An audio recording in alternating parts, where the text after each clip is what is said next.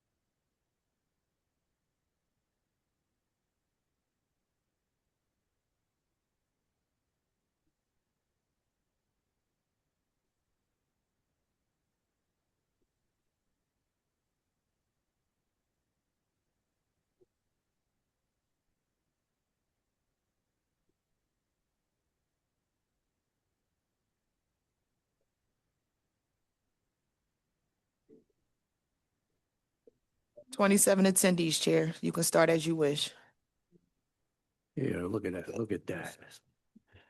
Good morning, everyone. My name is Bill Bergman, and I will be chairing this morning's ZBA hearing. With me is our Vice Chair, Tanetta Graham, Present, Mr. Chairman. Board Secretary Cheryl L. Gaston, Present, Mr. Chairman. Board Member Michael Johns, Present, Mr. Chairman. Board Member Layla Beebe. Present, Mr. Chairman. Also present is our attorney, Lynn Reuter Huber, our ZBA Director, Ian Haggerty, and our Board Administrator, Lakeisha Dandy. This hearing is being recorded and will be posted on the ZBA website. By participating, you consent to be recorded. This is an in-person meeting with remote participation, whether in person or on Zoom. If you're called to testify, please state and spell. Please state and spell your name, wait to be sworn in, and then state your name each time before testifying. To enter an appearance, indicate the property address on the Zoom webinar, speak with a staff member,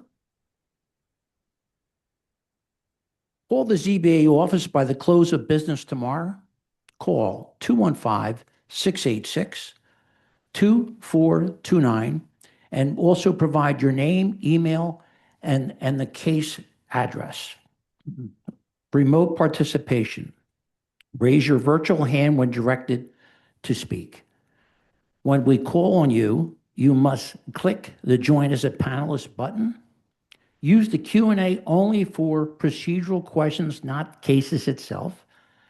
If you are joining by phone, press *9 to raise your hand and *6 to unmute. In-person participation.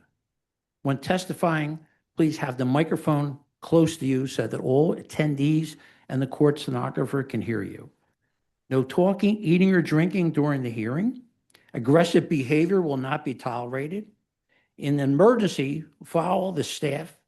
The main exit is the double doors in the rear. If we have to evacuate, we will evacuate in Love Park across the street. Please stay there so that we can account for you. So let's look at our schedule for today.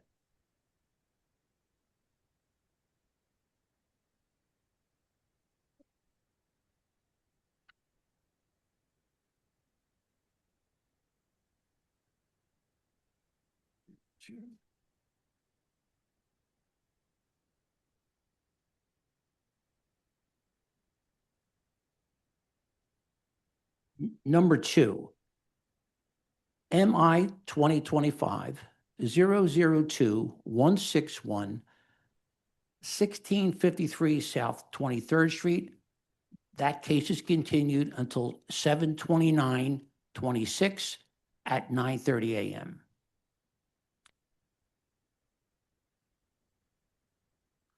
Number 3, MI 2025-005-061, 3033 North 15th Street. We have no exhibits for that. This is the second listing. SM Property LLC, current owner, the Shell car, listed applicant. Good morning. This is Doreen, and I will be co-hosting the morning sessions, and I see no hands, Chair. So MI 2025-005-061, 3033 North 15th Street. I vote to dismiss. Michael Johns, my vote is to dismiss. Cheryl Gaston, my vote is to dismiss. Tanetta Graham, my vote is to dismiss. Layla Beebe, vote is to dismiss. Number 5, MI 2025-005-579, 3914 North 5th Street. Luz Ortiz is the listed owner. Olga Rosado is the listed applicant. We have no exhibits for this. This is the second listing. No hands, Chair. So MI 2025-005-579, 3914 North 5th Street. I vote to dismiss. Michael Johns, my vote is to dismiss. Cheryl Gaston, my vote is to dismiss. Tanetta Graham, my vote is to dismiss. Layla Beebe, my vote is to dismiss. Number 6, MI 2025-005-591, 3142 North Taylor Street. This case is continued to 10/6/26 at 9:30 a.m.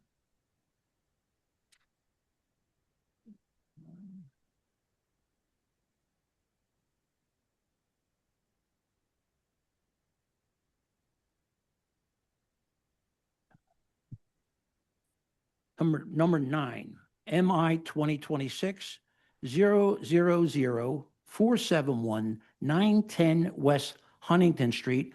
This case is continued until 10/6/26 at 9:30 a.m.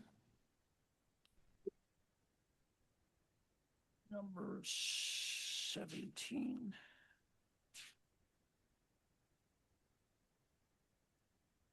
Number 17, MI 2026-000-811, 6900 Lindenberg Boulevard. This case is continued to 10/6/26 at 9:30 a.m. And number 18, MI 2026-001-391, 4222 Salem Street. This case is continued to 9/2/26 at 9:30 a.m. Are there any other requests for continuances? I see no hands. Okay, we're going to go to our add-on list. Number one, MI 2025-004, 680 5830 Whitby Avenue. This case is continued to Wednesday, August 26th at 8:30 a.m. 9:30 a.m., I'm sorry. Going to go to our regular list now.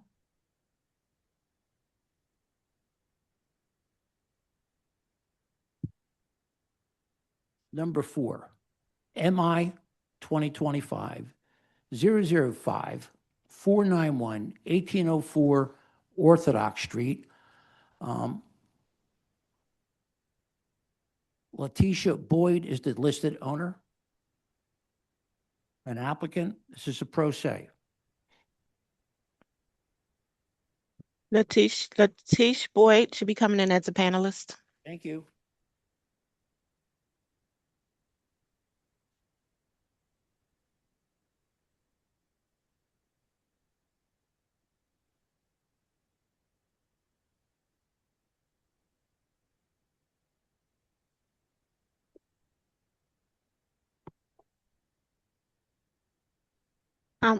She should be coming in now. Sure, it's fine.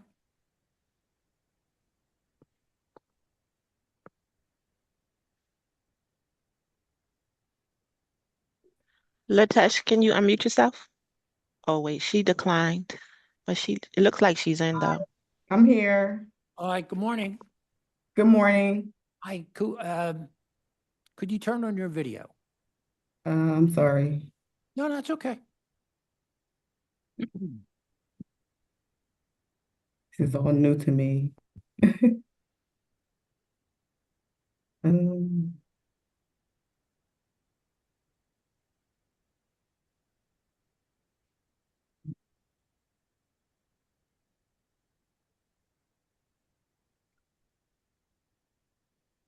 Computer is slow. I'm trying to. Okay. Because We're going to need your video to make your presentation. Okay.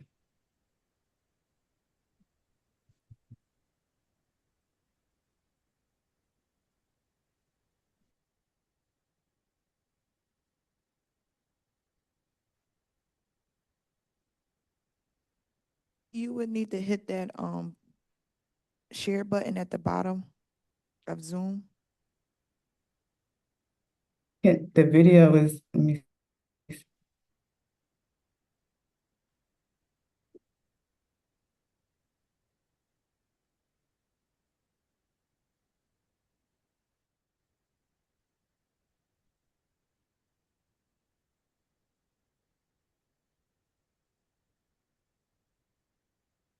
So Latish, I'm having issues with my video and okay. All right. Why don't we do this? the share. Why don't I go on to a next few cases and I'll come back to you. Is that okay? And that way you see if you can have that straightened out. Okay? Yes.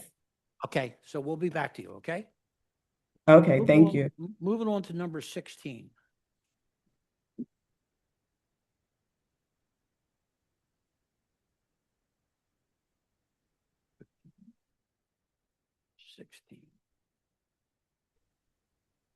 MI 2026-000 639 1318 North 57th Street. Kisan McKenzie is the owner applicant.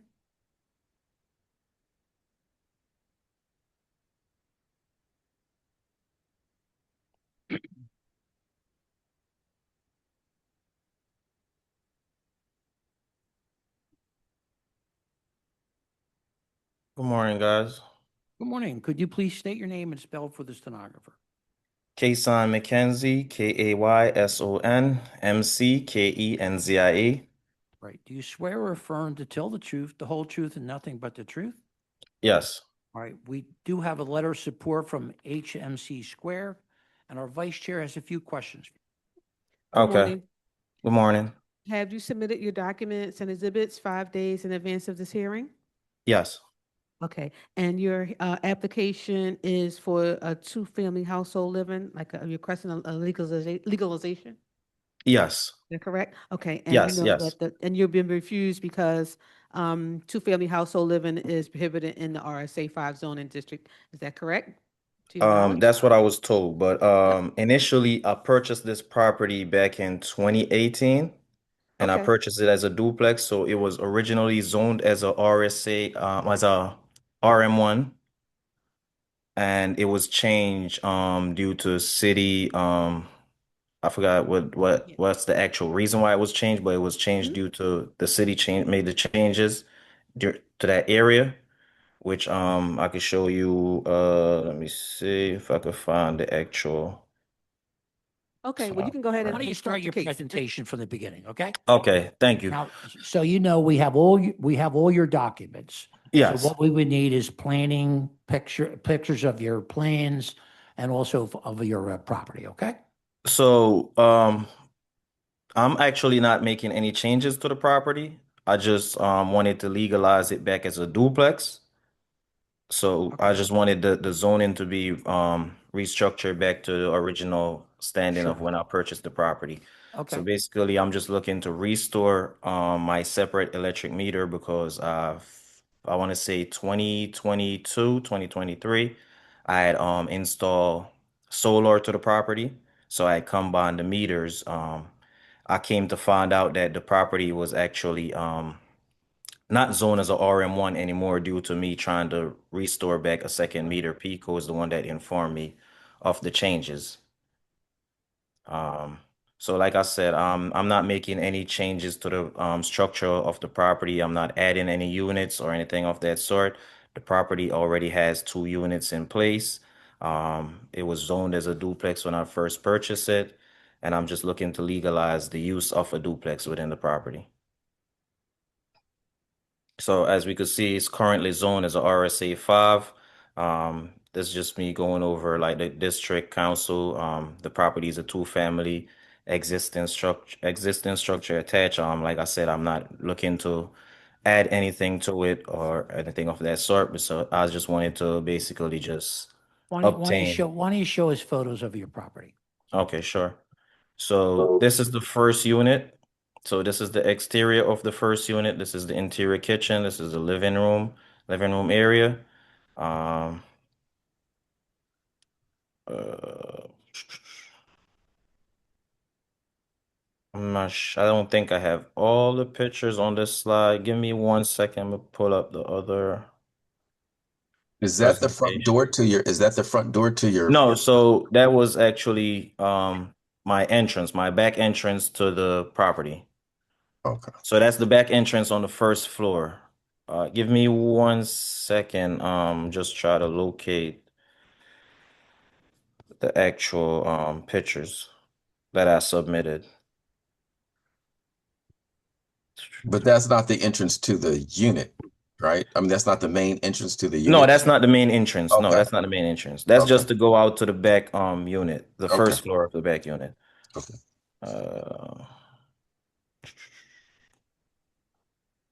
So this is not allowing me to. I'm trying to stop share the screen so I could actually find these photos.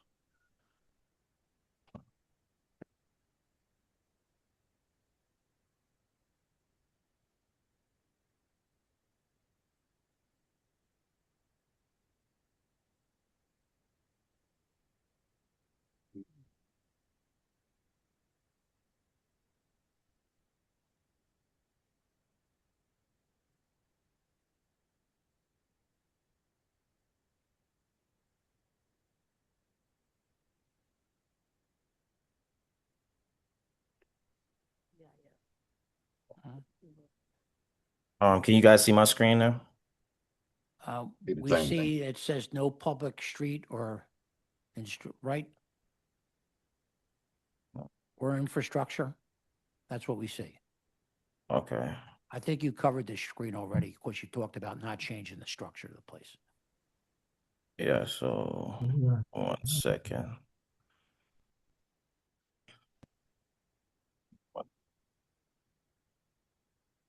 There we go. So now reshare. Okay, that's different than what I think we said. Yeah, so this right here just shows the property, like I said, it's labeled. We have the rear exterior entrance. This is just on the first floor, so this entrance only allow people to enter on the first floor. This is the kitchen of the first floor, living room area. That was the same picture for, so basically the kitchen, interior pictures. Let me know if I'm going too fast, guys. Could you show us the front of the building? Yes. I was trying to find the the layout because I had a PowerPoint with everything that I submitted with the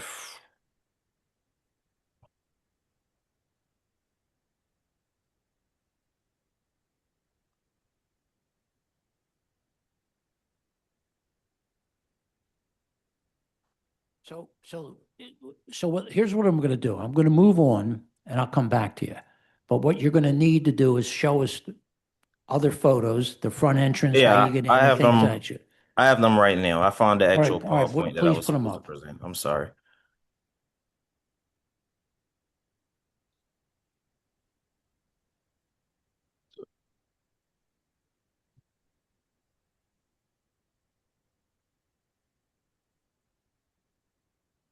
Okay.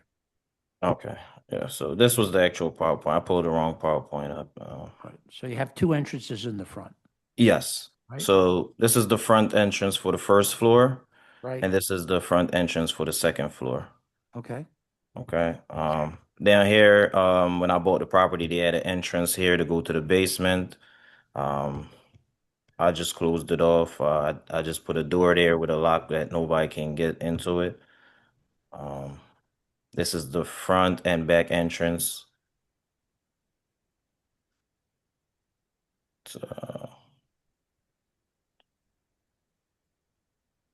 So this is the kitchen of the first floor, entrance door for the first floor into the living room, first floor bedroom, the bathroom of the first floor. And this is the entrance for the second floor unit, kitchen, second floor first bedroom, second floor bathroom. This still the kitchen, and this is the second floor bedroom as well. Second bedroom.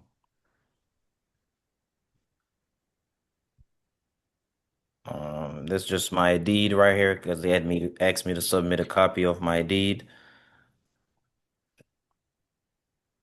Okay.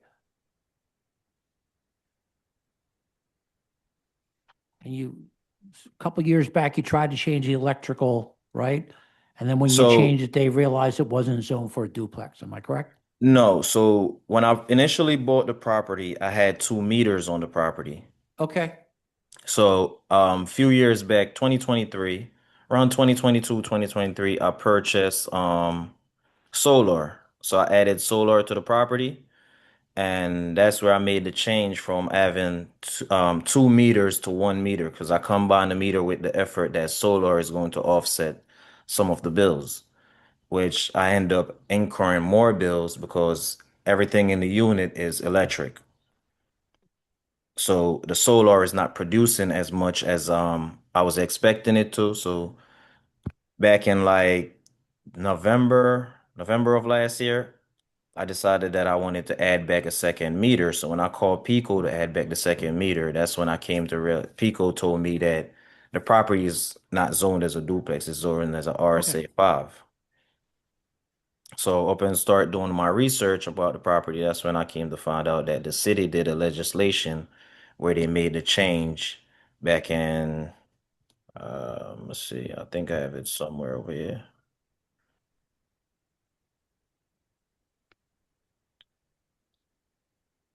So the city made the change back in May 11 of 2021, as you guys could see on the screen.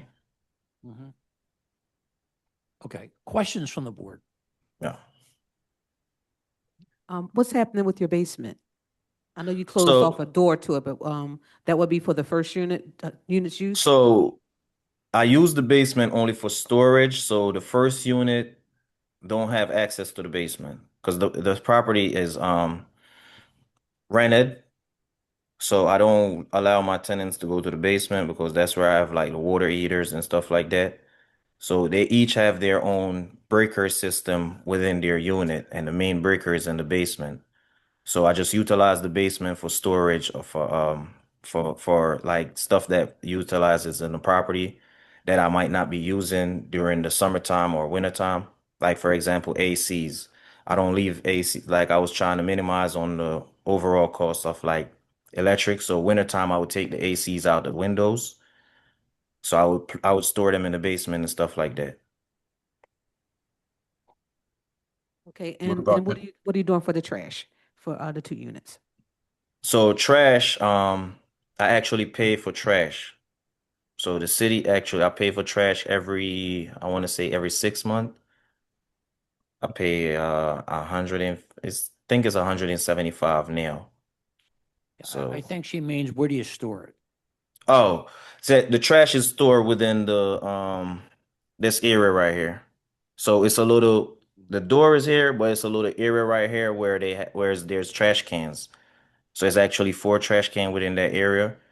A black trash can for each unit and a recycled trash can for each unit.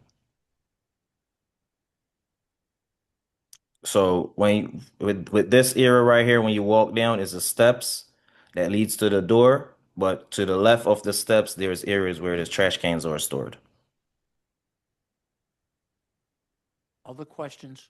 That's a good use of that space since you're not using it, since the tenants don't have access, even though you Yeah, have the trash cans out front, you can't yeah, really see them because they're in this sort of low, this lowered area. So yes, that works actually. yeah. Okay, so do you have a floor plan of some sort? Repeat that. I'm sorry, I didn't hear you Do clearly. you have a floor plan so A that we floor can plan of see? the property? Yeah, no, to see how the units are laid out. Because I think you said there was is the first unit a 1 bedroom, a Yeah, so the 2 bedroom? first unit is a 1 bedroom. The second unit is a 2 bedroom. I didn't pull a floor plan because I bought the property as such, and I didn't know how to go about pulling a floor plan, to be honest. Even a little sketch would have been, okay, Yeah. all right. And so, and then each unit has 1 bathroom? Yes, each unit has 1 bathroom. Each unit has its own kitchen and a dining area. Okay, Well, all living room area. right. And that's a full bathroom, like with Yes, the, that's a full bathroom, shower, toilet, and sink. gotcha. Okay, Mhm. thank you. Yeah. Other questions? Questions from our attorney? No questions right now, Mr. Chairman. Questions or comments from the virtual audience?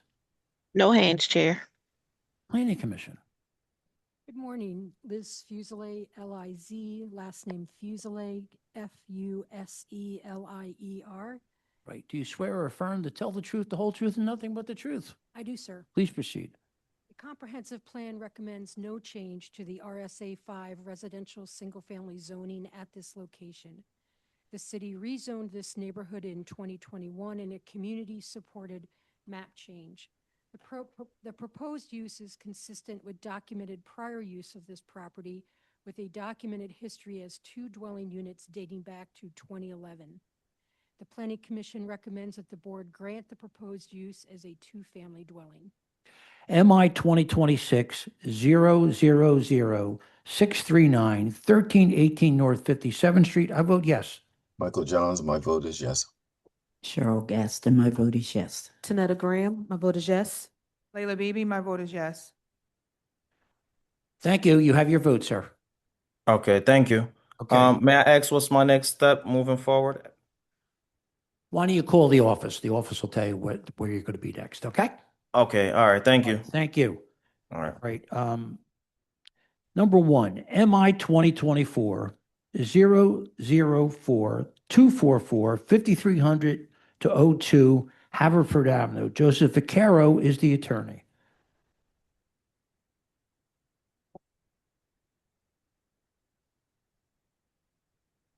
Joseph Vaccaro has been promoted.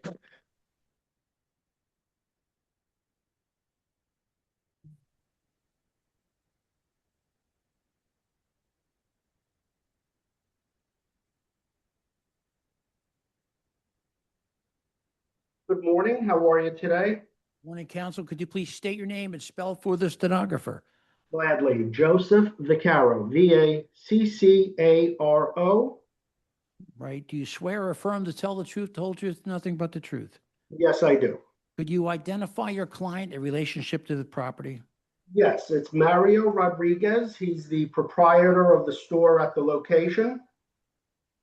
And counsel, we have we've received a letter of opposition from the 44th Ward Democratic. And also, I believe the council person also sent a letter of opposition. Okay, Our vice chair has a few questions. Good morning. Have you Good morning. submitted your documents and exhibits 5 days in advance of this hearing? Yes, I have, and I supplemented it with proof of tax clearance yesterday. Okay, thank you. And do you waive the reading of the refusal and stipulate to its accuracy? Yes, I do. All right, thank you. You can share your screen and proceed with your case. Very well, thank you. I represent Mario Rodriguez. He's the owner of 53rd and Haverford store located at the property in question. If I could start sharing my screen.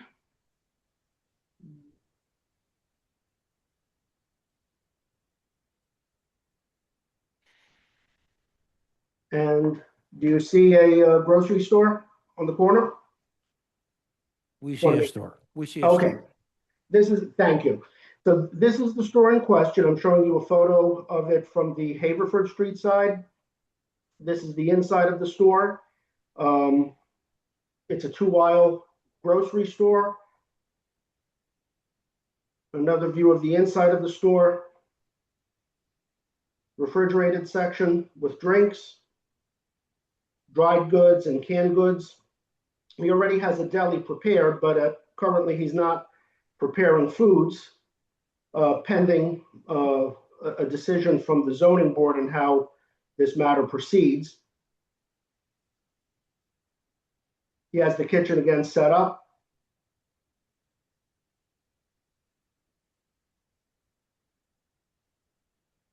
Again, another view of, this is the checkout area.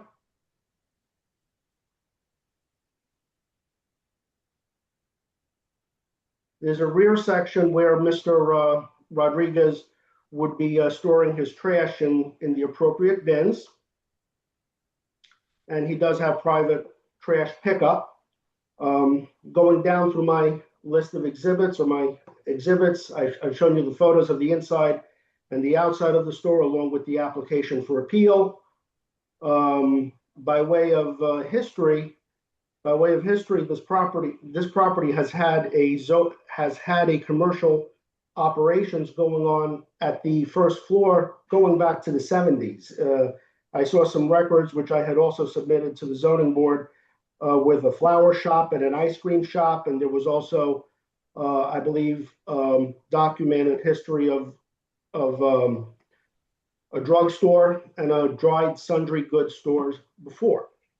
Mario, Mr. Rodriguez, he had signed a lease for the property, and here it is, to be able to open up the grocery store. Unfortunately for Mr. Rodriguez, the zoning variance that has been issued in the past to permit commercial activities at this location had expired because the property was empty for quite a few years. Mr. Rodriguez is he's the owner and president of the food market at 53rd and Haverford. That's the corporate entity through which he's operating at this location. And I'm showing you the articles of incorporation. I I do have a letter of opposition dated October 28th of 2024. We had attended a meeting with the coordinating RCO back in October of 2024. There was this letter of opposition authored by Mr. Jordan, and we tried to go back to the neighborhood to see what could we do to come together, especially after having read what was written. I attended that meeting along with Mr. Rodriguez. What they describe is not what happened. That was and I'm referring to the meeting of October of 2024. It was a straightforward, simple meeting, no arguing, no contention. We presented some photos of the store, and when I saw that letter, I was surprised. That's why I asked for some continuances in the past of this matter so that we could have another meeting with the RCO. We had a second meeting with the RCO in April 6th of 2026. I don't know if the board had received that letter of opposition. We have not. Am I Oh, correct? okay. We only have the one from 24. Okay, you only have the one from Correct. 2024. Yes.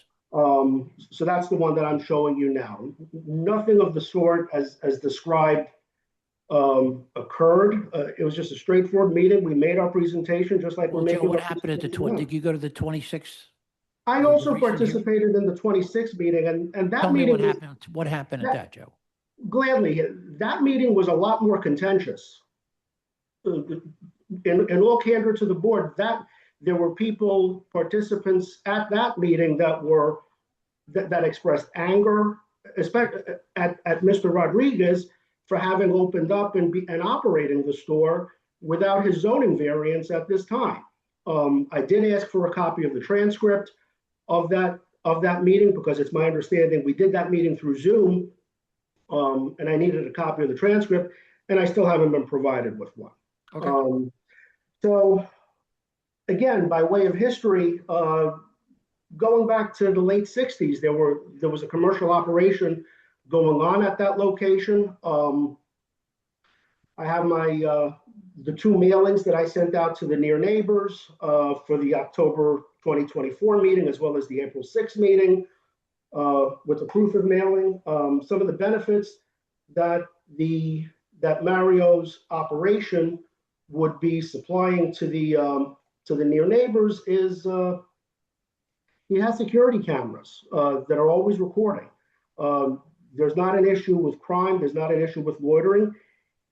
He just needs to feed his family and operate his store. And we're asking the board to take actions consistent with the past history of this property to grant him a variance so that he may operate and that he may operate legally. I have a copy of my poster with the posting that was done on time, and I leave it to the board with any questions. Well, do you want to bring your client on, Joe? Sure, I could just move my computer here. I'm going to need you to speak loudly into the microphone. Okay, Mario? Sir, could you please state your name and spell it for the stenographer? My name is Mario Rodriguez. Spell your name, please. Spell it. Oh, Mario, M-A-R-I-O, Rodriguez, R-O-D-R-I-G-U-E-Z. Do you swear or affirm to tell the truth, the whole truth, nothing but the truth? I swear. Counsel? Thank you. Mr. Rodriguez, you were sitting next to me during my presentation, correct? Yes. Speak loudly. Yes. And do you agree with my presentation? Yes. Would you adopt it as your own testimony if you were testifying? Yes. Was I accurate and truthful to the board? Mm-hmm. Yeah, is that a yes? Yes. Okay. Any other questions of the board? Joe, one question. The second meeting, did you have you said they were, basically hollering at your client. Did they say why, Joe? Well, partly it was because the store is operating without the zoning variance. Okay. Second, they didn't like the trash arrangements that he had. He didn't have the full big bin and where it was being located. They were accusing him of operating a food truck at that location, which he was not. In fact, there was a food truck operating at that location at that corner, but Mario had nothing to do with it. He had no involvement with the food truck, and in fact, he took steps to get rid of that food truck, to make that food truck go away. That was one. Number two, there were some issues with picnic tables in the yard area on the side, and Mario, he just got rid of the picnic tables. There were some concerns about the picnic tables attracting loitering, and not that there was any loitering, but in an effort to try to make everybody happy, he just got rid of the picnic tables. And in fact, in the photos that I'm showing you now here, there are no picnic tables. Questions from the board?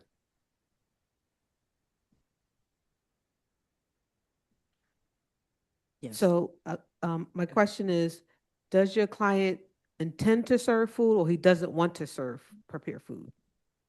Well, he wants to serve prepared food at the appropriate time. He does have a kitchen there, but obviously we need to get the zoning variance in order to operate the store. The store, as it's operating right now, does not have the benefit of a variance. He can't even sell the detergents that I showed you. He cannot sell the chips that I showed you. He can't sell the sodas in the refrigerator and the other drinks that I showed you in the photographs. So maybe in the future, he'll want to start using the kitchen in the future, Correct. but not right now. Correct. Step one is we need that variance. Okay. And if he's not using the side yard for gathering with the picnic tables, what is he using it for now? It's not his. It's not part of his lease. Okay. It's not his. All right. Thank you. Thank you. Who put the lights out there? Um, Who put the lights out there? Who put the music out there last year? Who cut the opening in the wall? Who put the sink outside? That was Is that a separate owner? well, the building is owned by Darrell Williams. So Mario is a tenant at the property. So Mario did not do any of that. Other Okay, questions? so that wasn't Mario that had the music out Correct. and the picnic tables Correct. that some were still there. Okay. All right. Thank you. Other questions? All No, right. Can I see the layout here, how this is set up again? Sure. please? Sure, gladly. Let me move up.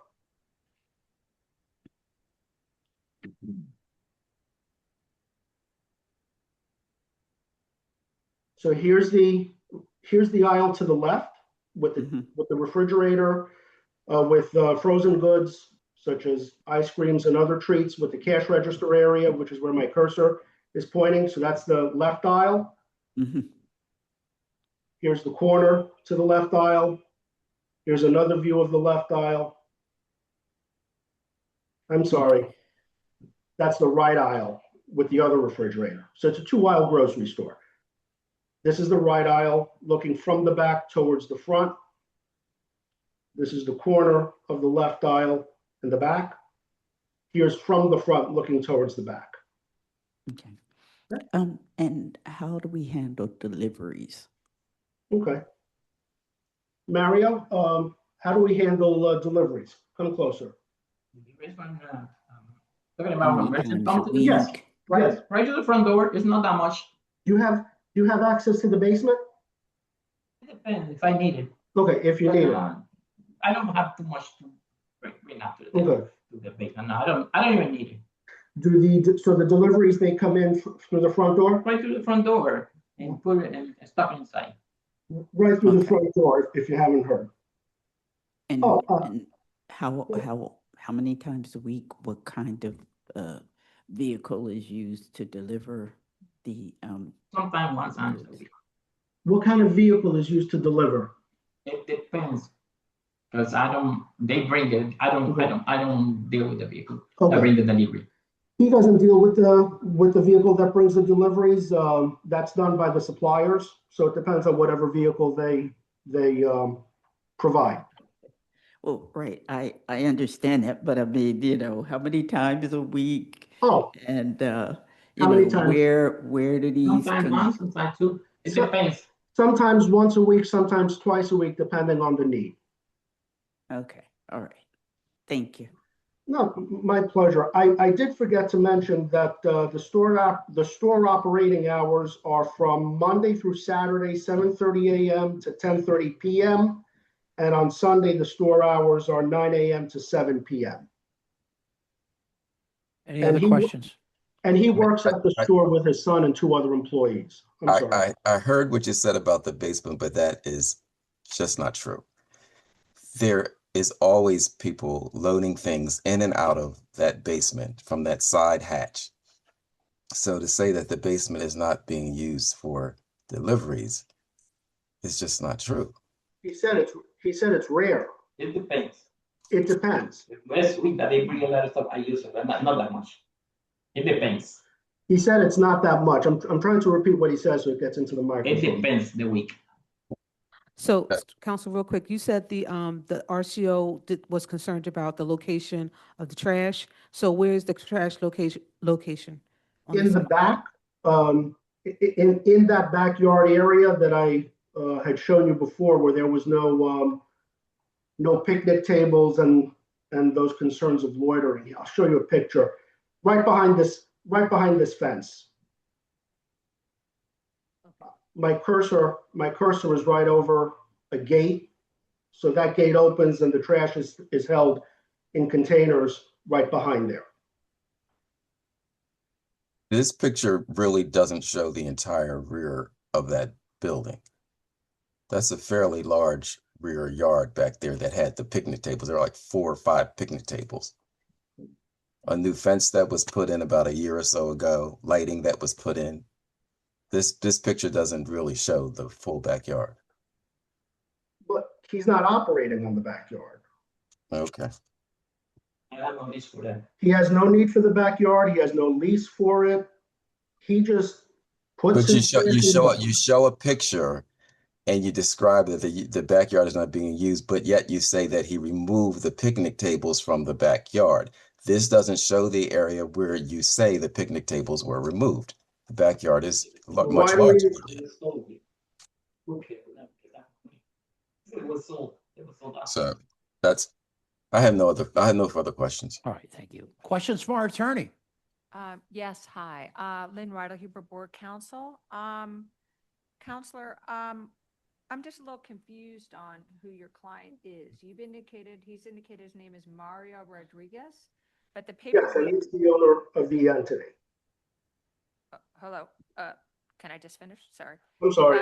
The documentation seems to list someone called Ethel Romero D. Rodriguez.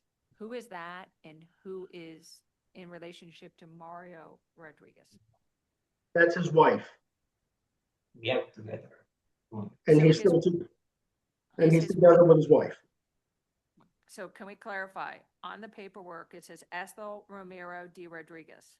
Is that 2 names, 1 name? Who is that? Ethel D. Romero Rodriguez is Mario's wife. Is he Romero? Rodriguez, she's Romero, and we are legally married. We're doing things together. He's Romero, he's Rodriguez, and they're married. Okay, so the tenant is both of them then?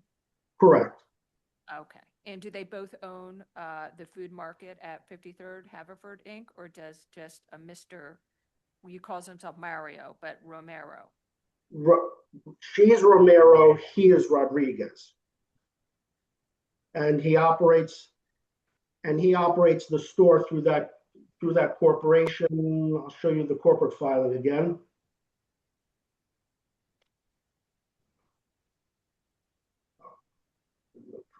I'm just looking for that corporate filing here.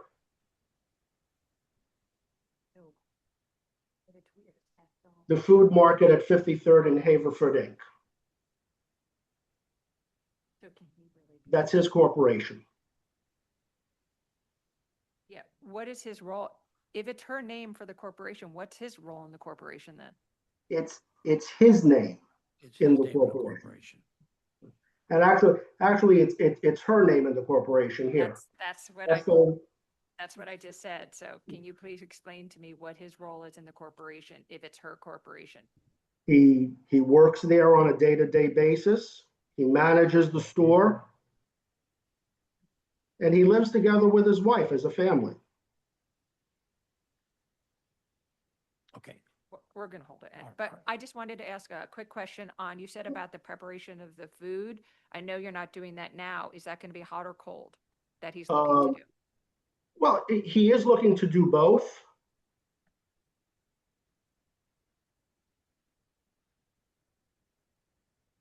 But that's not part of the application right now. Correct. That's not part of the application now. All right. Okay. Questions from the virtual audience? Yes, I have Lee Clouden with a hand up. Sure. Will be promoted.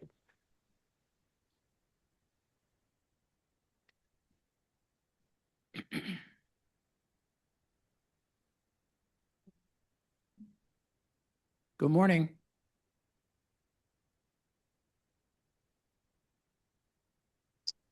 Good morning. Good morning. My name is Leah Clouden. First name you- spelled, I'm sorry. Go ahead, ma'am. Okay. First name is spelled Leah. Last name is Clouden. Do you swear or affirm to tell the truth, the whole truth, and nothing but the truth? Yes, I do. Are you a neighbor? Yes, I am. Please proceed. If you could you turn your video on if possible? Yes. Sure. Thank you. Please proceed. Oh, did I press the right button? Yeah, Can we you- see you. Yeah, we're Okay. good. Okay, I'm sorry. I can't see that. Okay, I am a neighbor and I believe the lawyer is misrepresenting the facts. There is no dumpster from the meeting. I attended the meeting on March the 26th, and it was established that they were supposed to get a dumpster. There is no dumpster in that yard. I can see the yard from my roof. Their trash, when they do get deliveries, their pallets, as well as the wrapping paper, the saran wrap that wraps the products, as well as carts from the soda crates. I'm sorry, the 2-liter soda crates. They're all placed across the street on the other corner where the park is. That's where they leave their trash. Far as pickup of trash is just regular sanitation. I don't know what the agreement is with sanitation, but that's what I see. They constantly do go down in the basement all day long. So my concern with this location is that there was a food truck out there. They tried it. It was connected to the building. They were receiving electricity. They didn't get it up and running. They weren't selling food out of the food truck, but there was an attempt. I had to call because the food truck, their window was on the, in order for them to service any customers next to that store, they had to face the food truck in the wrong direction on a one-way street. So I had a problem with that because people were constantly turning the corner the wrong way because of that. And they did, I'm not saying Mr. Rodriguez fixed up the side. There was Latinos, or I'm sorry, Hispanics. I'm not sure what the nationality was, but they were the ones to renovate that whole side yard. There were picnic tables out. As of today, I really didn't pay attention. The way they set it up, it was almost as if they were trying to do an outside restaurant with the convenience store. Another problem is we have a convenience store on just about every corner leading all the way up to our mini mart. It's too many. We're flooded with convenience stores in our community. The trash on the street. I have never seen a trash on the street like I'm seeing the trash on the street. It's just, to me, it's a nuisance. We've owned our property since the 80s, since the early 80s. There has never been a store on that corner. So I don't, even though the lawyer can go back and date that it was zoned as such, there was never a store in all the years that we've owned our property, which is next to that property. And also the owner of the property is also putting his trash from out his house across. I mean, I'm sorry. They must have been cleaning out the place because they've been placing mattresses and all types of trash from that entire building across the street on the corner of the park. It's been really bad before. It was dumping in the yard that's behind the location. So that's my testimony. All right, well, thank you Thank very you. much. Mr. Vaccaro, do you have any questions? Yes, I do. Thank you. Ms. Clouden, good morning. Good Can you hear- morning. Yes. Okay. The trash that my client is allegedly dumping on the other side or across the street, did you take any video of that or photos of that or no? I have photos of it. Okay. But you're not showing that to the board. I can show it. The I'm new. I apologize. I'm new to to the zoning board and hearing and everything. So I signed up. I wasn't aware that I had to submit pictures 5 days prior to the meeting. So, but I have a record of everything. And I've also reported it to 311. So they also have a record of this location. Thank you. And very recently, as of Tuesday. With regard to the April 6, 2026 Zoom meeting, you participated in that meeting, correct? Yes, I did. Okay. And did you show us any photos or videos of this alleged trash dumping then? No. I didn't have a problem with it. Well, why don't we let her answer the Yep. question, Joe? Yeah, I wouldn't have a problem with it. I have a record of everything. I wouldn't have a problem with it. But you didn't show that at the meeting of April 6, correct? It wasn't asked and it wasn't necessary when everybody was in agreement not to allow this to be zoned as the store that it is. With respect to any other violations, did you report any violations to the Department of Licenses and Inspection? I reported everything to 311. I assume that 311 directs those complaints to whatever department the city runs or handles. I'm a citizen. Did you get any receipts from them or any confirmation numbers from them every Yes. time you reported something? Yes, sir. It's in my email. You didn't give that email to me. You didn't give that email to anybody though, did you? My email or the receipts? The receipts that you received from email. I don't have a problem with giving the receipts to anybody.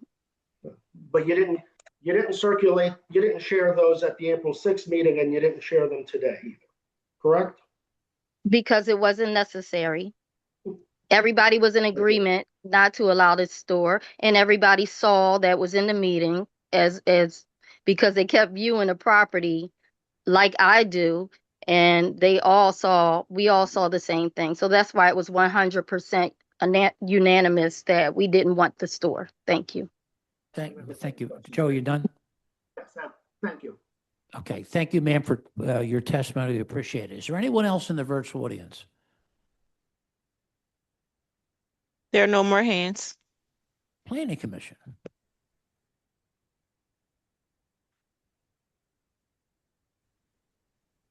The comprehensive plan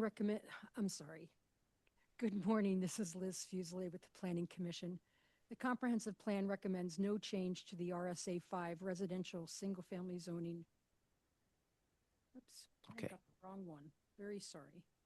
Could you get that mic a little closer to you too? I think that's the new mic Hard to too. hear. The comprehensive plan recommends no change to the RSA 5 residential single-family zoning at this location.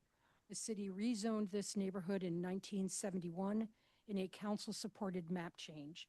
The proposed use is consistent with documented prior use of this property. The City Planning Commission recommends that the zoning board grant the proposed use variance for retail sales. Joe, there's some issues that have been raised that I really want to talk to the board about. One of the things that I would find helpful is if we had a letter from the concerning the last meeting at the RCO. So I'm going to continue this for maybe 2 weeks. We'll continue this for 2 weeks. Somebody give me a date if it's possible. I believe it's August 5th. August 5th at 9:30 a.m. This is closed. This whole thing is closed except the possibility of a letter from the RCO. Okay, and then you would also have the opportunity to respond to the letter. That's what I'd like, an opportunity. Oh, yeah, sure, sure. And I do have just one question, Mr. Bergman. Is that going to be a resumptive hearing, or is that going to be No, a? it's going to be a vote, except if we think you need to respond to the RCO. Okay, thank you. Okay? All I right, thank you very appreciate it. much. We Thank appreciate you. Have a it. good day. All right. See, number 7. Mr. Chairman, did you want to go back to the first one yet or no? We Or do you could, want to, could. which was number 4? So MI 2025-005-491-1804 no, is that it? Orthodox Street? Yeah, Orthodox Street.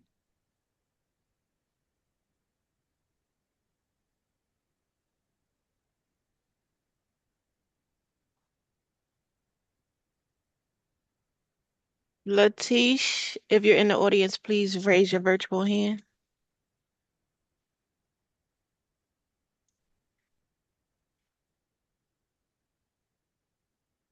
Chair, I don't see Latish. Okay, so what we'll do is we're going to move on. We will check later to see where we stand. So we're going to move to number 7, MI 2025-005-840 3400 North Sydenham Street.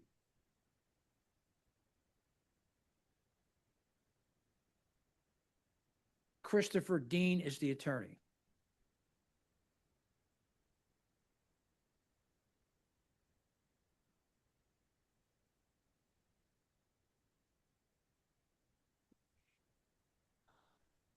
Christopher Dean will be coming in as a panelist. Thank you very much. You're welcome. Good morning, Mr. Chair and Morning, members. Mr. Dean. Oh, How are you? Could you please state your name and spell for the stenographer? Christopher Dean, D-E-A-N, and I am the attorney for the applicant. And also present is Ben Sabah, who is the principal of the entity. Do you swear or affirm to tell the truth, the whole truth, and nothing but the truth? I do. There's a letter of support from the Tioga Improvement Team, and our vice chair has a few questions. Good morning. Good morning. Have you submitted your documents and exhibits 5 days in advance of this hearing? I have, and the only supplement I have today is just the certificate, the proof of the certificate of mailing, which I'll have on the screen. Okay, thank you for that. And do you waive the reading of the refusals and stipulate to their accuracy? Yes. All right, thank you. You can share your screen and proceed with your case. Sure.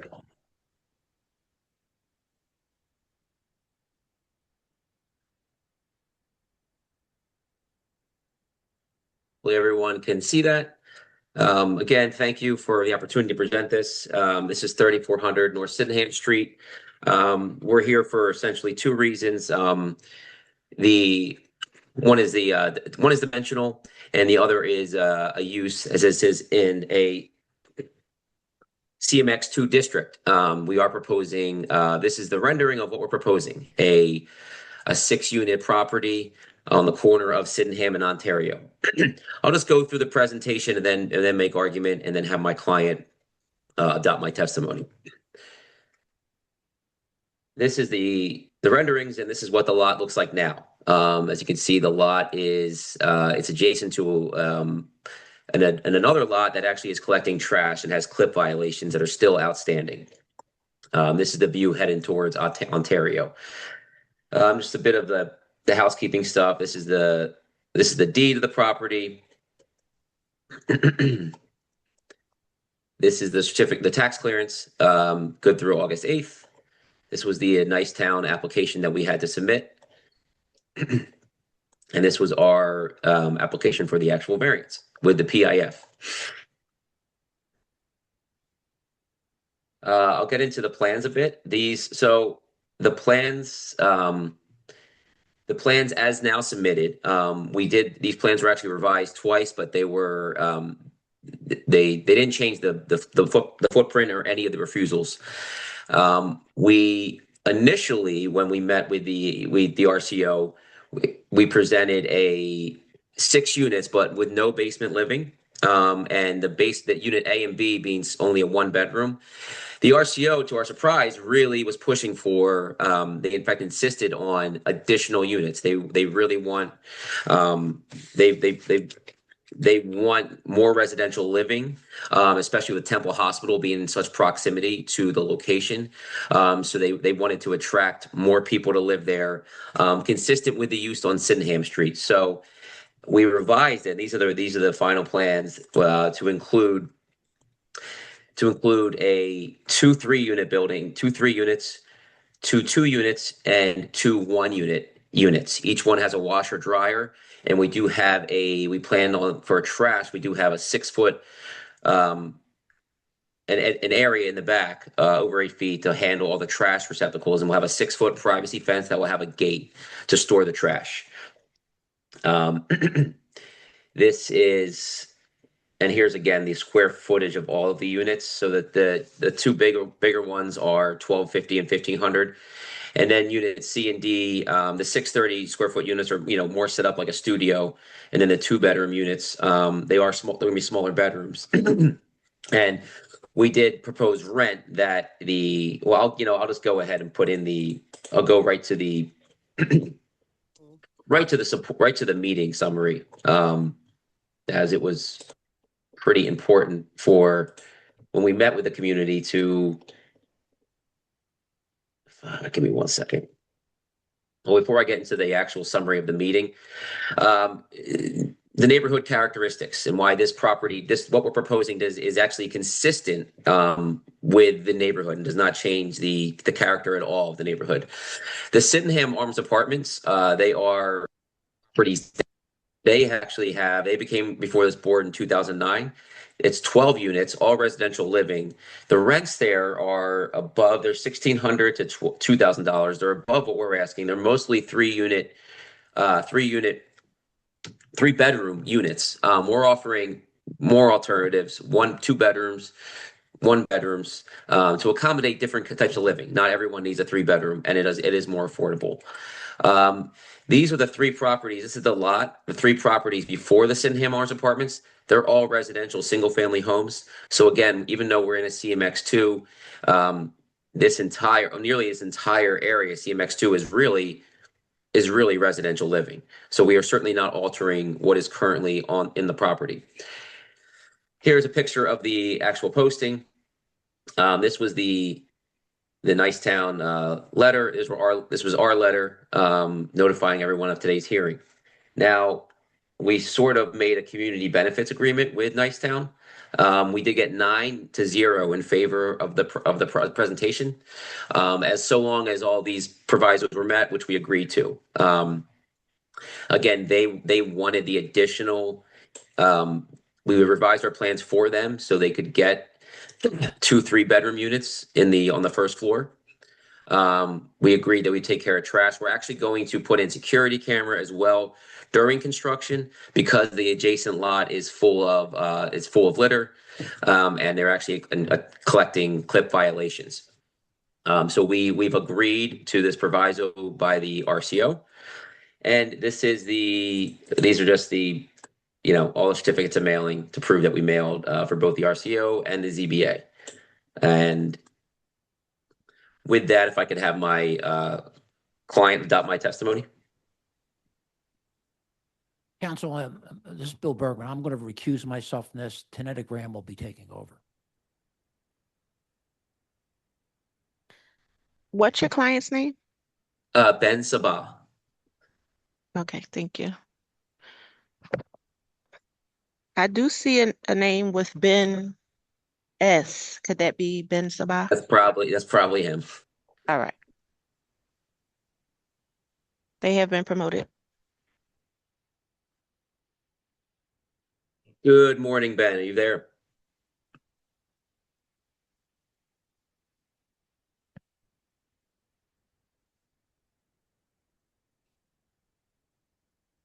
Ben with the last initial S. Yes, hello, this is Ben Sabah. Can you hear me? Yes, we Yes. can hear you. Could you state your Yeah. name and spell it for the record, please? Yes, this is Ben Sabah, Ben, and last name is Sabagh. Okay, do you swear or affirm to tell the truth, the whole truth, and nothing but the truth? I do. Okay, all right, counsel. Good morning, Ben. Are you the owner of the property? I'm the managing member. Yes, Okay. And did you hear my testimony this morning? I did. Okay. Do you wish to adopt it as your own? I do. Okay. And if do you have anything further to add to the board? I don't. Okay. That's Thank you. my first. Thank you. Okay, questions from the board? Yes, a question. Can you go back to the proposed plan? You went by a little quick. Sure. Hopefully, let me know if you need me to zoom in at all. The formatting's a little off. This is the floor. Yeah, if you could zoom in just a little bit so we can see it a Sure. little better. And here's the trash area I mentioned in the back. Right. Can you scroll it up so we can see the whole plan? Sure. Yeah. Okay. There we go. So you said that you sort of had a community benefits agreement. I don't know what that means. Do you have one? Is it what?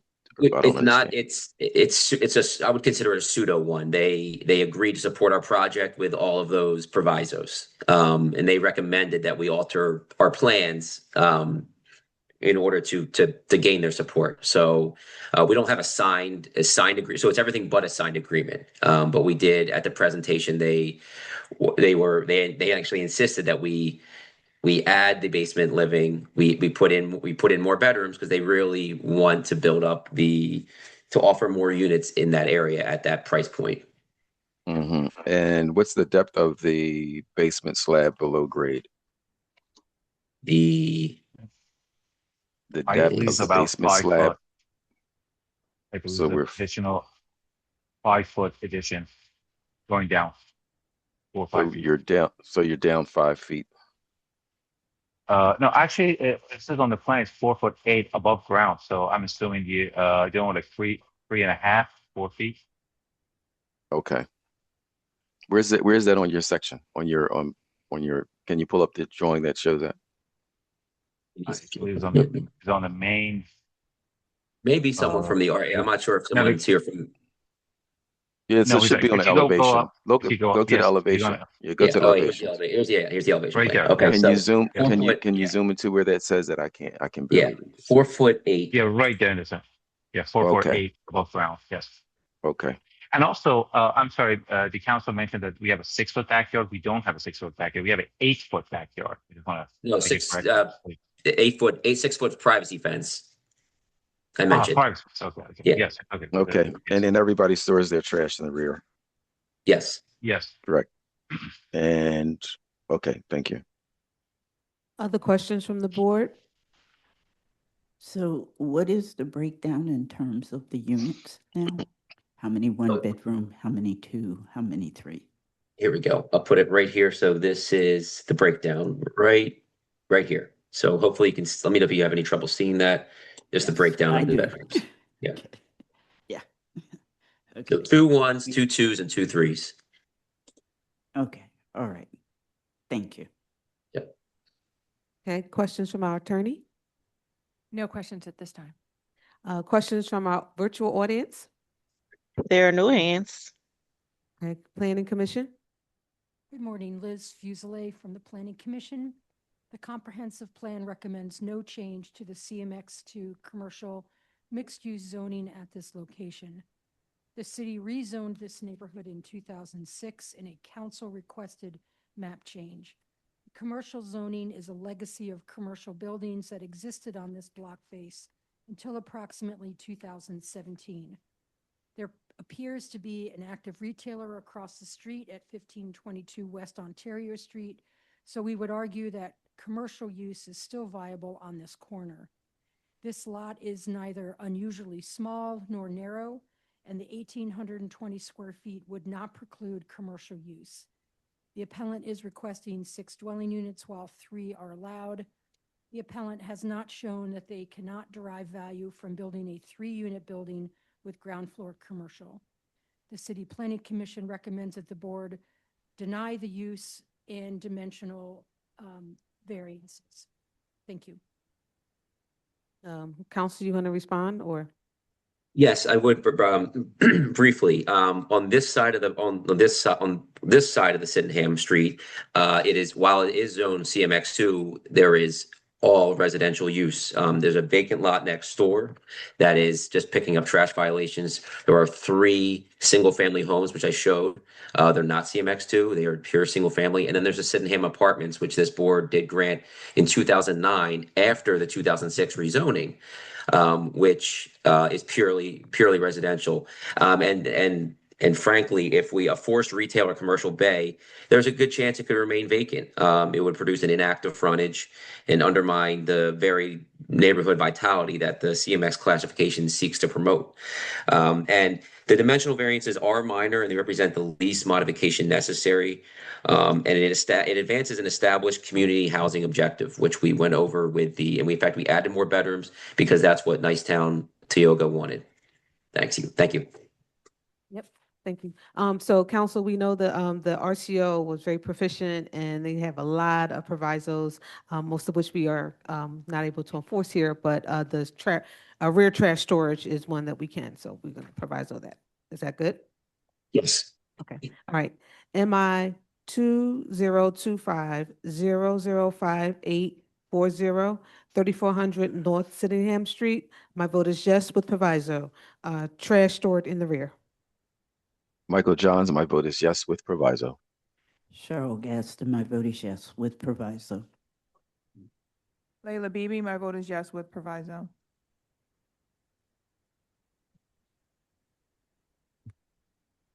A quick, Thank you, everyone. You have your votes, right? Thank you.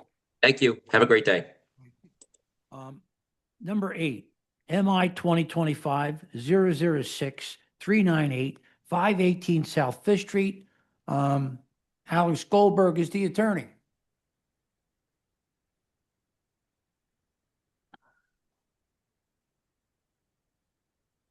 Good morning, counsel.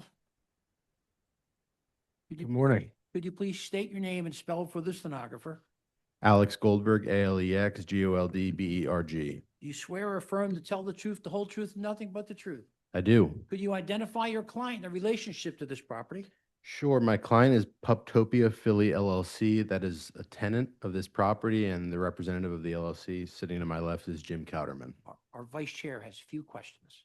Good morning. Have you submitted your documents and exhibits 5 days in advance of this hearing? I have. And do you waive the reading of the refusal and stipulate to its accuracy? I do. All right, thank you. You can share your screen and proceed with your case.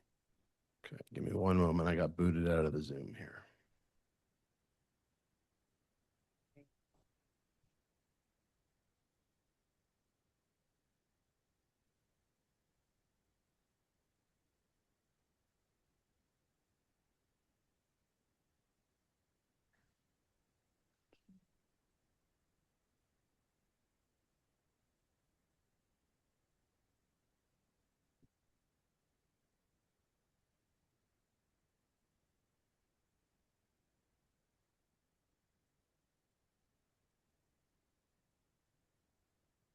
Okay? Yeah, I'm just getting promoted right now.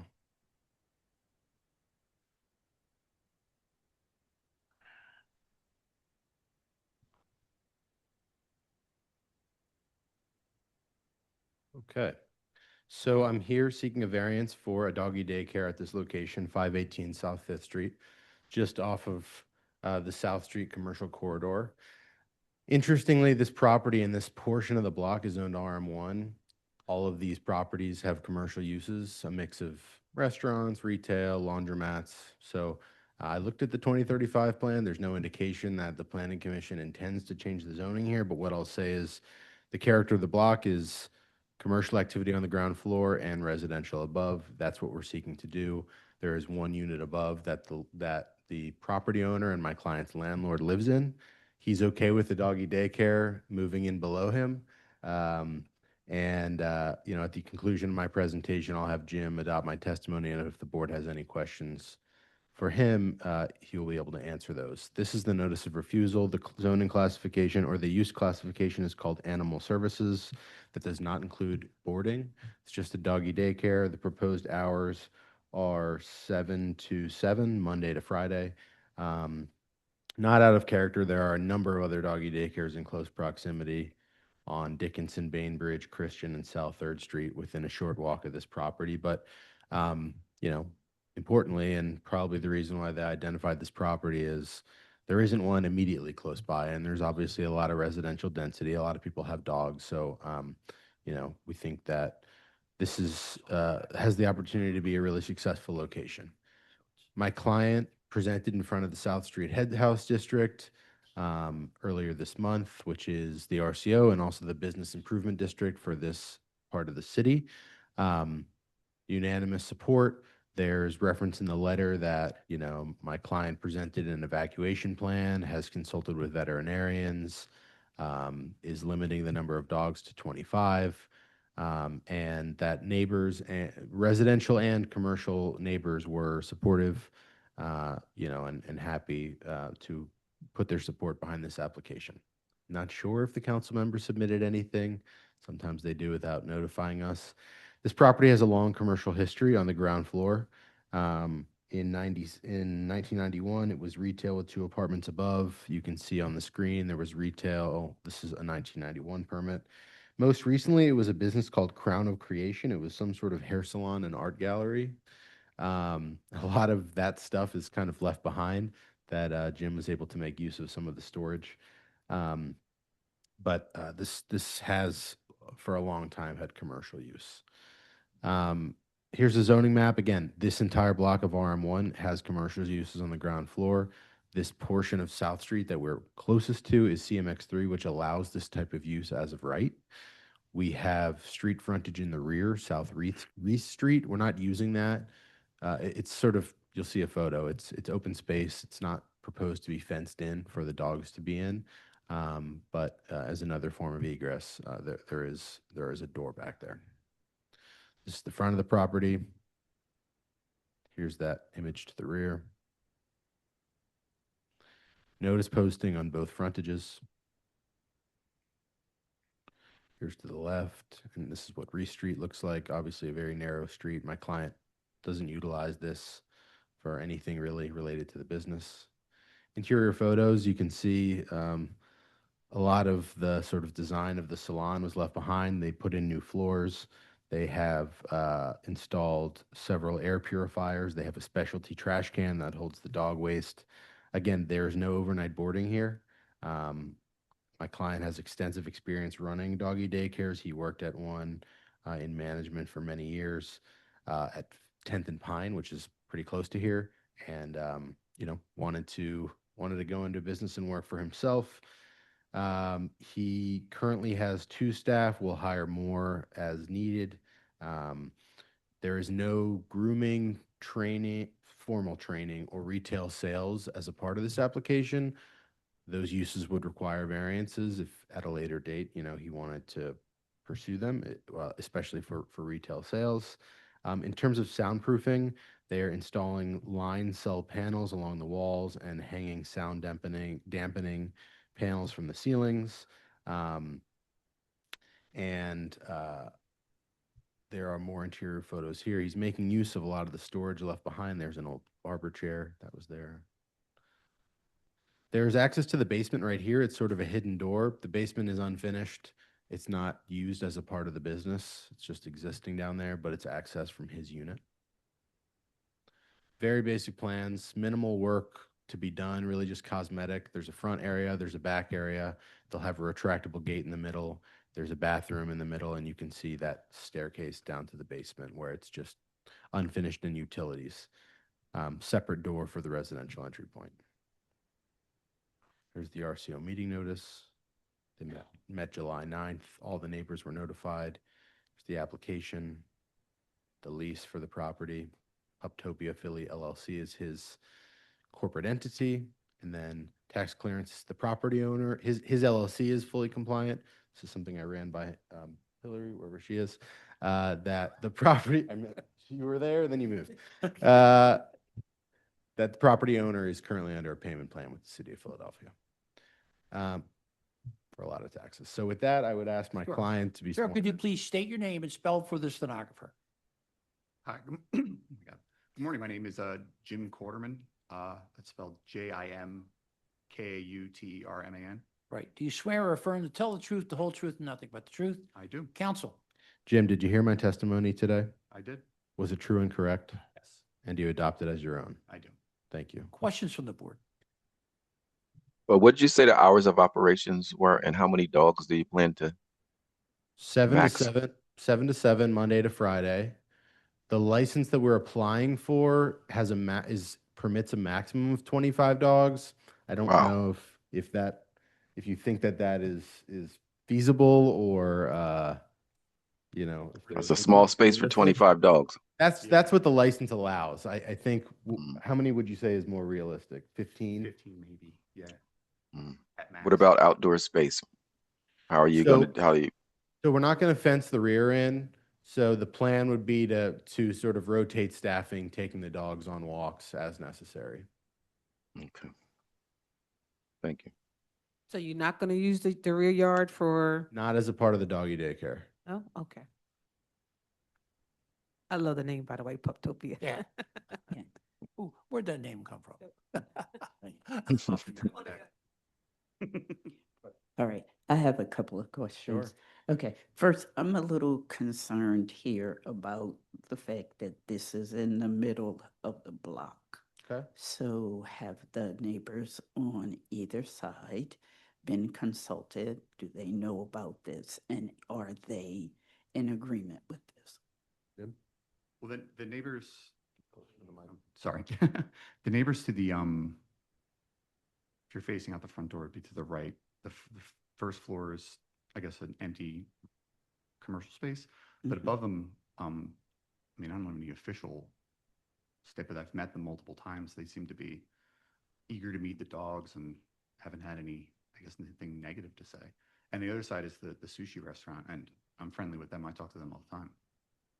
And his landlord lives above the commercial space. Yeah, and So it was important. I think it was important to him. Well, he obviously knows what a doggy daycare is, but Right. you're installing sound dampening on the walls and the ceilings.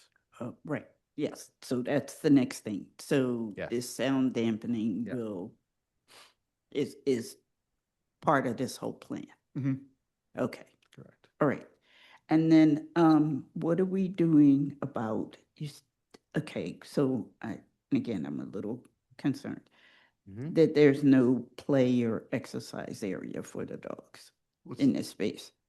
So there's no outdoor space, but No, I'm asking, the is interior, there play or exercise area for the dogs the as part of this? yeah, well, so the entirety of the space is open.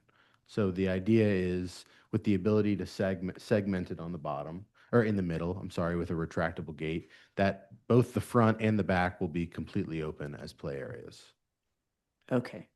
And then what are we doing about the dog waste Great question. disposal? Yeah, so Jim, what's the name of the specialty waste container that you purchased? It's called a Pet Genie. Okay.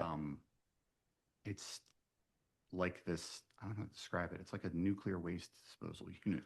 It's like it's got like a double plastic container with a locking lid that like completely makes the smell comes out, and it's also inside. And then I would take we were gonna get a contract with Yeah, we're open to commercial trash pickup. I mean, it's not a lot of waste, sort of by volume, I would think, but if the board is inclined to grant a proviso for commercial trash pickup, we're okay with that. Okay, all right, thank you. You're welcome. Any other questions? Questions from our attorney? Yes, just a quick question. Sure. The tax compliance, did you submit that already? I did. When did you submit it this morning or late last? I believe that Sorry, when you said submit, did you email it or did you put it in in the portal. portal? I think I sent it yesterday and also this morning. Okay. Just for checking, thanks. All right, questions or comments from the virtual audience? There are no hands. Planning Commission. Good morning, Liz Fuselier with the Planning Commission. The comprehensive plan recommends no change to the RM1 residential multifamily zoning at this location. Excuse me. The city rezoned this neighborhood in 1971 in a council-supported map change. The proposed animal service use is in keeping with the commercial character of this block face. The City Planning Commission recommends that the board grant the proposed use variance for animal services. Number 8, MI 2025-006-398-518 South Fifth Street. I vote yes, proviso, first floor only. Michael Johns, my vote is yes with proviso. Commercial trash. My vote is yes with proviso. Cheryl Gaston, my vote is yes with provisos. Tanetta Graham, my vote is yes with provisos. Layla Bibi, my vote is yes with provisos. Thank you. Thank you, Thank you council. so much. Number 10, MI 2026-000-476-4129 Parish Street. Joseph Consul is the attorney.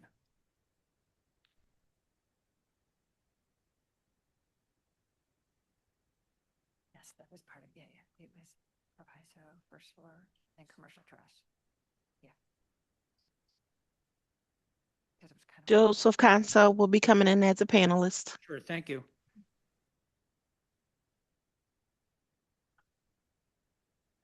Good morning, board.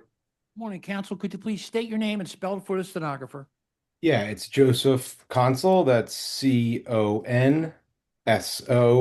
Do you swear or affirm to tell the truth, the whole truth, and nothing but the truth? I do. You identify your client in relationship to the property. Yeah, my client is Cedric Lane, and he owns Lane Investment Group LLC, which is the owner of the property. And we have a letter of opposition, basically a split vote from Belmont Alliance. Our vice chair Yes. has a few questions. Good Split morning. vote. Have you submitted your documents and exhibits 5 days in advance of this hearing? I have. And do you waive the reading of the refusal and stipulate to its accuracy? I do. Okay, all right, thank you. You can share your screen and proceed with your case. Okay. Ding. Right. Sharing my screen. Good morning again, Mr. Chairman, members of the board, Joe Consul, Consul Madison for Lane Investment Groups. With me is Cedric Lane. We're here on a use refusal for a property that is currently, although only recently, in the RSA 5 district.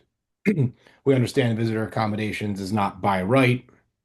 However, we believe with this specific property and the history and the layout,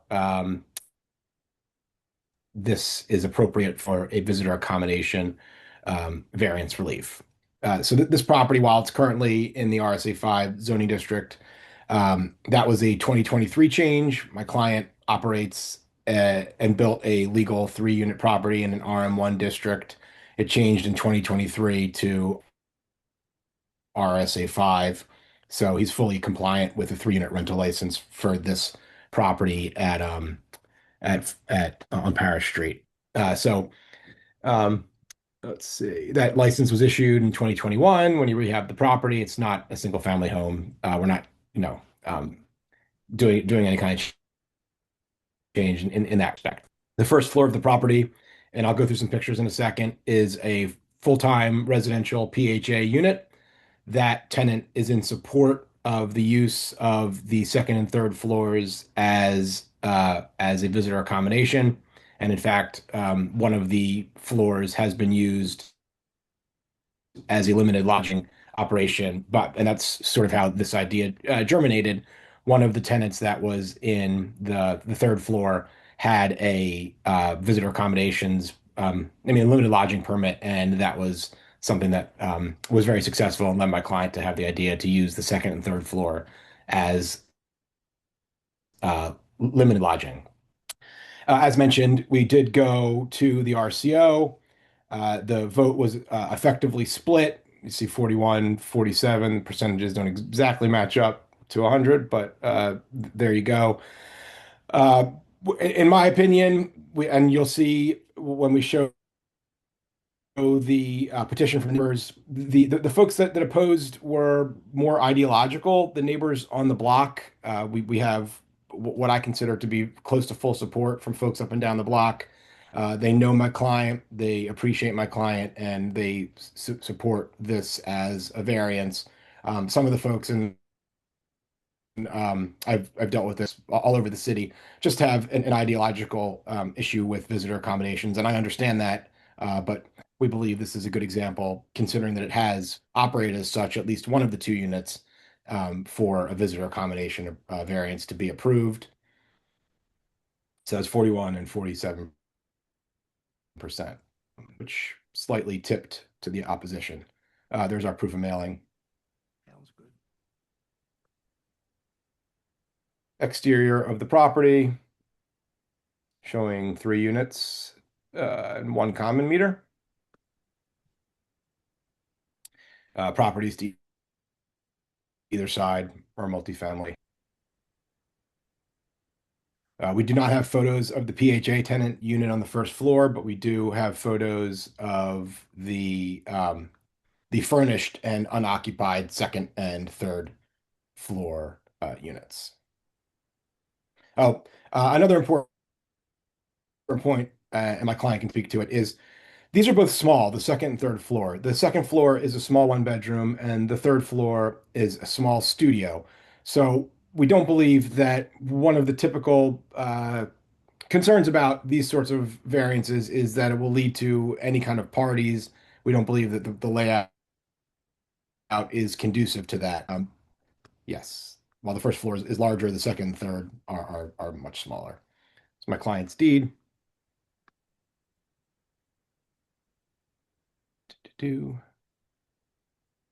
Tax clearance. I believe we have the petition at the end. The petition is legitimately from up and down Parish Street, specifically very close to the property itself. And he can attest that he could have gotten more, but on the couple of days that he was going around, he got who was available on those days. There have been no complaints about this property when it was a limited lodging and being used as such. And we believe that this is an appropriate variance, and to the extent the board is willing to grant it with a temporary, with some kind of a temporary variance, we would be amenable to that as well. With that, I'll call my client, Cedric Lane, to raise his hand.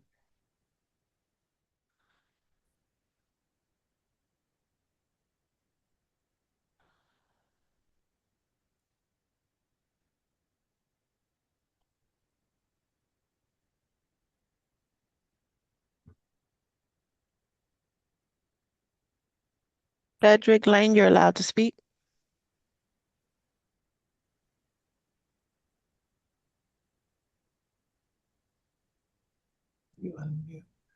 Okay, now that I'm unmuted. Good morning, sir. Could you please state your name and spell for the stenographer?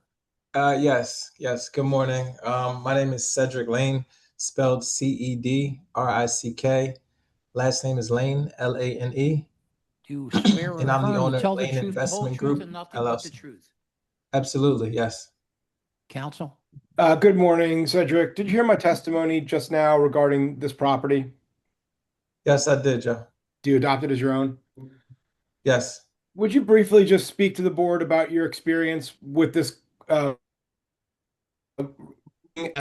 visitor accommodations property in the city, and just generally how you handle it, just really quickly, so the board knows that you're not fly by night or anything like that? Absolutely, no problem at all. So yes, so I purchased this property. This property was a fire damaged property. I purchased it back in February or January of 2020, right? It was fire damage. It was abandoned. It was in terrible condition. And it was, at the time, it was zoned RM1. So I made it into 3 apartments by right. I got engineer, architect, all permits, sprinkler systems, fire alarm system. I do everything right. I don't try to, as Joe said, fly by the night. I'm not that guy. I don't operate like that. I do everything according to, zoning, according to the code.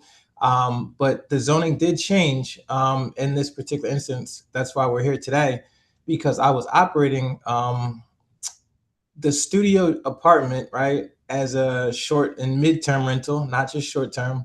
I've been renting it out to travel nurses since 2021 without incident. I've had many people stay. I've brought people into the community, into the area, who typically wouldn't pass through or even stop in this type of area, just because it's not on their radar, it's not on their map. But they're using our public transportation, they're shopping at our stores, they're patronizing our restaurants in the area. So I've never had noise complaints, not even from my own tenant on the first floor of the building. And she has a larger unit. It's a 3-bedroom, 2 full bathroom, bi-level unit on the first floor in the basement. She has never had a complaint. In fact, she was the first person to sign the petition. And I intentionally stuck to Parish Street to get everyone that I could on Parish Street to support the project. I didn't convince them. I didn't have to. A few of them I already know just in passing. I'm an active landlord. So like even on trash night, I put the trash out myself, right? Our trash day is Monday morning. I go Sunday night faithfully. I put the trash cans to the curb, the recycling bins to the curb. So I'm hands-on. I have active renter license, never been lapsed there. I've, like I said, maintained inspections as far as the PHA inspections, obviously, right? For that tenant, her occupancy. I have the fire alarms, everything is inspected, sprinkler system, everything is in good working order. There's not really, I can't even say, you know, I don't even know what else to say, honestly. I'm not really. I think you're good, Cedric. Yeah. I appreciate you. All right, questions from the board? Yes. So how, Okay. go ahead. So you're using, this application is to have the visitor accommodation for the second and third floor units? Correct. Okay, not the first floor one. Not at all. She's been there 4 years plus. She's a great tenant. We're going to keep her as a tenant. We're not looking to turn this into anything other than. No, that's fine. Just trying to understand what the application is really for. And so you said you've been doing this, you had done this before, the zoning change to make it so you had to get special permission for visitor accommodation. So is that what you said? No, I said for this particular property, it was zoned RM1. So when I bought the burned, vacant, fire damaged property, by right, I was able to make it into 3 apartments. Okay. That's the only thing I've said about this. Well, she did, Cedric, just to put words in her mouth, one of the units was a limited lodging approved unit for some time, correct? Absolutely. And you worked with one of the tenants for that one specific unit. Absolutely, yes. So you said limited lodging. That's one where the owner occupies the property, not Or visitor the tenant. That's yeah, like the person that's occupying the space, they're using it as a primary residence, but partially they're able to host guests. That's what has been done in the past, but I've never been a resident at this property. It's always been an investment property for me. Okay, and then I guess I'm a little confused about the vote of the RCO. Were either one of you there for this? Yes, we were We voting. were both there, yeah. Yeah, Right. it was via Zoom. Can So I just- mean, can you just wait for my question, please? Okay. Sorry. Thanks, My Cedric. question is, I'm not used to seeing percentages in terms of a vote. I'm used to seeing there were this many votes in favor, this many votes against. And the percentages here are a little strange. 47% in opposition and 41% in support. So my question is, if you were there for this, how many people were actually at this meeting? I believe that the number on the form is accurate. It wasn't quite 20, but it was more than 10. They have 17 listed there, and I don't think that counted Cedric or myself. So it was a well-attended meeting. But Okay. I couldn't say 17 exactly, but that's what they're saying, so I'm gonna agree with it. Oh, all right, well, I'm just going by the notes that we have here. Okay, and I didn't Yeah. I understand. got it should be on the screen right now. They put 17 number of attendees, and I'm saying that I believe that to be accurate. Okay. Yeah, but that's not usually how it, okay. Usually it'll say this many people were in opposition or this many people were in favor. Oh, they didn't let us. Of the, They kicked us out before the actual I vote. understand that, but I tally. still, it's a little unusual to see a vote done with percentages. And I don't know how 47% of 17 works out or whatever, but I don't either. I'm just, it's not really a question. It's just it's a little strange. So I'm not sure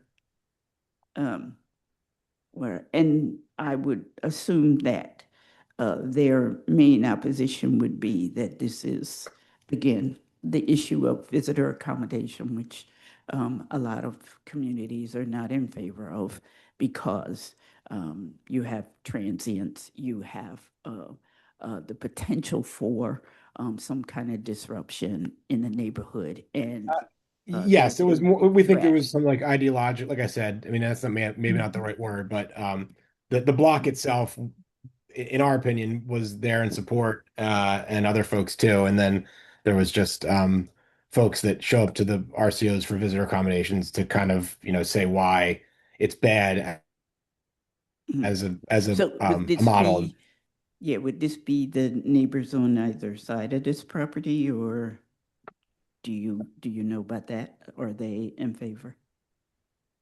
So from the petition that I got the respondents from, that's literally only on Parish Street, this exact 100, the near neighbors on the across the street, next door, on either side. I only went on Parish Street because obviously they would have the most knowledge and be the most familiar with what we have going on or what we did have going on previously. Because as I said, another thing, the people who may have opposed, obviously I can't speak for them, but from what I recollect during this meeting in March was that there was a lot of speculation, and it was like the overarching, like short-term rentals, hey, Airbnb, parties, disruption, parking, trash. I've never had these issues. It's not like I'm saying I want to bring short-term rental to your area. I was already doing it prior to the licensing and the city ordinances that changed the route that we had to go. So I've already been successfully operating without incident. There's been no disruption, no trash, no parties. The units are small. I stress that. They're a studio unit and a 1-bedroom. You can't hold a party. My guest maximum is 2 guests per unit. No more, only 2 people. So there's no parties, there's no noise, there's no disruption. Okay, all right, thank you. Thank you. Questions? And we do have the next door neighbor on the list and as a signatory on both sides. Is that right? So just sorry to. I'm sorry. to What'd you butt say, in, but- Joe?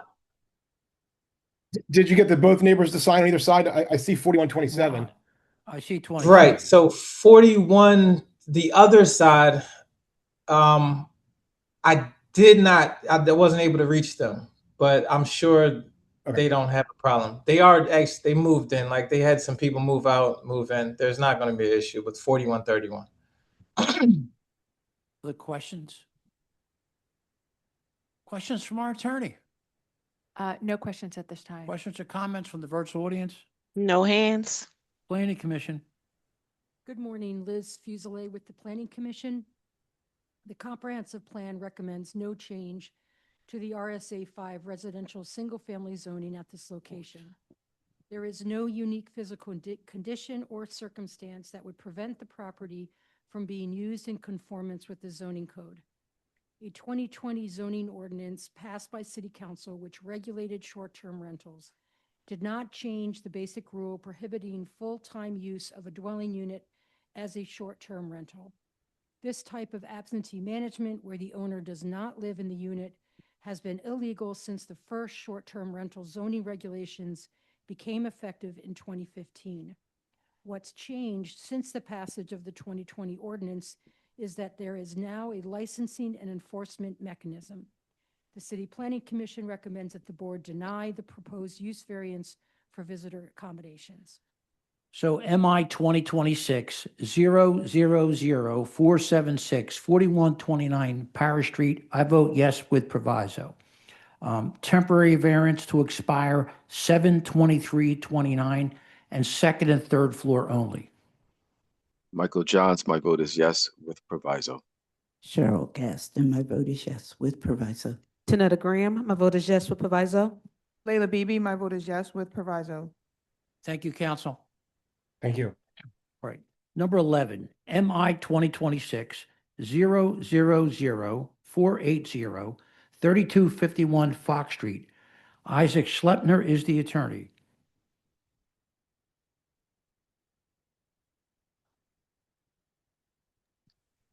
Isaac Schleppner will be joining as a panelist. Thank you. You're welcome.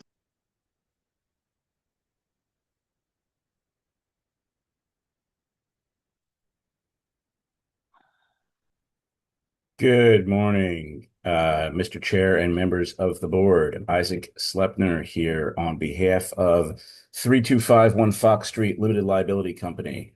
All right. Just for the record, could you please spell your name? Yes, my name is Isaac, I-S-A-A-C. Last name Schleppner, S-L-E-P-N-E-R. Do you swear or affirm to tell the truth, the whole truth, and nothing but the truth? I do. And we have a letter of non-agreement here. I see that, right? There is a letter of, it seems to be no position from Allegheny West. Yeah, we interpreted what they sent us as a non-agreement, whatever. I'm not sure what that means. Okay. I'll take. Well, why don't we do this? Why don't we go on and you can explain that later when you get to that. Our vice chair has a few questions for you. Sure. Good morning. Have you Morning. submitted your documents and exhibits 5 days in advance of this hearing? I have submitted many of them 5 days. A few of them were yesterday and this morning. I submitted a deed, I believe yesterday, and only because I received it very early this morning. We also had another letter from Swampoodle RCO, who was another participating RCO, and they sent me a letter, and I believe they emailed it to the board as well, and I also submitted it via the system this morning. Okay, all right, thank you for that information. And do you waive the reading of the refusal and stipulate to its accuracy? Yes. All right, thank you. You can share your screen and proceed with the case. Okay, thank you. There we go. All right. Okay. And is everybody seeing this? We do see it, sir. Okay. This is just my table of contents. So our first document here is the notice, our notice of refusal, which we just stipulated to. Original application for appeal. This is the project information. Now, I would point out that in the past, this property, 3251 Fox, is an adaptive reuse of an older factory building in, I guess, the Allegheny West section of the city. And in 2019, the building was granted a use permit for use, among others, as a child care center. And the space that we're here on today is specifically is Unit 103 of the building, which is we are applying for a use variance for its use as a daycare child care center. You can see here that in 2019, a permit was granted for use of child care center, barbershop, eating and drinking, retail sale of wearing apparel and accessories, and gym in an existing structure. Then later on in 2021, a zoning permit was also granted for the addition of 37 accessory parking spaces. This is a lease between the tenant and the landlord GM Holdings LLC is the landlord, and FC Fox LLC is the operator of the daycare center. This is a lease, a 5-year lease beginning on 1/1/2024 through 12/31/2028. I can scroll through the lease if you want to see the whole lease. In fact, there is a clause in the lease that states that this particular unit will only be used as a child care center. Let's see. It's further forward in the lease. Here it is. The demised premises shall be used solely for the following purpose and no other use: daycare. Okay. This is the letter that I sent to the near neighbors on 6/8/26, inviting them to the public meeting that was held by Allegheny West Civic Association because they were the coordinating RCO. We held the meeting on 6/16/26. This is the cert of mailing from 6/8/26 to all of the addresses that were listed to me by the Planning Commission and the RCO notification tool. These are plans, and I think these are basically as-built plans. What had happened was when my client purchased the building in 2019, they had lined up a tenant to open and operate a daycare center, and the tenant had to go about getting all of its licensure from the Commonwealth and fitting the place out in order to have the state inspectors come through. And then COVID happened, and obviously no one was sending their kids to daycare. And unfortunately, that operator had to close up shop. A new operator has taken over since then, and that's who we're actually here. I'm actually representing the building owner. The building owner also was taking over operation of the daycare. But these are the plans. So as you can see here, this is a site plan of 3251 Fox. Unit 103 is where we're concentrating on right here. So this is the, I'll enlarge this a little bit. So this is the unit. We will, all right. So here is the door from outside, entry hall, entry corridor. There's a kitchen, some bathrooms back here, another toilet over here, storage space, a classroom, another classroom, an office, young school age. I guess that's for smaller kids, a classroom and an activity room. Then there's a hallway to go out to the, hallway to go out to the backyard. And there's a yard over here, a play yard for the kids over here as well. If you scroll down, this now gives us kind of more. This is it's more of the interior plans. These are your attachments, your wall attachments, and construction connections. But as I said, this is all already built out, so there's no construction, no demolition planned here. And that's the rest of the plan. We'll move on over here. Then I've got photos. So this is the front door from the outside leading in. This is a kind of a wider shot of the front door. Entry hall, you can see you got a front desk and rooms branching off on either side. Classrooms, and there's the kitchen.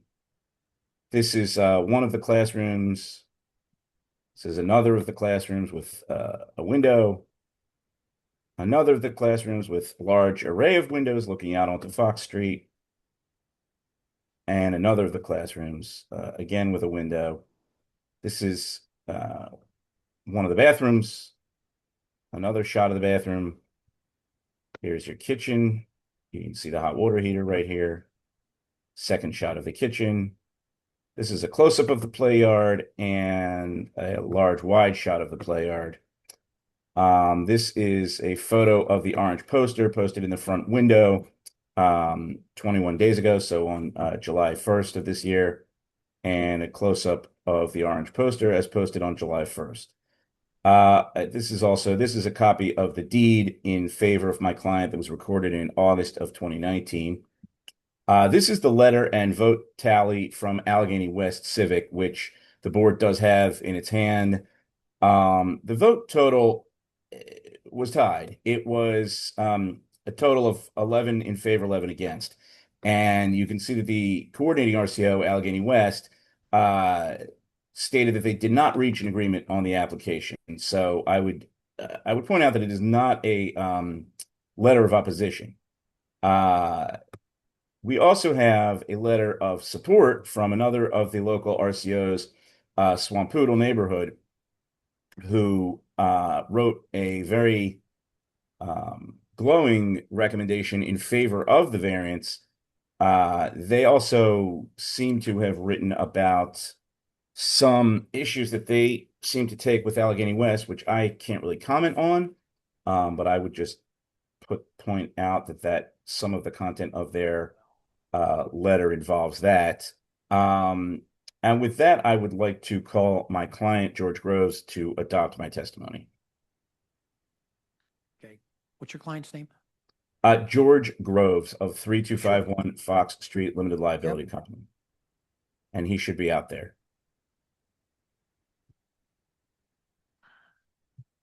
George Groves is coming in now.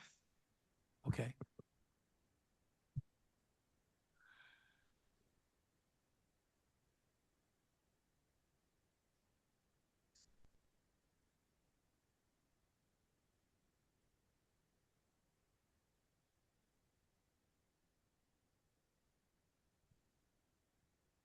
Mr. Grove? George Groves, can you unmute yourself?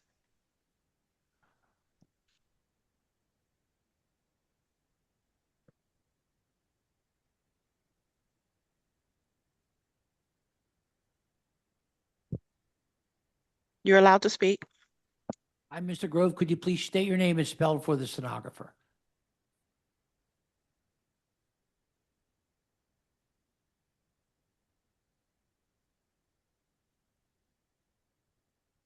I'm trying to get him right now. Mr. Grove? Do we see him? Yes, he's there. He's unmuted too. Okay. Mr. Grove? Seems like he having technical issues. Counsel, you're an officer of the court. We'll accept your testimony. Thank you, All right, Mr. Chair. Questions from the board? Yes. What, how many children are we talking about? Or benchmark? See, that would be a question for my client, but I believe it's no more than 25. No, excuse me? Here he is. Hello? Wow. Hi, Mr. Grove. Could you please state your name and spell for the stenographer? Sure. George Groves, Groves. All right. Do you swear or affirm to tell the truth, whole truth, nothing but the truth? Yes, sir. Counsel? George, are you a member of 3251 Fox Street Limited Liability Company? Yes. And 3251 Fox Street Limited Liability Company owns 3251 Fox Street, correct? Yes. And did you hear all of the testimony and see all of the exhibits that I just offered to the board? Yes. And would you adopt all of that testimony as though you had given it yourself? Yes. And George, I know that Ms. Gaston had just asked, how many children does this daycare accommodate? 106. Okay, I was way off. Oh, yeah. Okay. Yeah. And what kind I'm of sorry, we age? were up to Yeah. questions from the board, and I'll turn it over to the board. Yeah. What kind of age ranges are we talking about From here? infant to pre-K. Okay. And then hours of operation 6 to 6. every day? No, 6 to 6, 5 days a week. And they're available for Saturday upon request. Okay. All right. And how long have you been operating this? This one, this was approved in 19 and COVID came, and the person who was running it lost their, I guess, classification. Okay, okay. I'm just asking about how long is it operating now? No, And ma'am. how long? No, it's not operating now. All right. Okay, all right. So this is in anticipation of doing that. So you're not, how do you handle snacks and things like that and That's food for the children? that's all done through Mason Meals. Okay, It's a reheat. It's not a cook. got you. Okay. And then my question always about these is this on one floor? Yes, ma'am. Yes, ma'am. It's one floor. Perfect. Okay. And then you have all the fire code. Yes. Yes. Covered, right, with the means of ingress and egress, panic bars on. There's 5 means of egress. floors. There's 5 means of egress into the building and out of the Okay. building. Okay. And then you have the hardwired smoke detection systems. You have sprinklers. Yes, ma'am. Okay. And emergency lighting. Yes, ma'am. Okay. And then what's the ratio of children to bathrooms? How many bathrooms do you have and what's the ratio? There's combination bathrooms in the girls' room. There's 4 toilets. In the men's room, there's 3 toilets and 2 urinals. Okay. And you said you have 106 kids? It's classified for the state to be 106 kids. Okay. All right. And then but a bunch of so a bunch of those would be children that are maybe using diapers and first one thing and another, so they wouldn't necessarily be using the bathrooms. Is that Correct. Correct. Okay. All right. Thank you. Other questions? Yeah, I'm sorry. I have a quick. Go ahead. Oh, if I may just ask my client one follow-up. That's not 106 kids all at the same time, correct? Why not? It doesn't. It's the building's big enough for 106 kids. You know, Mr. Johns is on there. He can tell you the square footage a lot better than I can if he looks at it. But it's more than qualified for that. So I know you have one, Mr. Johns. You want to ask? Yeah. I don't see. I see steps to the front. So my question is about accessibility, wheelchair accessibility. I don't see it. So how you plan to address that? So there's means of egress on other sides of the building. And on the Flock Street side, there's a gate, and it's ground level, rolls right in and right through the building. Oh, so that's so the wheelchair access is from there. Yeah, it met all the yes, it met all the ICC and handicap codes. Yeah. I mean, ideally, you don't kind of want to have folks in wheelchairs that have to kind of go to the back door to to get in. So it would kind of maybe be good to address that. And the other just sort of general question I have is, do the naughty kids get the classroom with no windows? Yeah. That's my only other question. Well, I want to put all the attorneys in that room. Great. All right. Wow. That's it. That was my question. Don't worry, sir. We only have one attorney on the board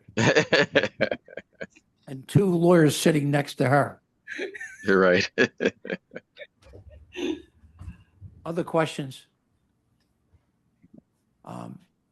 Questions from our attorney who's traumatized, but No windows. No windows, right? Mr. Chairman, when I go back and see Mr. Higgins, he's going to scold me for that one. I just wanted to clarify because you said now the owner's taking over because the applicant was FC Fox LLC. You showed the lease, and now, we are part of Fox LLC. That's just another entity of ours. Oh, okay, but I just want to make sure who is now running it because there's a lease and a deed. Is it going to be FC Fox LLC or is it going to be No, it's 51 gonna be Fox Street Limited. it's gonna be Fox. What do you call it? The daycare end of it. The first one you just said. The FC Fox Yeah. LLC, that's Yeah. pursuant to the lease that was produced? Yes. Okay. And also for council, I didn't see any tax compliance. Yeah, we're working on that. I had spoken with Mr. Hegarty and with board counsel about that late last week and earlier this week. My understanding is that the board is either going to hold its vote until we produce tax compliance and that we will need to do that within 30 days. But I did speak with both Mr. Hegarty and Ms. Emerson about that. Okay, I just wanted to clarify, yeah, we will not be able, the board will not be able to vote on this with regard That to should be done within the next 5 days, per the city. All right, questions or comments from the virtual audience? No hands. Planning Commission. Oh, wait, excuse me, Chair. A hand just went up, Sure. and it's phone number ending in 3552. They will be allowed to speak. Okay. Adrian?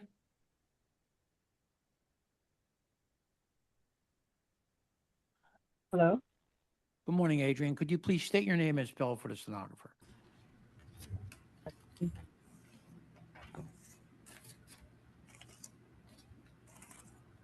Adrian?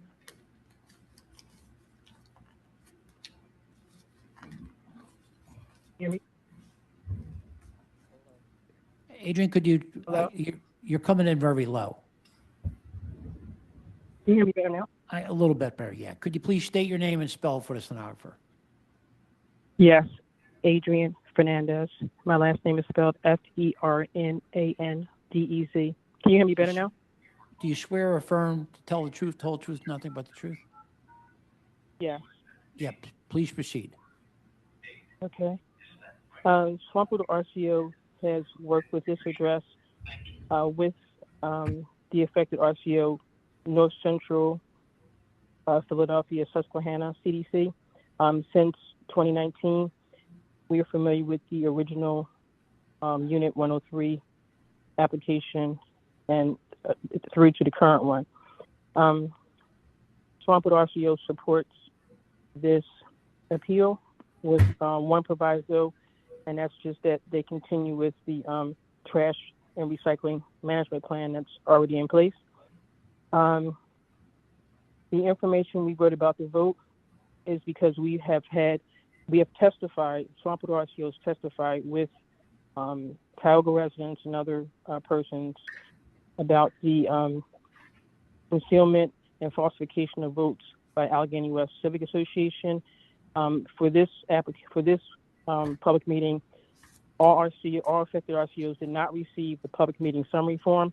And it's very confusing how the letter says that no agreement was reached, but the public meeting summary form has a chart showing votes, including 6 votes for one RCO, 2 were in attendance, and either 1 voted or 2 voted. But once again, the votes are very confusing.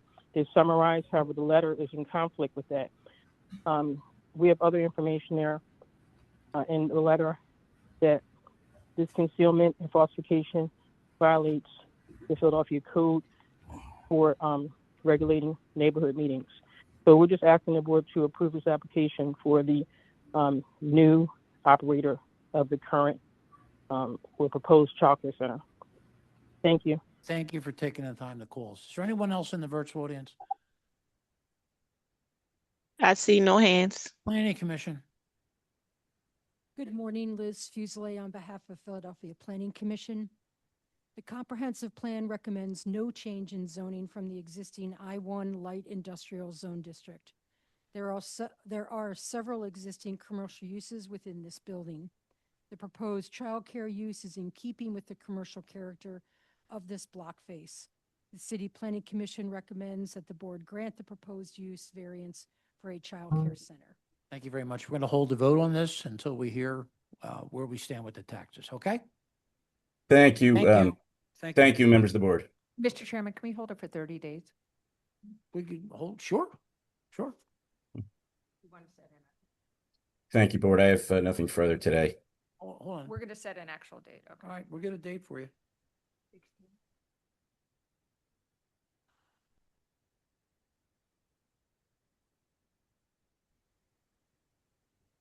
August 19th. August 19th at 9:30 a.m. Thank you. Number 12. Mr. Chairman, sorry to interrupt. This is Ian Haggerty. Can we see if Miss Boyd is available now for Orthodox Street?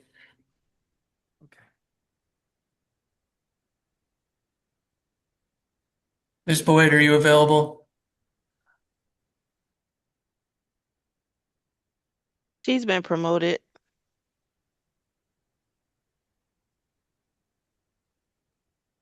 Hi, Miss Boyd.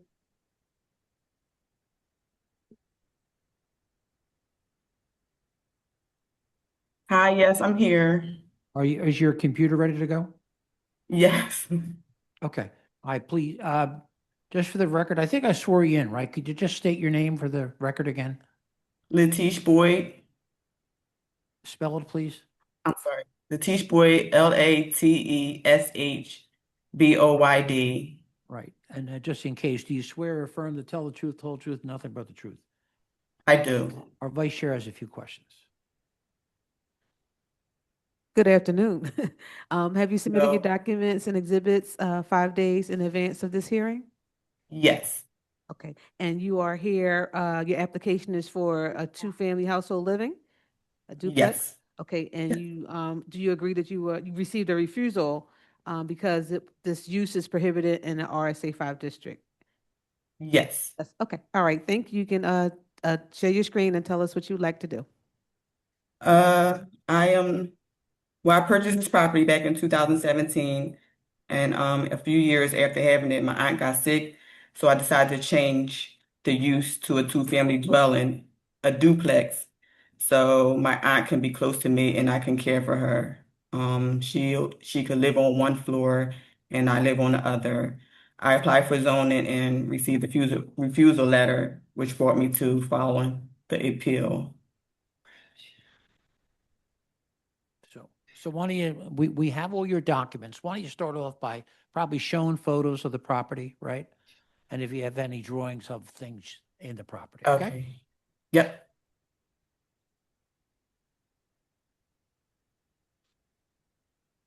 You have photos with you there? You're good. Good. Thank you. The photos? Well, your whole thing's coming up. Okay.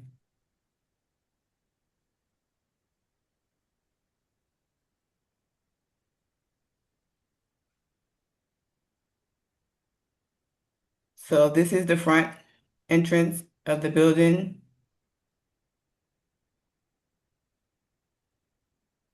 And this This is is already the, a duplex, am I correct?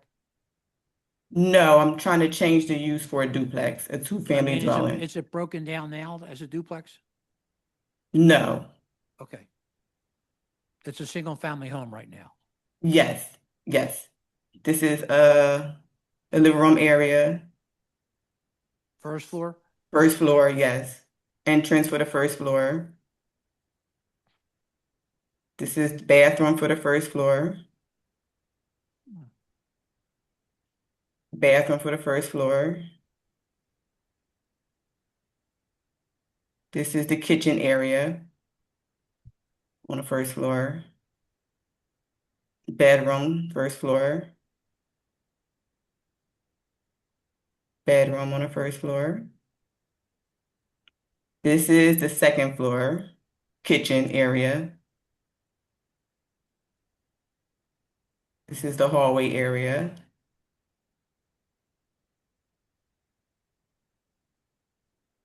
That's still the kitchen area. One bedroom. This is the bathroom.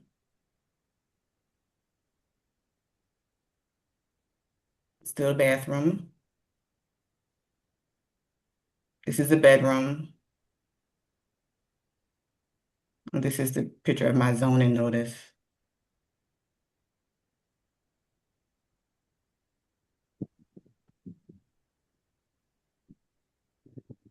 Another bedroom.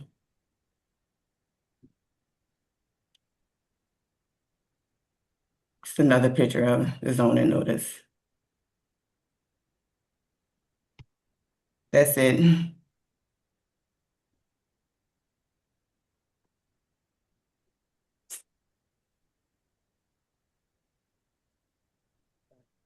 So So the property's broken down already, ready to go as a duplex is what you've done, right? I purchased, yes. Right, okay. All right, questions from the board? Yes. So go ahead. I'm sorry. Go ahead. No, Mike, you go ahead. No, so you purchased it, it was already like this? Already Yes. laid out like this? Okay. So you Yes. didn't do any work to make it this way? No. Okay. All right, sure, you can go ahead. I had something else, but you can go ahead. Okay, so the first floor unit will have 2 bedrooms and 2 baths? The first floor unit will have 2 bedrooms and 1 bath. It's 1 bath? Okay. Yes. All right. And then the second floor is the same thing? 2 Yes. bedrooms, 1 bath? Yes. Okay. And how do we get from the first floor to the second floor? Do I see first floor to the steps second or? And Oh, is so there a there's separate a entrance to side it? entrance. I'm sorry. There's a side entrance. If you see the gate, right on the side, there's a side entrance and you go up some steps on the side. Can you show that? I don't have pictures of the side, but Okay. the gate on the side of the house is where they go up to the second entrance. Okay. And what do we do about the trash? Where is that going to be stored? On the side of the house, In that where the same gate area is. where the gate is? Yes. Yes. Inside the gate. All right. And you said this was so that you could live with your aunt, so she'll be on the first floor and you'll be on the second floor? Is that Yeah, so she could be close to me. She's sick, and so she could be close to me, and I could care for her. Okay. All right. Thank you. You're welcome. Is it currently occupied? Yes, I live there now. Oh, you live there now. Okay. Yes. And you're living on the first floor or the second floor? First floor. Only because you said when you talked about the exit up to the second floor, you said they use the side exit, the side to go up to the second floor. You said they. So so you have a tenant upstairs now, or it's My aunt. Oh, so your aunt is on the second floor Yeah, now, she'll but she's use the gonna. second floor. Okay. Okay. Are there any other duplexes on the block that you know of? I think across the street there's a duplex. And up the street on I think there's one up the street across from Marbury. So why don't you tell us real quick too, how you make out with the RCO? I just received my approval letter yesterday, so I wasn't able to upload that. They Also, just I sent see it yesterday. the council members in favor of it too. Did you get a letter from her? Yes. Okay. Questions or comments from our attorney? Lynn Riddle, Huber Board Counsel. I just wanted to clarify, so this really is a legalization since you're living in the structure. You live downstairs and your aunt lives upstairs? No, she will be living upstairs. I'm trying to legalize it as a duplex so she could live upstairs and be close to me. Okay, is anybody living upstairs right now? No. Okay, you just live downstairs. Yes. Okay. Questions or comments from the virtual audience?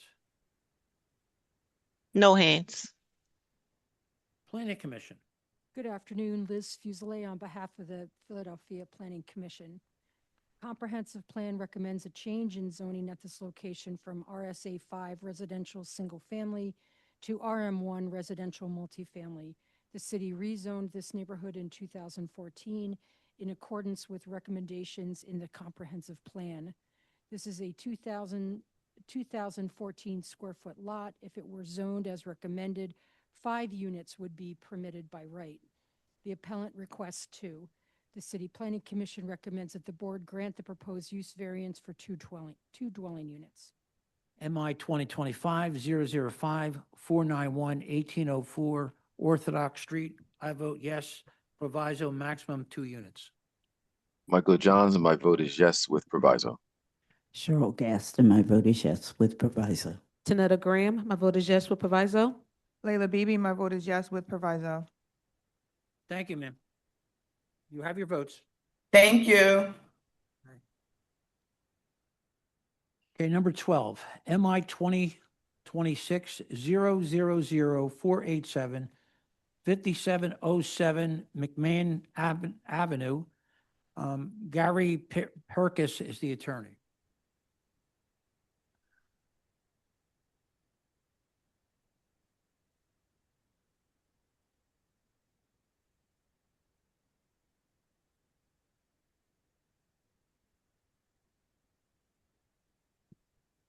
Gary You see the Per, attorney? yes, he's We coming see in him? now. Okay. I will. Let's go to my last thing I'm doing. I have it right here.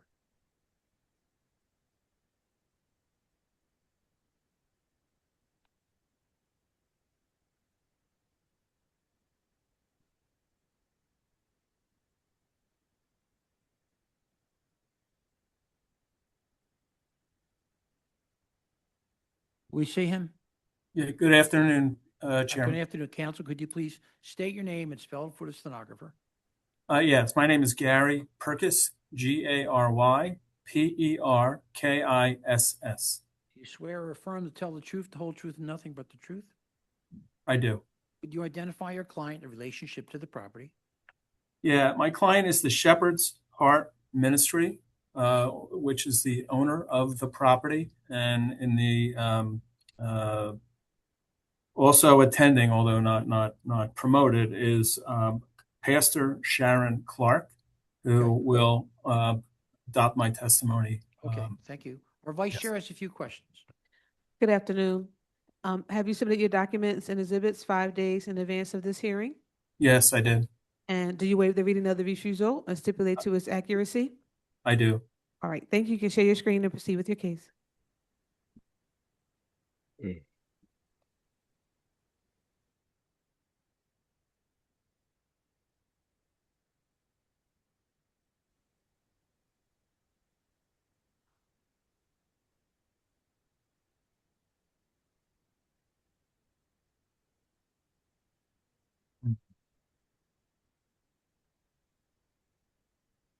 Counsel, you having a problem with your computer?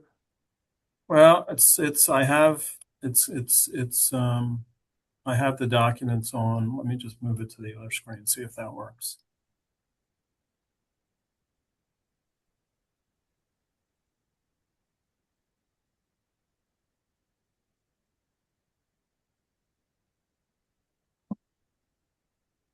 All right.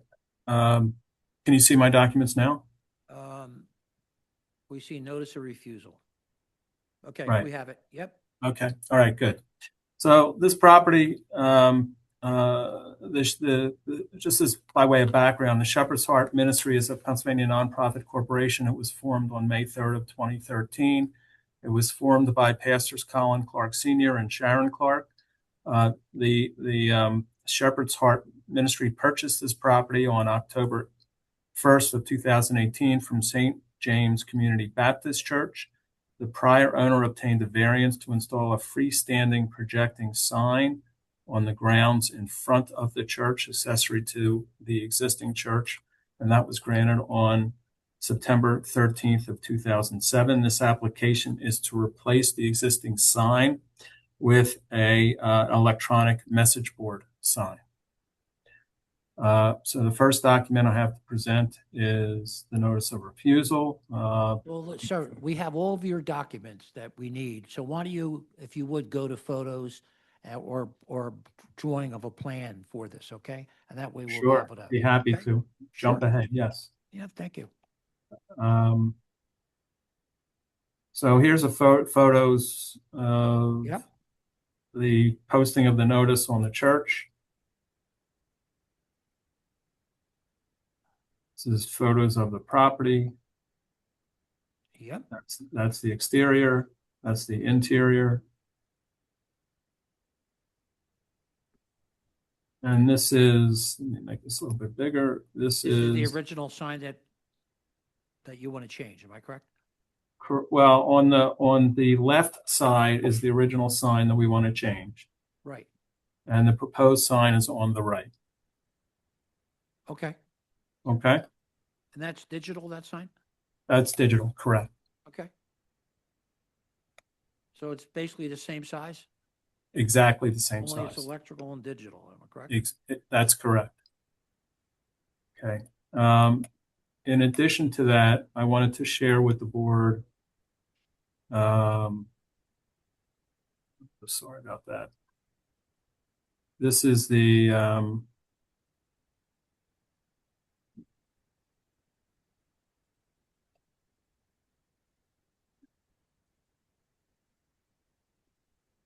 this is the notice that I sent to the neighbors.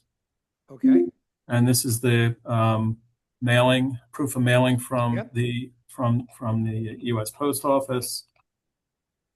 And here's my communications with the RCO, Patrick Jones. Although I have to tell you, I've communicated with him at least a half a dozen times since the meeting took place, and he has not advised me of the RCO's position. We're aware of that. Okay. And then the other thing I wanted to point out to the board is there are 3 churches within 2.5 miles of this church that have digital signs, that have electronic message boards. One is located at 610 Mount Pleasant Avenue. It's the Germantown Christian Assembly, and this is if I can make it larger, it's a photo of their sign. And that church is 2.4 miles, 8-minute drive away from 5707 McMahon Avenue. The next one is 1013 to 41 East Johnson Street, which is the True Light Fellowship. This one's a little bit too big, but that's the sign that's there. This church is 1.3 miles from 5707 McMahon Avenue. It's a 4-minute drive.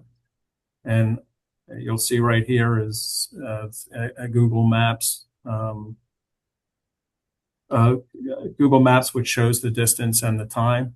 And the last one is 6401 Ogonce Avenue, the Mount Airy Church of God, which is 1.2 miles, 5-minute drive. All right, so why don't you bring your client on? Okay. I do want to, can I just make one other statement? Sure. The neighbors of the church, if you're facing the church, to the left is the Social Security building, and across the street is the parking lot for the Social Security building. And then to the right is a mechanic. It's a commercial space. So this does not impact any residential neighbors whatsoever. All right. Thank you very much for your input. You're welcome. Ms. Clark, Pastor Clark, are you there?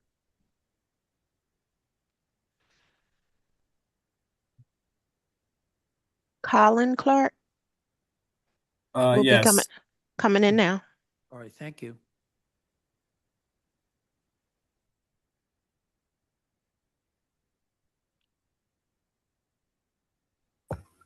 Yes, I'm here. Hi. Good morning, Pastor. Could you please state your name and spell for the stenographer? Sure. Sharon Clark, SharonClarke.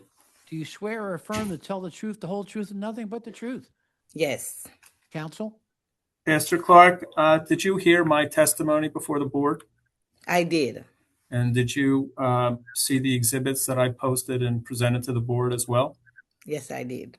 And do you adopt my testimony and the exhibits as your own, as if you had testified? Yes. Okay. Thank you. Questions from the board?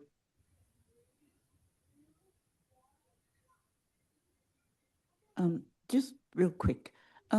So can we see the sign again? I'm sorry. Sure. Kind of, you showed the comparison, but.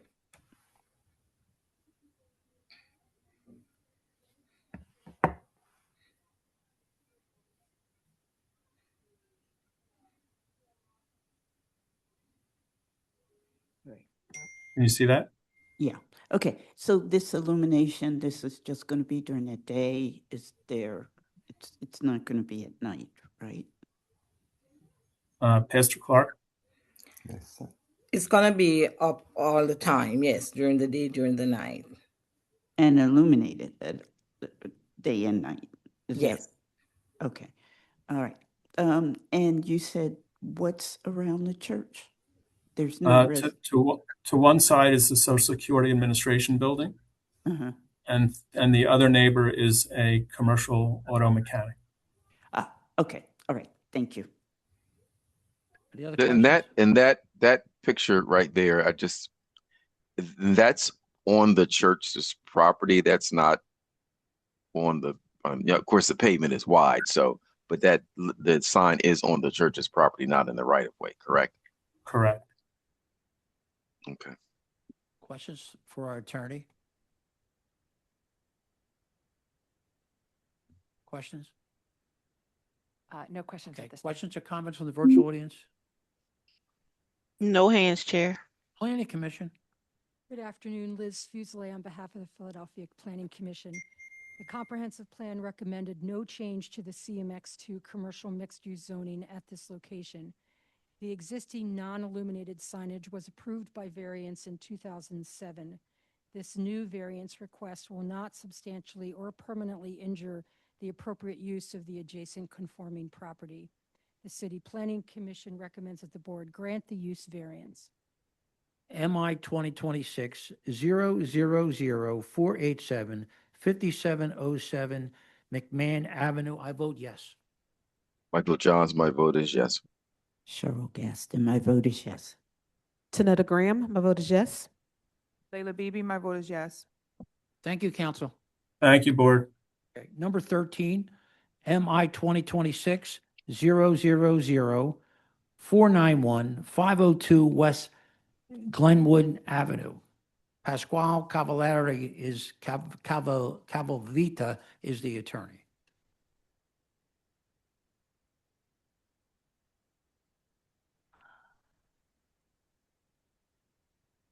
Pasquale has been promoted. Okay, thank you.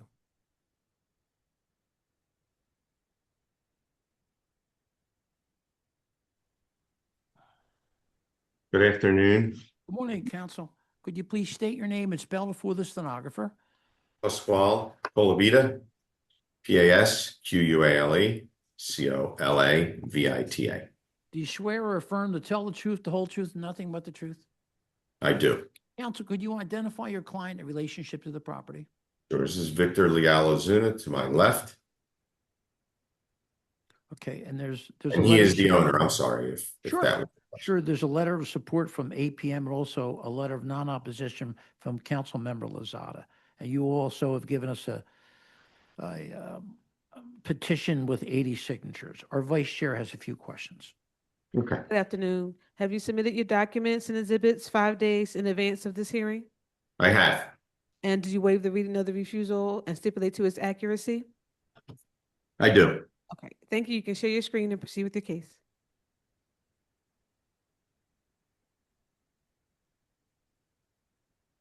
Bear with me a moment.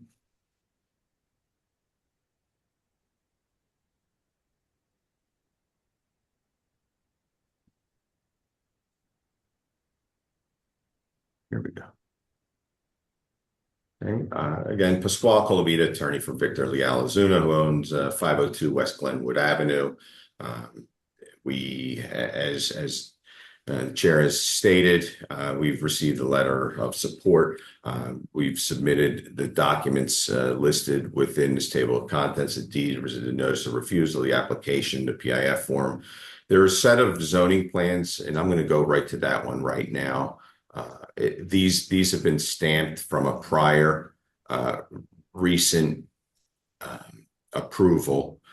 And Mr. Ozuna has continued to perform construction to the property to, at the very least, right now, it was approved for the erection of a structure, and the use would be for parking only, as you can see on the document that's been shared.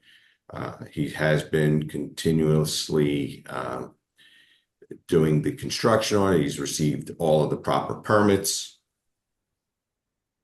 He's got a mechanical permit, a plumbing permit, and I want to say just a regular construction permit to go along with it. So what else is there? So, and again, 80 petitioners. The photograph of the lot itself with the notice poster. The indication that there's a zero balance on for real estate tax. As before, I don't know what the issue is, but I don't know if his EIN number or his Social Security number, but there's some confusion as far as getting the proper clearance. But the board has accepted a zero balance on real estate taxes for the property in the past and asked that you do the same today. And again, here's the letter of support, and I can stop sharing this for one moment to get to share a different screen of what it actually looks like today.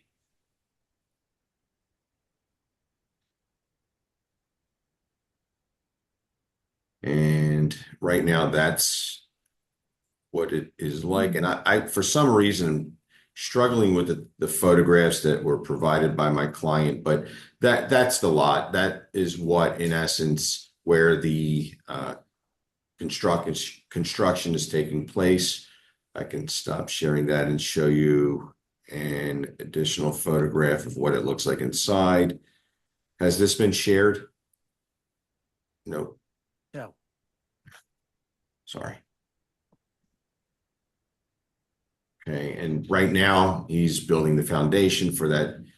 Basically, it's going to be an office. So here the request is that it will be for used cars with the same amount of space that is presently there. There's no change in what is already permitted. The only difference here is instead of just parking, he will also be selling vehicles. The structure that is being built on the property, which is permitted per the last zoning permit, as well as under the present building permit, that there is no change in the difference between what it's going to look like presently and once this job is completed, and it's just the use. And we did not need to submit an architectural plan, but I can either show it to you again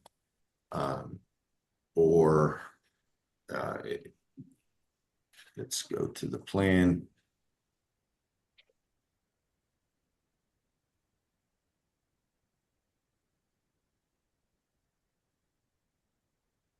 And if you have any questions on this, but we have community support, pretty extensive amount of support on it with all of the with the petitioners. No one opposed it. I know it was not the most well-attended meeting, but to me, and I'm sure the board has heard this in the past, usually people show up when there's a problem.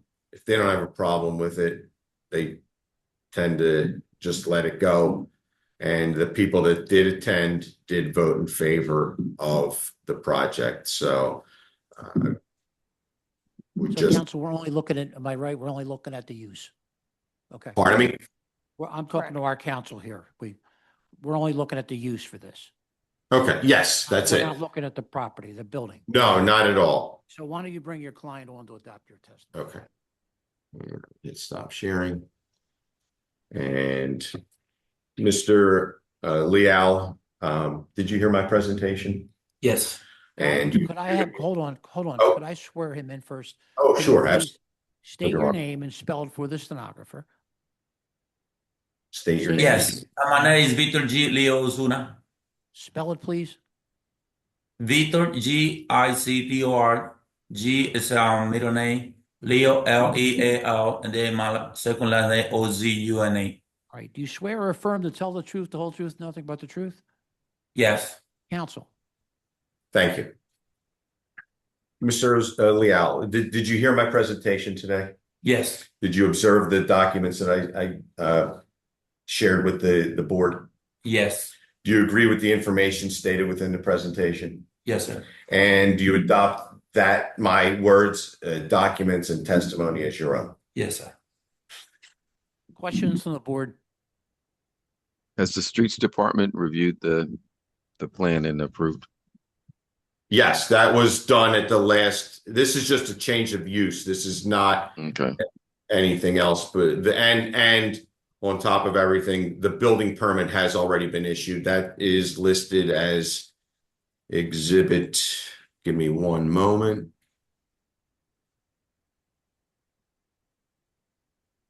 Exhibit 9 has that actual permit itself, which at the last zoning hearing on this, we did get the streets approval in order to move forward with the appeal and the refusal at the last one. So, yes. All right. Thank you. That's the long answer. Sorry. Other questions? Yes. So you're gonna do auto sales? Yes. And maybe, well, this is what I remember. But you have to have a building, correct? To do Correct. auto sales. So that's why you're doing this. No, the building is already approved. We're building No, I'm the building. saying that you still need to have the approval for the use for auto sales. But to have auto sales, you have to have a building. You have to have a 1-unit structure. Yes. Exactly. Yes. Okay. So so how many cars do you think you're going to be selling out of this? Let me go back and take a look at the prior permit, which would indicate the total amount. So there are only 5 spaces, 6 parking spaces that are available. So the maximum that he would have on site would be 6 at a time. Okay. And then he has some other place where he's going to have cars as well. Are these new cars, used cars? What do we? Used cars. Okay. All right. Pre-owned, whatever the proper terminology is these days. All right.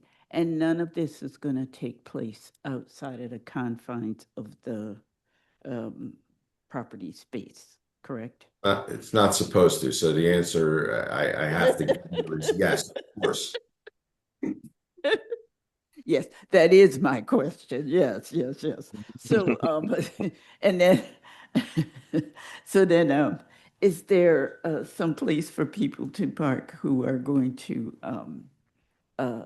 look at the That area? There's a significant amount of commercial space. Plus, I mean, they can park in front of the actual because there is a ramp that the streets is approved to enter into the property. And I'll be honest with you. Do you recall how I helped them with the consolidation of the deed. So I cannot imagine this is anything less than 45 feet wide on the street, because it used to be 502, 504, and 506 West Glenwood. But right now the only address is 502, but it is a 3-lot odd shaped property. So there's at the very least 45 feet of street parking in front of the premises, which I would assume that you can probably fit at the very least 3 cars back to back minimum. Okay. 1970 style vehicles. Okay. Thank you. Sure. Yep, one quick question. So is the only entrance on Glenwood Avenue, entrance and Yes. exit? Okay, all right, thank you. Other questions? Questions from our attorney? Not at this time. Questions or comments in the virtual audience? No hands. Planning Commission? Good afternoon, Liz Fuselier on behalf of the Philadelphia Planning Commission. The comprehensive plan recommends a change in zoning from CMX2 commercial mixed use to RM1 residential multifamily. This location is a mix of residential mixed use, as well as commercial uses. There is no unique physical condition or circumstance of this property that would prevent it from being used in strict conformity with the zoning code. The City Planning Commission recommends that the board deny the use variance. Thank you. MI 2026 000491 502 West Glenwood Avenue. I vote yes. Michael Johns, my vote is yes.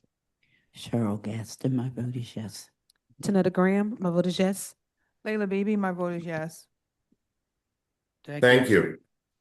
Have a great afternoon. All right, thank you. Before we start the next case, I have 3 cases from this morning. We're going to change the date. So, and I'll do them all 3 at once. 3142 North Taylor Street, which is MI 2025-005 591. 911 West Huntington Street, which is MI 2026-000 471. And 6900 Lindenberg Boulevard, MI 2026-000 811. All 3 will be heard on 12/9/26 at 9:30 a.m. And now number 14.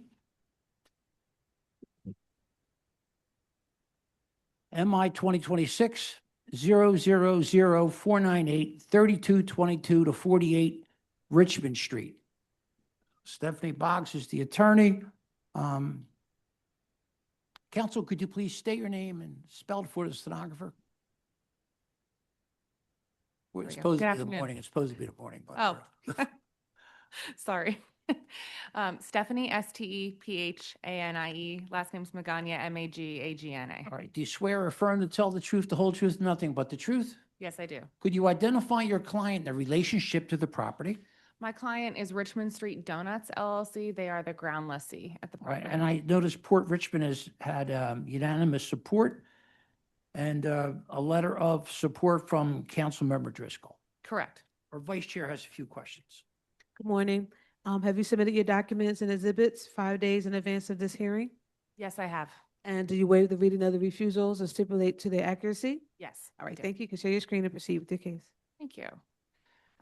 So this site is 3222 to 48 Richmond Street. We are about 2 blocks from the exit ramp into Port Richmond from I-95. So this location kind of serves as an entryway to Port Richmond generally. It's zoned CA1. You can see a narrow strip of CA1 here bordering the park and the right-of-way for Delaware Ave, kind of adjacent to the residential zoning behind us.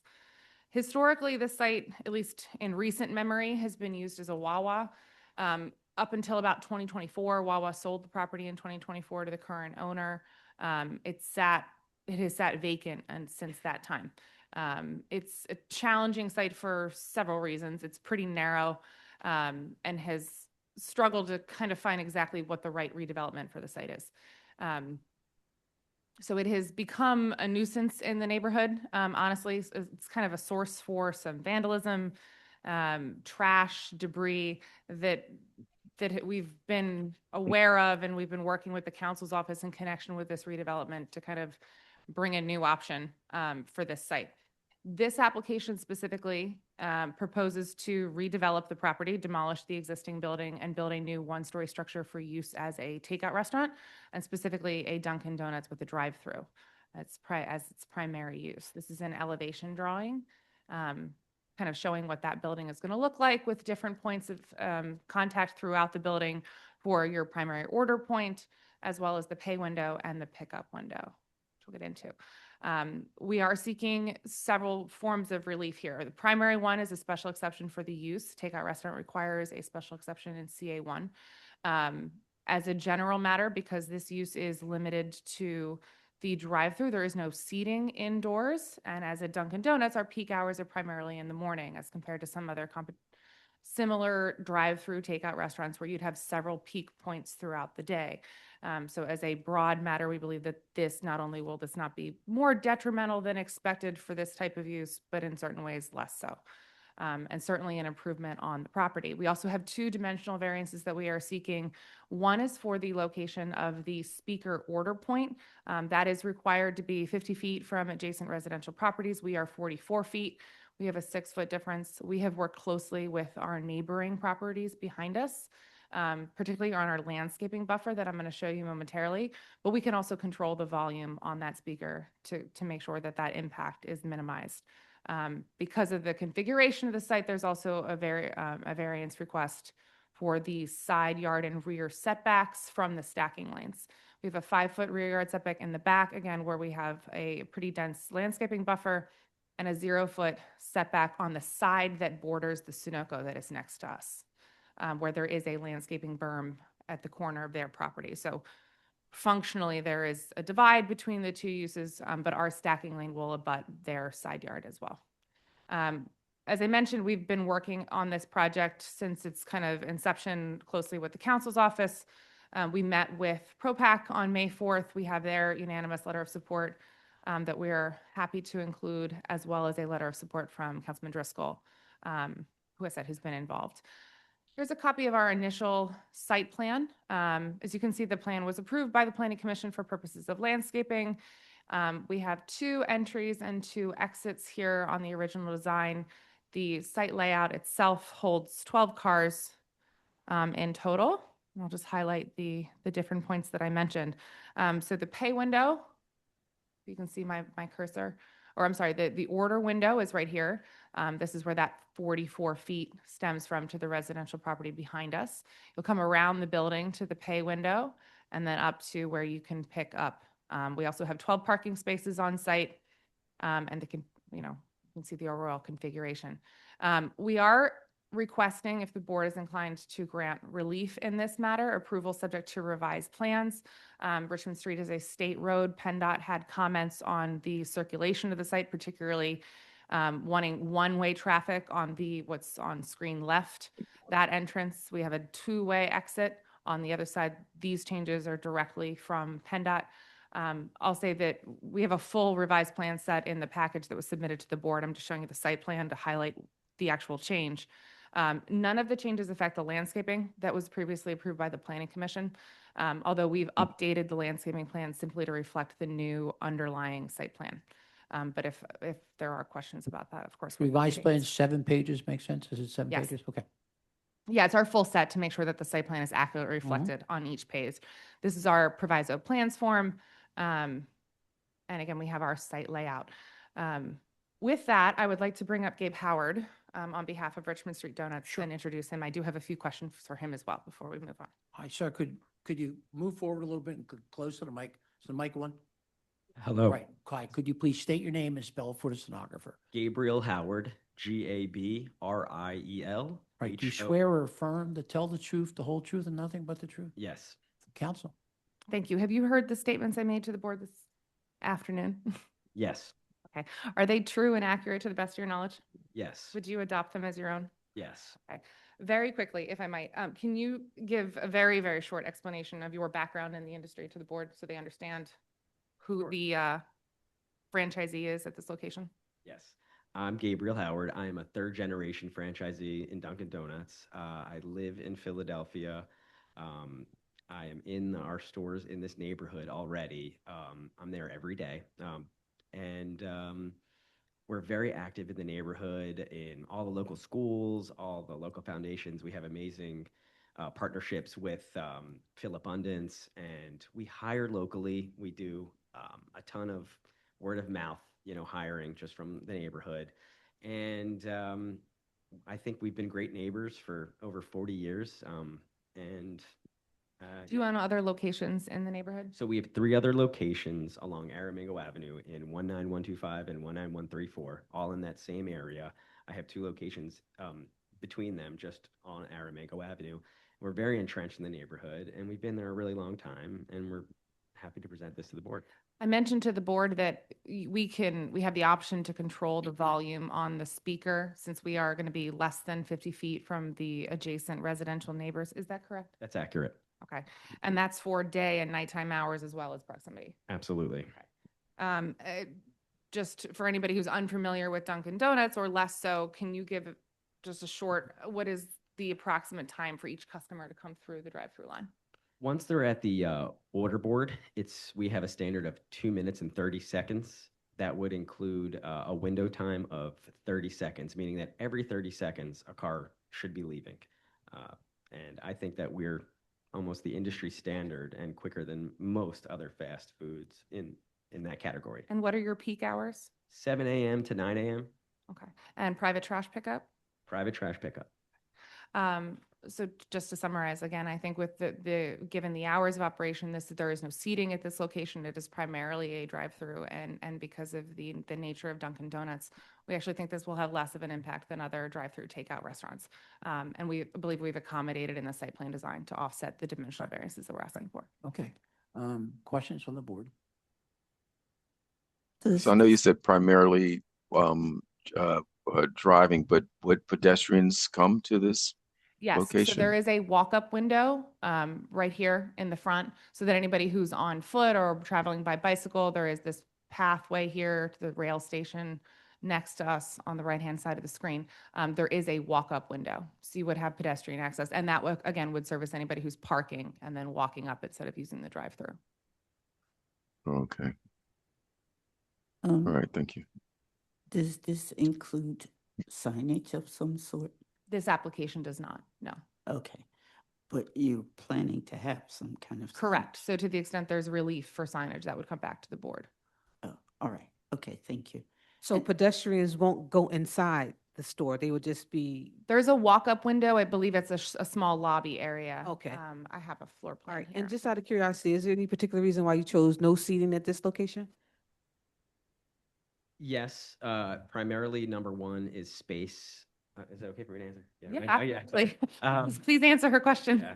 Unfortunately, we removed seating from one of my other locations. We had some issues, just local issues with the seating, and I would have loved to kept it open.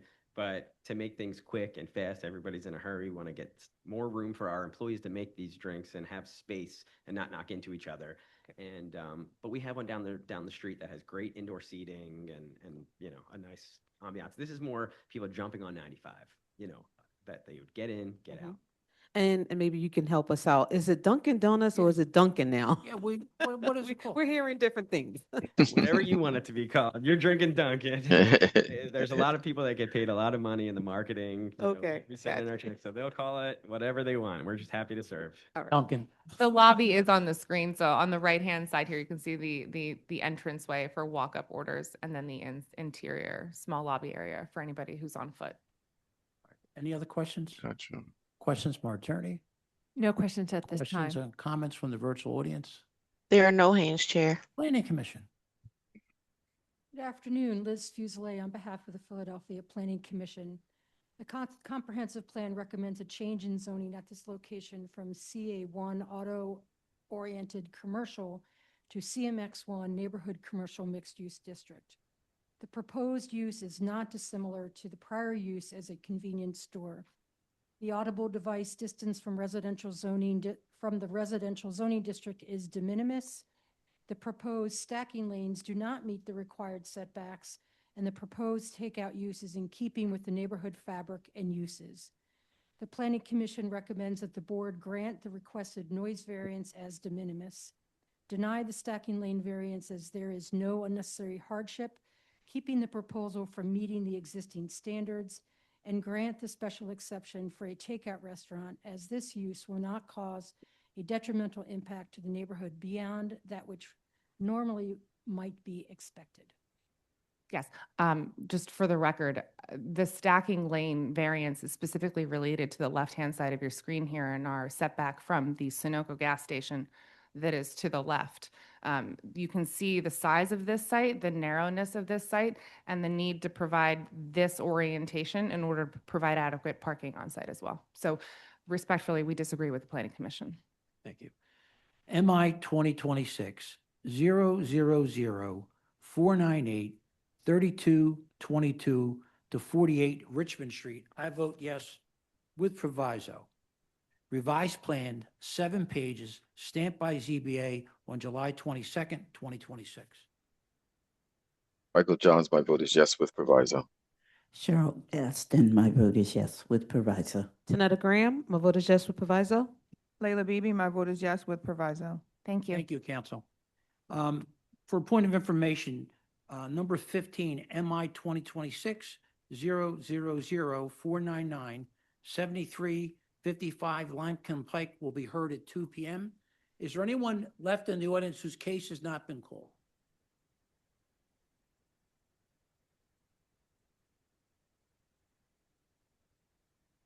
No hands, Chair. Thank you. See everybody at 2 p.m.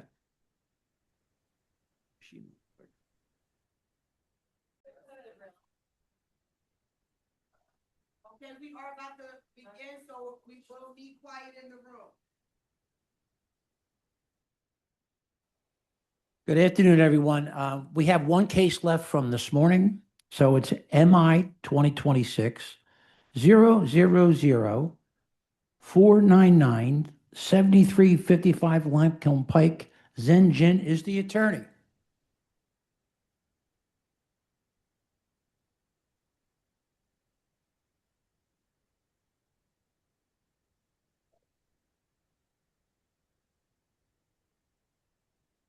And he's coming in now as a panelist, Chair. Thank you.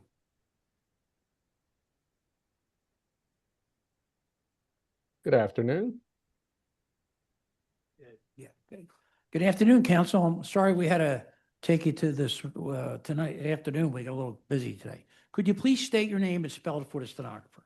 Sure. My name is Zen Jin, Z-H-E-N, last name J-I-N. You swear or affirm to tell the truth, the whole truth, and nothing but the truth? I do. Counsel, could you identify your client, the relationship to this property? Yes, my client is Anna Cheney, property owner. Right. I see there's unanimous support for your project. Our vice chair has a few questions. Good afternoon. Have you submitted your documents and exhibits 5 days in advance of this hearing? Yes, And do you waive the reading of the refusal and stipulate to its accuracy? I do. Thank you. You can share your screen and proceed with your case. Thank you. I'm going to share with the board what was previously submitted. It should be coming up on the screen at this time. Can the board see my presentation? We can, sir. Thank you. Good afternoon. This is an application for use of this particular address at 7355 Limekiln Pike as a laundromat. It falls under the use, maintenance, and repair of consumer goods category in the zoning code. This application was refused due to the fact that this property, for some reason, is zoned RSA 5. But as the community's letter and also the photographs and plans will show, this particular property, as far as we know, has never really been residential. It is a corner triangular property, and the building was used as a laundromat prior to my client purchasing it back in 2014 for a long period even before that. So for well over 20 years, as far as the neighbors know and as far as my client knows, this has been a commercial property. It certainly is designed and in every way looks like a commercial property, and there's no history that shows that it was residential at any time. My client found out through just inquiring with realtors about her property that for some reason it was never property zoned for the laundromat and that it's zoned RSA 5. Knowing other business owners have recently been caught and given fines, daily fines for zoning not being in place, she took it upon herself to go ahead and apply to get it legalized. And that is the purpose that we're here before the board today. Again, this is a pre-existing condition that has been at this property for as long as my client has owned it and for a long period even before my client owned it. As you can see from the plans, this is a very simple and relatively small laundromat. It's an area laundromat that services the residents that live in the area for the most part. It simply contains a small office, restroom area, and then washer and dryers. And it's not a large operation, so it's mostly local community people coming in to use the laundromat itself. The laundromat is only really manned by my client or one additional person at most at any time. It's a self coin operation type laundromat, so it doesn't really require a lot of people to be on site. Mostly just to make sure that if a machine didn't operate properly, someone's there to help. The property itself is in good maintenance condition. As you can see from the photos on the outside, it does have security cameras and lighting and has never had caused any problem in the community. And as such, the community was more than happy to support our request. There was a little confusion from the community about the use as it was written on the refusal. They had thought that it was going to be changed to some kind of clothing repair shop, which is not the intent here. We simply want to continue to have the drop-off and on-site laundromat service. So that is essentially why we're before the board. We're asking for legalization of this laundromat that exists at this location and allow its use to be continued as a variance to this particular site. My client should be here to verify my testimony, and I'm happy to try to answer any questions from the board. What's your client's name? Anna, and it's Chenni is the last name. Okay.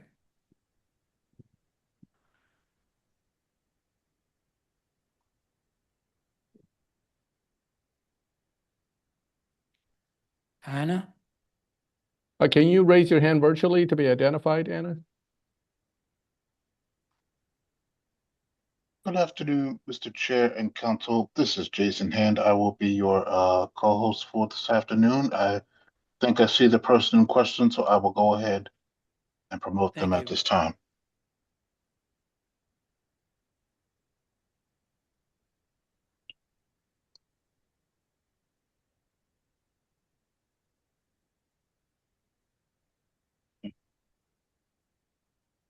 Coming back in now. Yes. Hi. Anna? Yes. Hi. Hello. Could you please state your name and spell it for the stenographer? Yes. My name is Anna Chenni, Annachenni. Do you swear or affirm to tell the truth, the whole truth, and nothing but the truth? Yes, truth. Counsel. Thank you. Anna, did you hear my representations before the zoning board and see the presentation on your screen? Yes. Can you verify that everything I have represented and presented is true and correct and adopt my testimony as your own? Yes. Thank you. Questions from the board? Questions from our attorney? No questions at this time. Questions or Mr. Chairman. comments from the virtual audience? Mr. Chair, I do not see any further hands raised. Planning Commission? Amy Boyd with the Planning Commission, AMY-BOYD. Do you swear or affirm to tell the truth, the whole truth, and nothing but the truth? I do. Please proceed. The comprehensive plan recommends a change in zoning at this location from the current RSA 5 residential single-family attached to CMX 2 commercial mixed use. The proposed use would be allowed under the proposed zoning. The Planning Commission recommends that the board grant the proposed variance. MI 2026 000-499 7355 Limekiln Pike. I vote yes. Michael Johns, my vote is yes. Cheryl Gaston, my vote is yes. Tanetta Graham, my vote is yes. Layla Beebe, my vote is yes. Thank you. Thank you, Council. We're going to start our 2 p.m. list. Good afternoon, everyone. My name is Bill Bergman, and I will be chairing this meeting. With me is our Vice Chair, Tanetta Graham. Present, Mr. Chairman. Board Secretary, Cheryl L. Gaston. Present, Mr. Chairman. Board Member Michael Johns. Present, Mr. Chairman. Board Member Layla Beebe. Present, Mr. Chairman. Also here is our attorney, Lynn Reuter-Huber, our zoning board director, Ian Haggerty, and our board administrator, Lakeisha Dandy. This hearing is being recorded and will post it on the ZBA website.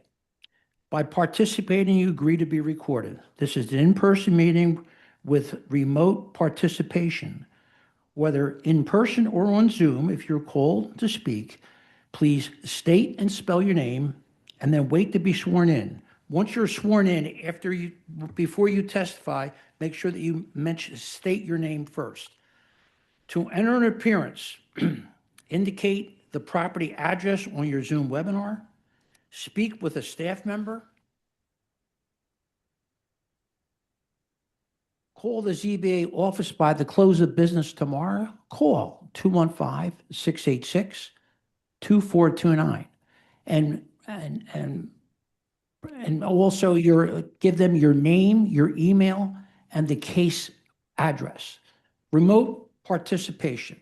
Raise your virtual hand in order to be called on to speak. Once you're called on, make sure you click Join as a Panelist button. Use the Q&A only for procedural questions, nothing to do with the case. If you are joining by phone, press *9 to raise your hand and *6 to unmute. In-person participation. If testifying, get close to the mic so that all attendees and the court reporter can hear you. No talking, eating, or drinking during the hearing. Aggressive behavior will not be tolerated. In the case of an emergency, follow staff directions. The double doors at the rear are for the exit, and also to the left is the stairwell. If we have to evacuate, please go to Love Park, which is across Arch Street, and remain there so that we can account for you. So let's look at our schedule for this afternoon.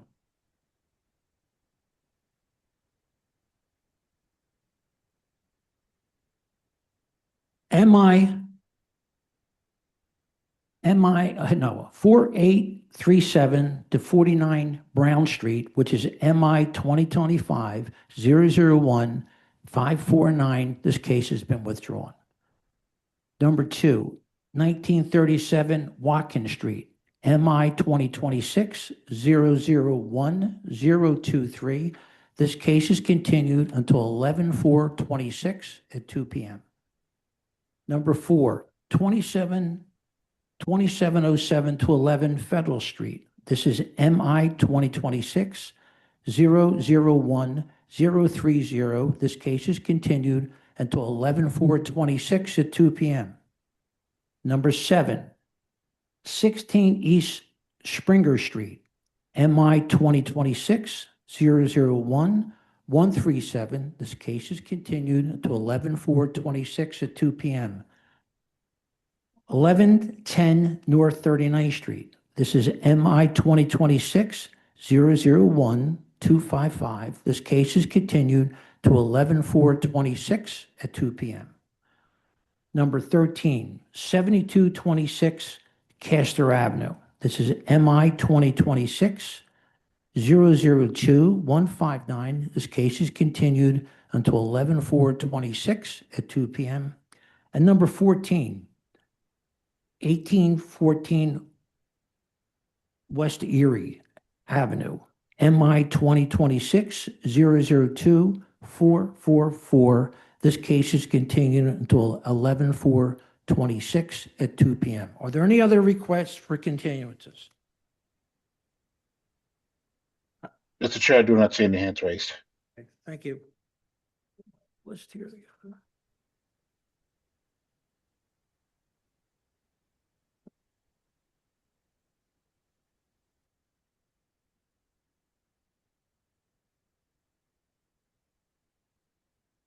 Number 6. Oh, that's right. Here's our add-ons. Oh, my goodness gracious. We didn't have it this morning, that's why. Jesus Christ. No, that's I got 30. Wait a minute. Let me see yours. Here's our add-ons. Number 1, MI 2025-007-020, 2408 West Lehigh Avenue.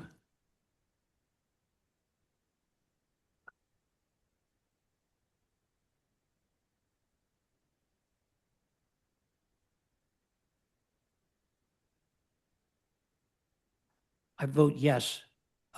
Proviso, approved use is multiple family multiple family household living.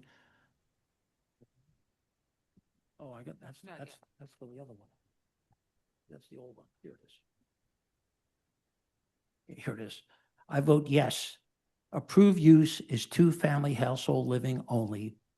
No household living in the basement. Michael Johns, my vote is yes with proviso. Cheryl Gaston, my vote is yes with proviso. You got it? You got it. Okay, that's all right. Okay, that's okay. Number 2. If you vote, Not everyone, we have to continue the voting. Did you vote, Cheryl? Okay, Tanetta Graham, my vote is yes with proviso. Layla Beebe, my vote is yes with proviso. Number 2, MI 2025-007-358, 1509 North 29th Street. I vote yes with proviso. Maximum 2 dwelling units, no household living in the basement, interior trash storage. Michael Johns, my vote is yes with provisos. Cheryl Gaston, my vote is yes with provisos. Tanetta Graham, my vote is yes with proviso. Layla Beebe, my vote is yes with proviso. Number 3, MI 2024-007-462, 6215 North 13th Street.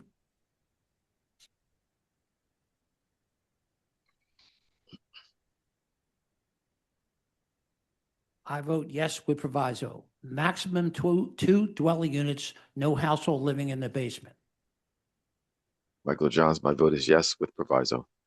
Cheryl Gaston, my vote is yes with provisos. Tanetta Graham, my vote is yes with provisos. Layla Beebe, my vote is yes with proviso. And number 4, MI 2024-007-465, 6217 North 13th Street. I vote yes with proviso. Maximum 2 dwelling units, no household living in the basement. Michael Johns, my vote is yes with proviso. Cheryl Gaston, my vote is yes with provisos. Tanetta Graham, my vote is yes with provisos. Layla Beebe, my vote is yes with proviso. Can we, I'm good. I'm good. I got, yeah, no, Can we get him? no, I'm good. No, because you need to have the. Is that yours? You don't need it? All right, here we go. It's going to be number 6.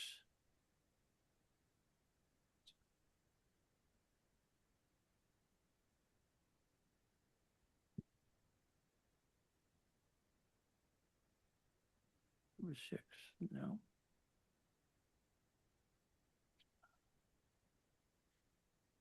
Seven, 13, 14, 18. It's got to change. 38. It can't be 50. Oh, that's right. You're right. Sorry about the delay up here.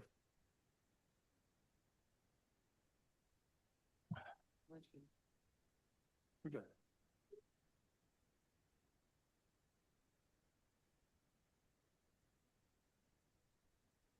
Number 6, MI 2026-001-136-1052 to 54 Street. Alan Nachumson is the attorney, but it's actually Alex Goldberg.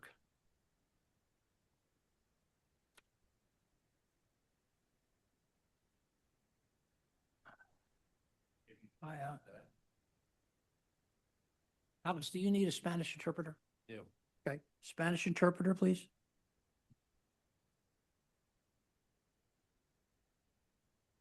Good afternoon. My name is Stephen Aubain, last name spelled Aubain, interpret ID YM288. Right. Do you swear or affirm that you will interpret accurately, completely, and impartially from English to Spanish and from Spanish to English to the best of your ability? Yes, I do. Thank you. Mr. Goldberg is the attorney. Mr. Goldberg, will you just state your name for the record? Alex Goldberg. And could you identify who your client is, please? My client is Carlos Mota. Um, Yeah. He could be on his Yeah, Yeah. if you see him in the virtual audience, great. He may be on a computer identified as Maria, who's his partner. Okay, so, But he understands that. all right, yeah, let's he's see if we can testifying. see him first. Why don't we get him on the line?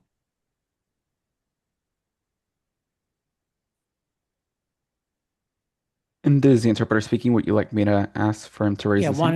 why don't you do that, Alright. please? Así que Carlos Mota, si puede prender su cámara y micrófono.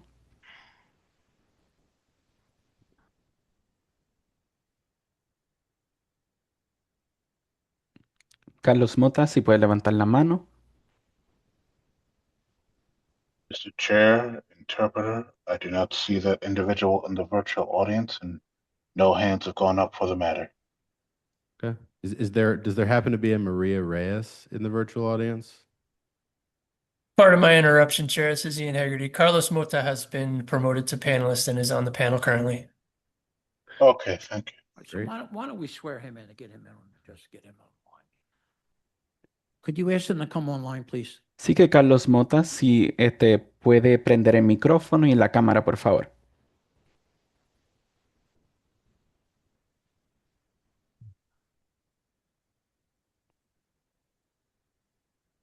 Carlos Mota, si puede prender su cámara y micrófono, por favor. There he is.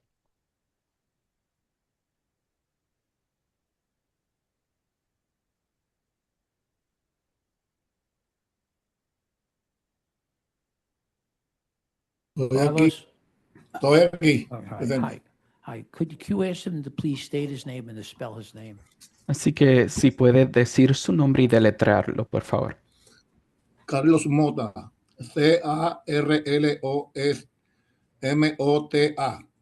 Right, ask him, do you swear or affirm to tell the truth,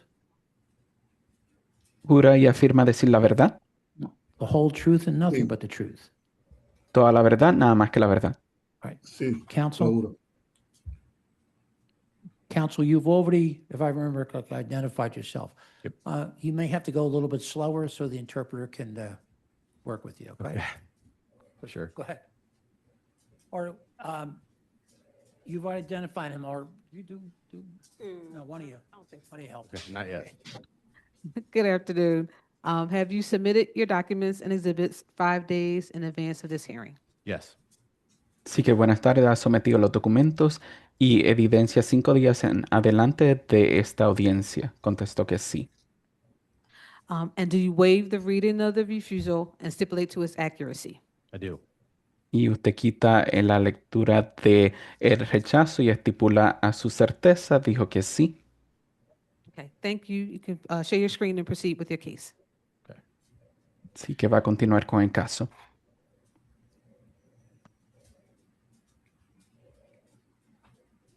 There we go. So this application is for a use variance to continue use that was granted by way of special exception back in 2023. The zoning has actually since changed from CMX2 to RSA5 over the course of time, but the private club that was approved for this location has operated here without issue for the duration of that time without any violations. Their variance actually just expired, so we're seeking, to renew that variance. I think I'm what sorry, different- Mr. Goldberg, pardon the interruption. Did Should I- you, so we can do a couple of things with the interpreter here, and it's up to you and your client. If you would like the entire proceeding to be interpreted for your client, we can do that, or we can just interpret any questions from the board or other information that we need directly from the client. How would you like to proceed? I think just the questions at the end is fine. Thank you. Thanks. Okay, so Interpreter, do you understand? Would you Okay, like me thank to you. let the client know? Sure. Yes, Así- please. Solamente para dejarle saber que el abogado va a proceder con dar su testimonio y después al final es que yo le voy a interpretar las preguntas de la Junta si tienen. ¿Está bien? Okay. Okay. So what differentiates this go around is that we have the support from the coordinating RCO. The previous time was not a well-attended meeting. The community group, I think, didn't fully understand what we were asking to be able to do here. This establishment has functioned responsibly and respectfully, as I said, for the past several years, and they're now in support of the application, as well as many near neighbors signing a petition. You can see the notice of refusal. Again, this was a special exception last time around. This time it's a refusal. Private club is the classification that we best fit into. So Carlos is essentially the head of two different social clubs. One is a softball team, and the other is a Jeep club, which is Jeep aficionados. And a lot of his members are of Latin American and South American descent, and they basically meet here periodically to socialize. They have community benefit events, and that's really it. It doesn't get a ton of use. He originally owned and operated an auto body shop or a custom care facility here for a very long time. He's owned the property since 1992. It was in very bad shape when he bought it. It's been cleaned up tremendously. A lot of the neighbors remarked about that at the community meeting, that they appreciate that there's not junk cars parked all over the place, and he's taken very good care of the property. And they don't play any loudly amplified music. They don't have crazy events. They don't use the space very often. Their sort of hours of operation are irregular because there's not a business operating here, but typically they meet 6 p.m. to 10 p.m. Thursday to Sunday, and are there no later than midnight on Saturdays. They have security, they have exterior lighting, all of these things that we expressed to the community group at the community meeting. You can see they voted 7-0 in unanimous support. They had several provisos, the first one being security cameras and commercial trash, which we already do both of those things. They have trash pickup every other Tuesday from Waste Management. Connecting more with the surrounding neighborhood and local community meetings, on board with that. Contact information provided to the RCO, we did that. And then there's references here that I'm not sure were mentioned to us about tenants and things like that. This is not a residential property. So it was a positive meeting. This was a petition that was executed by several neighbors, including the neighbor that we attached to directly next door, and several neighbors that are directly across the street from us. This is the permit that we received by way of variance in 2023, with a temporary variance to expire in May of 2026. Existing non-accessory parking use to remain. There's a small garage there that you can see photos of that he keeps a motorcycle and a car in just as storage, basically. This is that permit, or this is the refusal that was issued. This is reference to the zoning approval in 1988, which was for 8 private garages with an accessory office. Obviously, there's a lot less vehicular traffic associated with this property now than what was historically there. Zoning map, this is a corner property between Westmoreland and Roy Street. There's a large sort of field directly across from us on the I-1 side of the property, and then residential properties on the RSA 5 side. This is what the property looks like.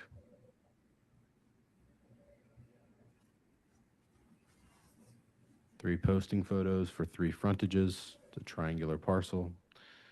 Here's what it looks like on the Roy Street side, the left, and then Westmoreland. You can see it's not a residential side of the property. There's an overgrown sort of lot here, and doesn't look the same as the Roy Street side.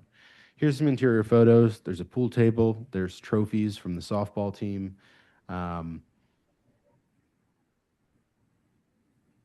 Small bathroom inside. And then here's his little garage. And then the floor plan is very basic.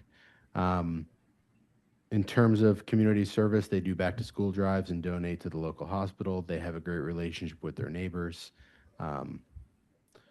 The organization, the softball team has 32 members. The Jeep Club has 20 members. They don't both occupy the space at the same time, nor do all of the members participate in socializing here. But that's sort of what the groups look like. And the community is in support this time around. We would like to not have a temporary variance, but I defer to the board on that. We had the RCO meeting with the coordinating RCO and Nice Town Tioga Improvement Team. Mailers went out in a timely fashion. Deed to the property and tax clearance. With that, I would ask Carlos to adopt my testimony. Well, I'm not sure you can, right? Oh, that's true. Good point. So I deal with it. So, can't adopt the testimony, but as an officer of the court, we will take his testimony, okay? Yeah. Why don't we start with questions? Questions from the board? So is this like a private club or something? That's exactly what it is. Yep. And that's what was approved, and that's what we're asking for. And this is the interpreter speaking. Would you like me to start interpreting from this Please. point? Yes, Please. so yes, my question was, is this a private club? Así que esto es un club privado. And there was a response from the attorney, which was yes. Y su abogado respondió que sí. All right. And then are there membership qualifications, or is there a dues? Is there some kind of way that that he maintains this? Sure. So I can Let's answer have you- part of that question, and I'll defer to my client for the other part. I guess, does the interpreter want to interpret the question first? Así que ¿hay algunas cualificaciones para los miembros o hay alguna cuota de vida para mantener su membresía o algo así? Y su representante va a contestar primero. So the criteria is that they're a member of this Jeep Club or the softball team. It's mostly adults over the age of 40, men and women. In terms of dues, I would ask the interpreter to ask my client, does he collect dues from the members of the clubs? Así que la criteria para los miembros del el club de Jeep y el equipo de softball, la mayoría son adultos sobre la edad de 40 años, hombres y mujeres. Acerca de cuotas, se lo voy a preguntar a usted, señor Mota, ¿hay alguna cuota para los miembros? No. No dues. So can you ask my client if he maintains the property with all his own money? Así que, señor, usted mantiene la propiedad con su propio dinero, entonces. Hacemos rifa. Es lo que hacemos. Rifa. So we do raffles. Okay. There you go. No, I mean, I'm just trying to figure out, I mean, there must be some kind of upkeep, There's maintenance. bills, yeah. Bills, that come up as part of this, so I'm just trying to figure out, okay, so is this just a group that kind of chips in a little bit whenever the bills come due? I think or that's it. How they manage to, keep things going? Exactly. And it's a pretty lean operation. So, So then, the thing with the Jeeps, I mean, does anybody keep them there, or are they? he keeps a Jeep there, Uh-huh. but when like the Jeep Club I'm not in this sort of, I'm not in the Jeep sort of There. social circles, but my understanding from talking to him is that, they'll meet up, the group will meet up there, and then they'll sort of do a drive about in their Jeeps. But no one's keeping their Jeeps there overnight, except he has one car that he keeps there along with a motorcycle. Así que lo que estaban preguntando es que para el club de los Jeep, que si otras personas mantenían los Jeeps en la propiedad, su representante contestó que usted solamente que tiene su Jeep y su motora en la propiedad, pero todas las demás personas solamente se encuentran ahí y después hacen sus giras al salir. Thank you. Sí, únicamente nos encontramos ahí para hacer la salida desde ahí. Yeah, so we just meet there and then we leave from there. So the space is never rented out to any other organizations? Okay. No. Así que el espacio no se renta a otras organizaciones. Any other questions? No. Questions from our attorney? Yes, I just have one question. You indicated that your client parks his Jeep there. Yeah. So I assume that the existing non-accessory parking use is to remain with the Yes, variance please. request? Okay, then we need to make that a proviso then. Okay. And On that, a proviso that would be, hold on 1 second. Existing non-dash accessory parking use to remain. Existing, Non-dash accessory parking use to remain, if you are going to grant the variance request.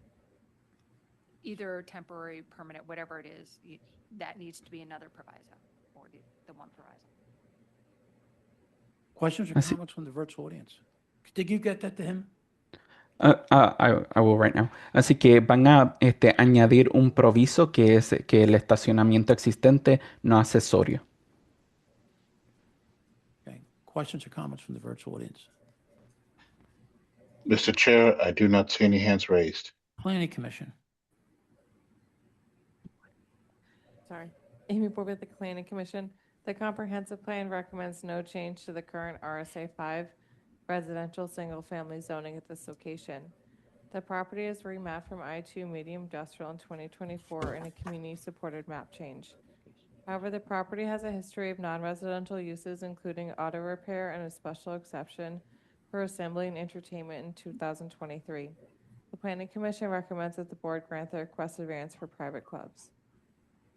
MI 2026 001 136 1052 to 54 Roy Street. I vote yes with proviso. Existing non-accessory parking to remain. And this is the Michael interpreter Johns, speaking. Would you like me to interpret the Planning Commission statement? Yeah, why don't you do that? Así que Amy Borg de la Comisión de Planificación, el Plan Integral recomienda no modificar la actual zonificación residencial unifamiliar RSA 5. En esta ubicación, la propiedad fue reclasificada de categoría a industrial de mediana intensidad en el 2024 como parte de un cambio de zonificación, respaldo por la comunidad. No obstante, este mueble cuenta con antecedentes de usos no residenciales, entre ellos un taller de reparación de automóviles y una autorización especial concedida en el 2023 para actividades de reunión de entretenimiento. La Comisión de Planeo recomienda que la Junta le dé los avances pedidos de un club privado. Así que MI 2026-00113610 en la dirección 1052 a 54 Roy Street. Yo voto que sí con provisos y el estacionamiento existente no accesorio. Okay. I guess, yeah, I got it. Yeah. So I voted. Yep. Just you. I voted. Okay, Michael Johns, my vote is yes with provisos. Michael Jones, mi voto es sí con provisos. Cheryl Gaston, my vote is yes with proviso. Cheryl Gaston, mi voto es sí con provisos. Tanetta Graham, my vote is yes with proviso. Y Tanetta Graham, mi voto es sí con provisos. Layla Beebe, my vote is yes with proviso. Thank you, Council. Thank you. Number 3, MI 2026 001 027. Interpreter, thank you so much, as usual. All right. Thank you for using this All service. right, Interpreter thank you. disconnecting. MI you. 2026 001 027 3941 Mount Vernon Street. Henry Clinton is the attorney. Thank you, sir.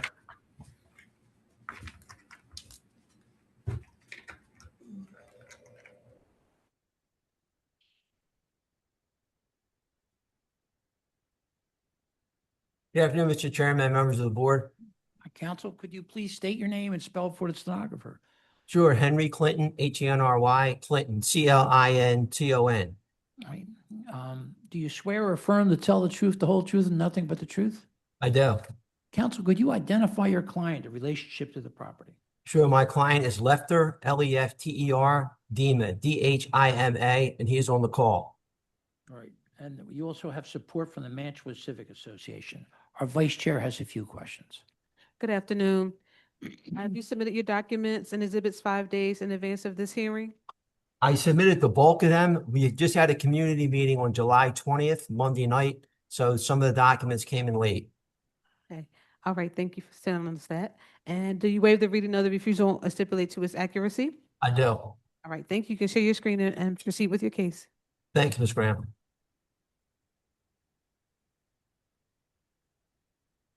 Is that visible, Mr. Chairman? It is. Okay. Again, good afternoon, Mr. Chairman, members of the board. I'm here on behalf of AHM Properties LLC, but my client is on the call, Leffler Dima. This is a request for a two-family dwelling on a block that has other multifamily units on the block, including right next door at 3943 was 3 units. And the backstory on this is, and the reason we had such a late community meeting is we had an initial community meeting where we suggested exactly what was next door, 3 units. The community group did not like that. Now, grant you, 3943 is a corner property. The board granted 3 dwelling units there. We asked for the same thing. Didn't go over very well, so we came back with a revised set of plans asking for 2 units rather than 3. The refusal, this is an RSA 5 zoning district. Household living, you can see the application requested 3 dwelling units. And as I say, we have downsized that to 2 dwelling units. RCO letter of support, just coming 2 days ago. Photographs, the 3900 block of Mount Vernon. We're right here, 1 vacant lot in off the corner. That vacant lot is now, the structure is up, and I have photographs of the existing building triplex that's there now. Again, here's the corner property, which I'll show you. Ours is 1 in.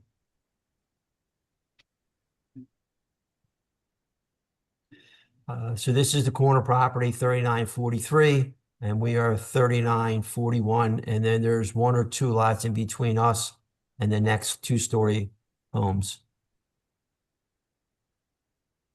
These are the revised plans that were submitted and then approved by the RCO the other day. 3 stories, bays at the 2nd and 3rd floor with a rooftop deck, all brick and some hardy board siding on the 2nd and 3rd floor. What we've done to accommodate some living space in the basement, and we've done this on other projects, actually on this particular block, we have spiral steps in the egress well, which permit one to walk up and out if there is an issue of any type in the basement. Floor plans, I can walk through them, enter the front door, walk down into the basement. In the basement, there are 2 bedrooms, front and rear. There's an egress well, a large one in the front, as well as sliding doors that come out, the spiral stairs, and up into the rear yard. And there's also 2 baths in the basement. Come back upstairs, have the living area, dining area, and then a bedroom in the rear, access to the rear yard. And as I say, there's a spiral stairs.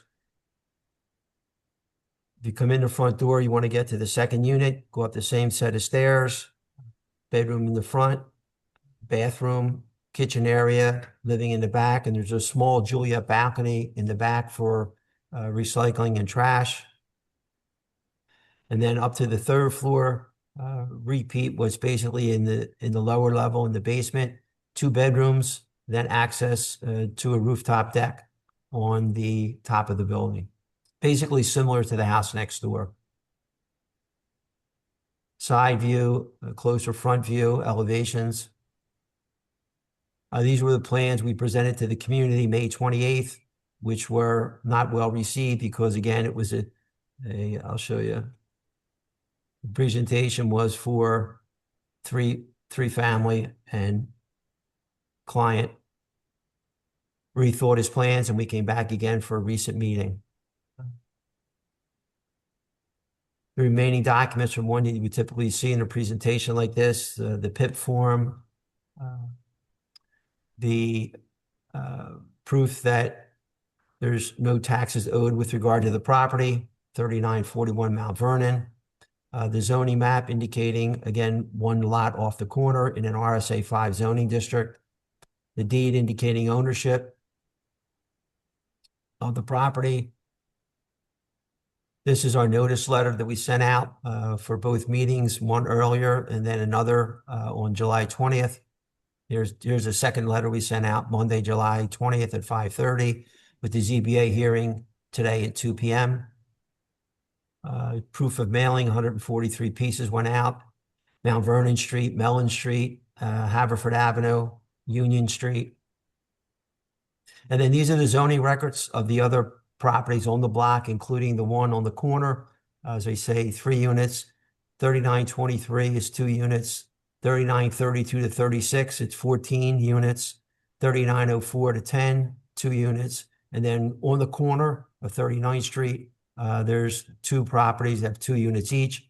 And I have the backup for all this summation to show the board. 3943 approved, 1024, excuse me, maximum 3 units. 3923 issued 2026, 2-family dwelling.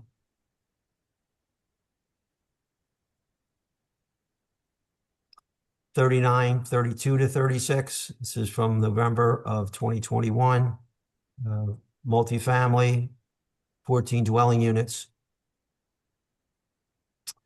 3904 to 010. This is where there's two-family dwellings, 2 units.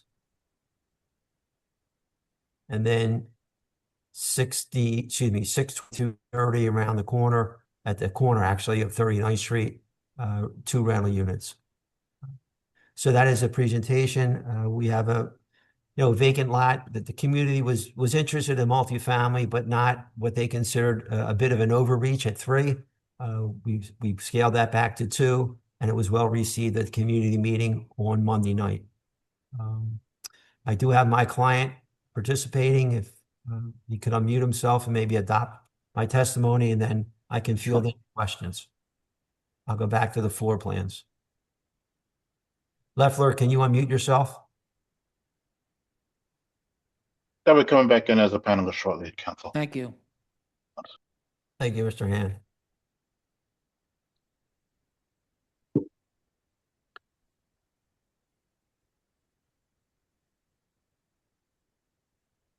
Leffler, are you there? Yeah, I'm here. Hi, my name is So could you please state, hold on, could you please state your name and spell for the stenographer? My first name is Lefter, Lefter, and last name is Dhima, Dhima. Do you swear or affirm to tell the truth, the whole truth, nothing but the truth? Yes, I do. Counsel? Mr. Dhima, you were on the call when I presented your project for 3941 Mount Vernon. Yes. And we were also at the community meeting Monday night, which took place via Zoom. Yes. And are all the characterizations that I just made concerning the project true and accurate? Yes. And would you adopt them as your own? Yes. Okay, thank you, Mr. Dhima. Questions from the board? Yeah, question. What's the depth of this unit compared to the new unit on the corner? Do they have the same size rear yard? I'm going to go back to the site plan. It doesn't. It's not showing the Yeah, I house don't next wanna- door. I don't know. Mr. Or is it? I can't tell. I don't want to represent that dash line is actually the end of the building because I don't know that for a fact, although let me blow it up. Yeah. Leffler, do you know the answer to that question? Yes, RE70 is 56.6. The building in the corner is more longer. They have probably we have around 10.6 backyard. There, the building in the corner, probably they have around 4 foot back, or maybe between 4 or 3 foot backyard, building in the corner. Mm-hmm. We have a larger backyard. It's slightly larger. So does the building on the corner also have roof decks, and other locations around have roof decks? Yes. And also the building at 3923 has a roof deck also, Leffler? Yeah. Mm-hmm. Mm-hmm. And what's the depth of the basement slab below grade? I think so. We are like 5 foot below the sidewalk. Can you pull that elevation up?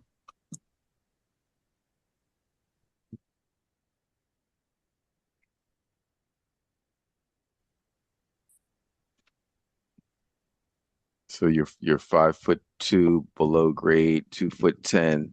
It would be good if you can raise that up some more. You've got enough room because you're at 32 feet at your roof height. You've got about a foot more to go. So if you could raise that up a little bit more, that would be better to have. Yeah, we can do that. More of the grade. Yep, we can do that. The other comment that I have, which is a typical comment I have, is that you've got a bedroom. You're passing through a bedroom to get to the rear yard on that first floor level, it appears. I think you're right. I know you're right. Yeah, it's a but. Let me see. Oh, in the backyard. Yeah, it's the one to the right. Yes. So yeah. Right. What refer to avoid that? I can avoid that. I can make a wall that we can do the alley, like walk through to the backyard. Oh, walk. Yeah. Yeah. Okay. Yeah, that would be better for for a 3-bedroom unit. You know what I mean? Yeah. All right. Those are my comments. Any other questions, comments? Just where's the trash for the units going to be stored? The trash for the units on the first floor will go in the rear yard. And then on the second floor, I think one of the reasons for putting this Juliet balcony was to have the trash put out there. Am I right on that, Leffler? Leffler? Yes.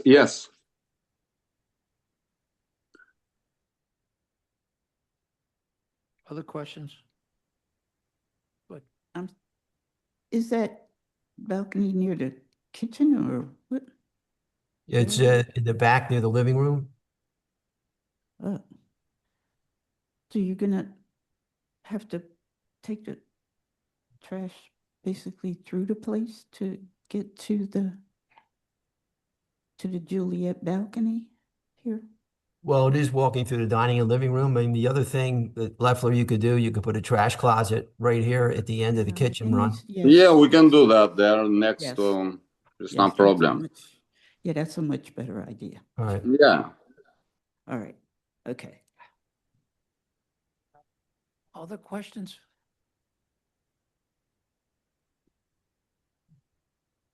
Questions or comments from our attorney? Yes, I just wanted to clarify, with regard to looking at the revised plans, it looks like the rear yard depth, besides the going from 3 to 2 dwelling units, the rear yard depth was also reduced from 9 feet 6 inches to 9 feet. It's still compliant, but were you aware of that? Leffler? The backyard is 9.6 Yes. It was reduced from 9.6 to 9. to 9. I can make them bigger, the backyard. It's not a problem. You know, if. Well, I guess what council is saying is you're still compliant, but. We're still compliant, and if that's so, we'll need a revised proviso plan, because the only indication you put on your reviso, I'm not telling you to change anything, but I'm just clarifying for it. Okay. So then I'll do a revised proviso form. Yeah. Thank you. Okay, questions or comments from the virtual audience? Mr. Chair, I do not see any hands raised. Planning Commission. Amy Boyd with the Planning Commission. The comprehensive plan recommends no change in zoning. All right. At this location from the current RSA 5 residential single family. The properties were remapped from the previous RM1 residential multifamily in a community supported map change in 2017. While there are some multifamily on this block, the majority is single family. The appellant has not demonstrated that there are unique physical conditions or circumstances of the property that would prevent it from being used in conformance with the zoning code. The Planning Commission recommends that the board deny the requested variance for 2-family household living. MI 2026 001 027 3941 Mount Vernon Street. I vote yes with proviso. Revised plans, one page, stamped by ZBA on July 22nd, 2026. Maximum 2 dwelling units. Michael Johns, my vote is yes with proviso. Cheryl Gaston, my vote is yes with provisos. Tanetta Graham, my vote is yes with provisos. Layla Bibi, my vote is yes with provisos. Thank you, council. Thank you very much. Thank you very much. Okay, thank you, sir. Number 5, MI 2026 001 135 7720 to 34 Bustleton Avenue. Carrie Nass Postis is the attorney. Postis.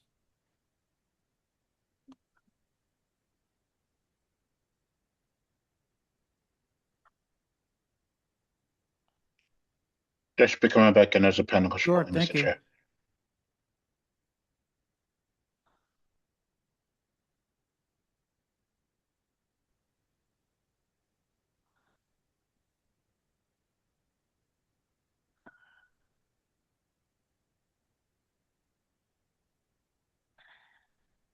Hi, good afternoon, Mr. Chair, members of the board. Can you hear me and see I me? can, most certainly. Could you please state your name and spell it for the stenographer? Sure. My name is Carrie Nace Paust, CarrieNase-Poust, attorney with the law firm of Fox Rothschild. Do you swear or affirm to tell the truth, the whole truth, and nothing but the truth? I do. Could you identify your client, the relationship to the property? Yes, our client is Dollar Tree Stores, Inc., and they are a tenant of this property. All right, and I noticed that there's a letter of unanimous support from Ron Hurst, and our vice chair has a few questions. Good afternoon. Have you submitted your documents and exhibits 5 days in advance of this hearing? Yes, I did submit the majority of those documents. Counsel for the board had requested additional documents, which we had since submitted. We also, at the time of submission, we did not have the tax clearance letter. We submitted a screenshot confirming that no taxes were due. We have since received the tax clearance letter, which we will submit to the board for the record. Yes, thank you for sharing that. And do you waive the reading of the refusal and stipulate to its accuracy? Yes, I do. All right, thank you. You can share sharing and proceed with your case. Get my screen up.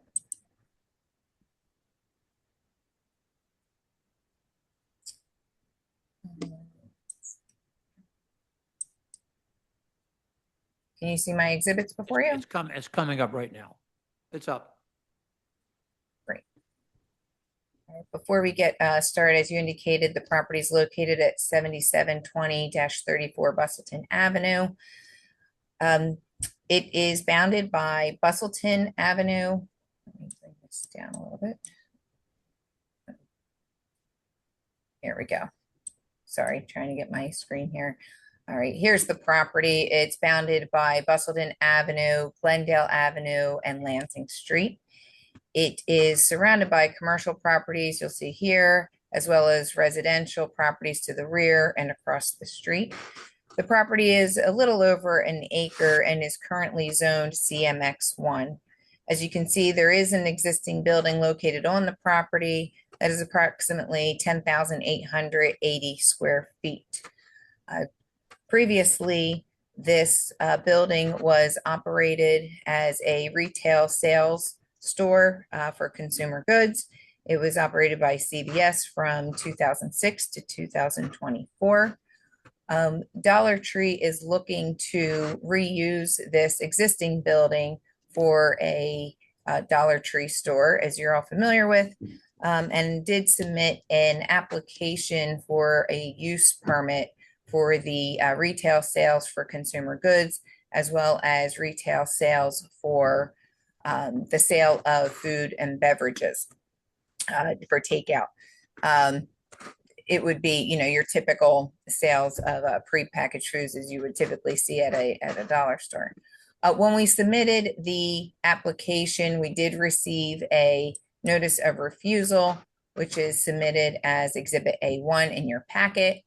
The refusal was issued because under the CMX1 zoning district, it requires that the first floor occupying more than, or there shall be no retail sales on the first floor of a building occupying more than 2,000 square feet of gross floor area.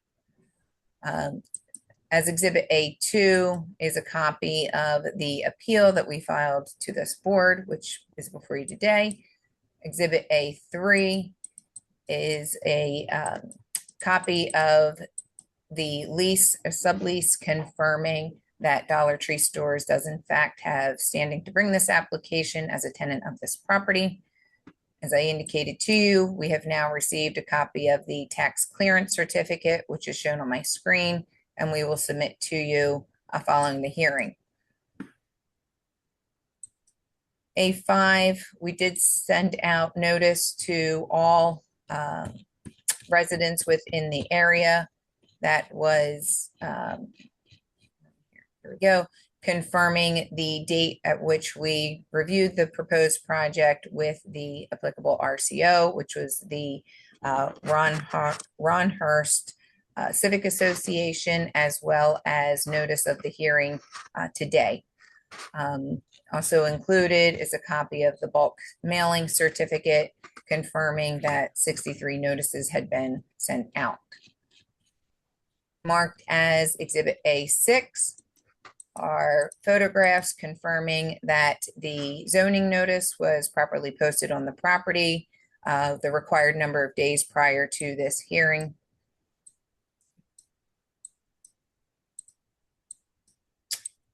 A7 is a copy of the aerial site plan, which I was just showing you, showing the location of this building. As you can see, the property is here outlined with the asphalt.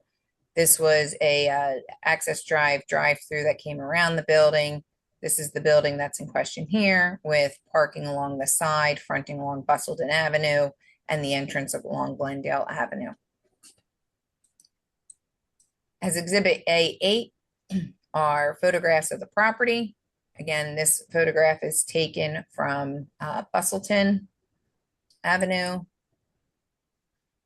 This photograph is a street view from Glendale. You can see the property here, the building. This is another street view from Glendale showing the entrance point as well as the parking lot on the side. Here is a photograph at the corner of Glendale and Bustleton. And then we come along the rear. This is where on the aerial I showed you the residential. Here is where the drive-through access lane went through. And back here in the corner is a trash enclosure, which will remain. These photographs just show the grade differential between the subject property and the residential up here. So you can see this property actually sits lower than the residential. As such, the trash enclosure is somewhat protected and shielded from view due to that elevation difference. This here is the access drive along the rear of the property. Again, this is the residential along the rear. This is a copy of a photograph of the trash enclosure area, which you can see is properly shielded with a fence around and in good condition. Next are just several photographs of the interior of the property. As you can see, it's in good condition. And Dollar Tree is not proposing to make any significant improvements to the property. They are proposing a reuse of this building. They will obviously be making some cosmetic changes. The exterior will remain the same, just simply with the replacement of the sign from CVS to a Dollar Tree. As I indicated, CVS operated here from 2006 to 2024. At that time, they did have a zoning use permit for retail sales for sundry articles, pharmaceutical, convenience sales with accessory sale of food and beverages. When they had obtained that zoning and use permit, the property was zoned CMX2. Under that CMX2 designation, there was not a limitation with regard to only 2,000 square feet of the first floor area being occupied by retail sales. The property was rezoned in December of 2022. Attached as Exhibit A5 is as A9 is a copy of the amendment that was adopted showing the change from CMX2 to CMX1. CVS closed its business at this location in May of 2024, and it has been sitting vacant since then. As I indicated, the applicant is proposing to reuse this building in its current state. We did receive the notice of refusal. As I indicated, that refusal related to the limitation of 2,000 square feet being utilized for retail sales. As I indicated, the restriction was not in the CMX2, given the fact that the building is 10,880 square feet. Once it became rezoned in 22, the use for this building for retail sales became non-conforming. The applicant is proposing, again, substantially similar use, and as such, hardship has been imposed upon the applicant due to the rezoning of the property, making the use of the entire building non-conforming as retail sales. We believe that the reuse and repurpose of this building for a Dollar Tree store, which would provide similar retail sales, is a good use of an existing building that has remained vacant for quite a few years that is in good condition. We believe it'll be a benefit in serving the surrounding community, and further, it would be in keeping with the neighborhood and would not have an adverse impact in the surrounding area. As indicated in the beginning, we did meet with the Ron Hart Civic Association back in April of this year. We have submitted as Exhibit A11 a letter of support that we did receive from the Civic Association, which we have here. As you can see, everyone in attendance did support the proposed project. Going back just to show you what the building will look like, as indicated, up in the upper right-hand corner is the existing. We are going to maintain that area, provide some updated painting, and just install the Dollar Tree signage, which is what it would look like here. I do have a representative of Dollar Tree on the call here, Alex Chu, if you could admit him into the meeting. Council, before we go on, Lynn, do you want to ask a question about the signage?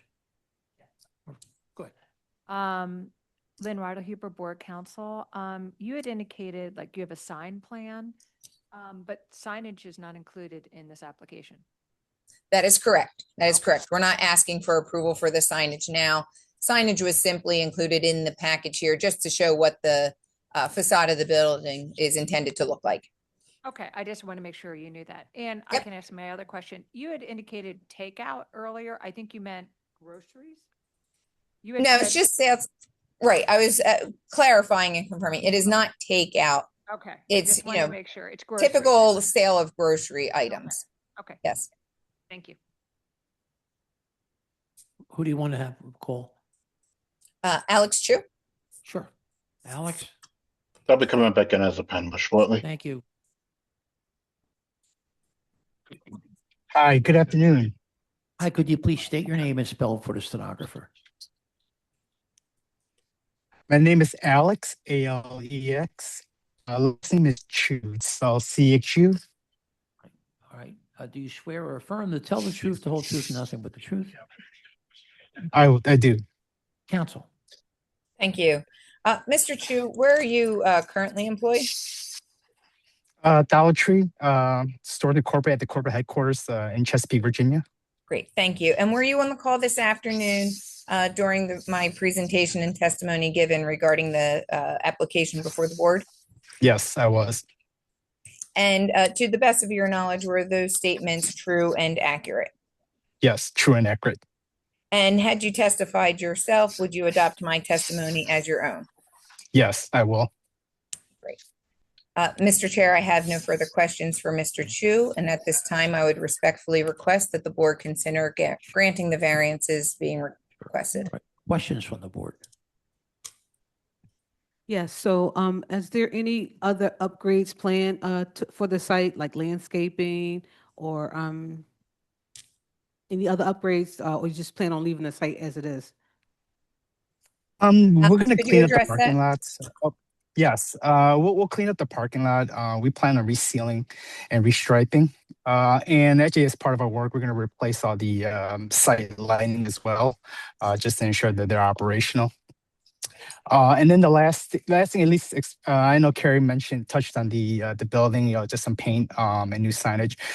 The last major item we're going to do on the exterior is we're going to reuse the trash enclosure, but we're going to replace the gates as well. Other questions? No landscaping improvement. Oh, we do. Actually, I apologize. We'll repair anything that's just in disrepair or damage, but we're not gonna like add that new. Like we'll mow the grass. We'll make sure any shrubs are replaced if they're not in good shape. Okay. The questions? Yeah, and yeah, I'm just looking at the area. Yeah, there's really no, there's not a lot, but yeah, but Not but- you. but Okay, so do we have an idea of what's going to go on inside? Or do we have a plan? Or In terms of improvements, no, like floor plan, floor layout? we do have a floor plan. I apologize, I don't have it available on my phone. But largely we're maintaining the existing the former CVS layout. So the sales floor will be the same size, obviously maintain the entry. Our major piece of work probably on the interior is that the former pharmacy is going to be converted into part of our stock room. Okay, and then Yep. So then And new you're gonna floor, have- yep. You're gonna have commercial trash pickup? We do. So we actually have a cardboard baler, which is actually inside. So that'll handle our cardboard. So it stays inside the store until pickup. And then we'll have a 4-yard dumpster that's going to be located in the trash enclosure on the outside. Mhm. And obviously they'll be, hidden from street view. And you said, what were you gonna do with you said the pharmacy type area? You don't have a pharmacy, right? We don't, but yeah, we're going to convert that area into our stock room. Since we obviously, we don't. Okay. All right. We're not going to be a And- pharmacy. And I'm sorry, how many square feet is this going to be? And it's one floor, right? correct. So Right, and- so we're utilizing the existing footprint of the building. So the existing footprint of the building is 10,880 square feet. That's correct. And so we would be utilizing the entire space. Now, as Mr. Chu indicated, the rear portion where the pharmacy will be converted into their stock room, with the balance of the first floor being utilized for retail sales. All right, okay, thank you. You're welcome. Just out of curiosity, the drive-through, was the drive-through initially for pickup at the pharmacy? Yes. And Yeah, does the for the drive-through pharmacy, stay? yes. Does the drive-through stay? The drive-through, right, the Okay, canopy will stay. However, it will not be used as part of the Dollar Tree use. And related to that, we'll cover the window up and the drawers and other mechanism for the former drive-through operation will be removed and will be repaired and sealed. So you would drive through there and just park in the regular lot? Is that what you would want it? They could, I think, giving the access and the, maneuverability back here, most people are going to come off of Glendale Avenue here where the parking lot is, since there isn't any parking along this area. But this isn't intended to be closed off in any way. We still need to leave it for circulation, but the majority will come in through this access point here. Okay. Any other questions from the board? Questions from our lawyer? Our attorney? Lynn? No other questions at Right. this time. Questions or Mr. Chairman. comments from the virtual audience? Yes, Mr. Chair, I have a hand up from Scott Kipnis. I will allow them to speak. Sure.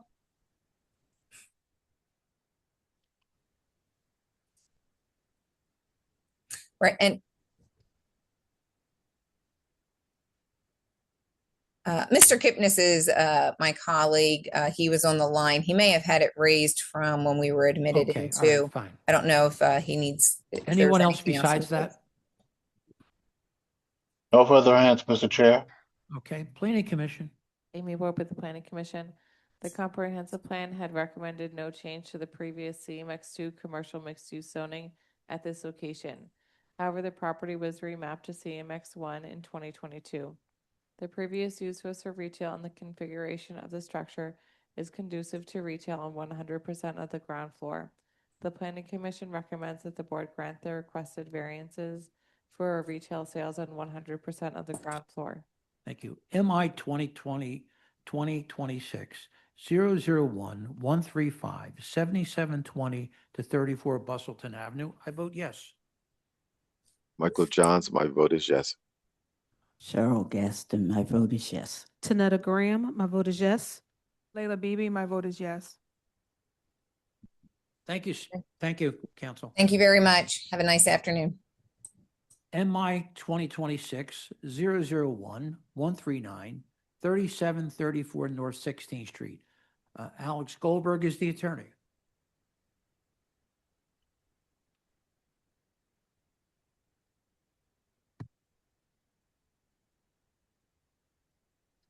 Counsel, you've testified several times today. Just for the record, state your name.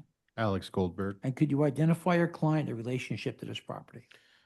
Yes, my client is 3734 North 16th Street, Philadelphia LLC, which is the owner of the property, and its representative, Yaakov Rudik, is in the virtual audience. I see you have unanimous support from the RCO. Our vice chair has a few questions. Good afternoon. Have you submitted your documents and exhibits 5 days in advance of this hearing? I have. And do you waive the reading of the refusal and stipulate to its accuracy? I do. Okay, thank you. You can share your screen and proceed with your case.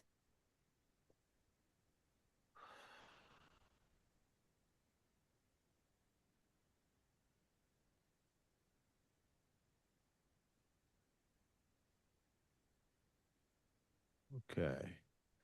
I see my client already has his hand raised. So this application is for the renovation of a shell structure into a two-family dwelling.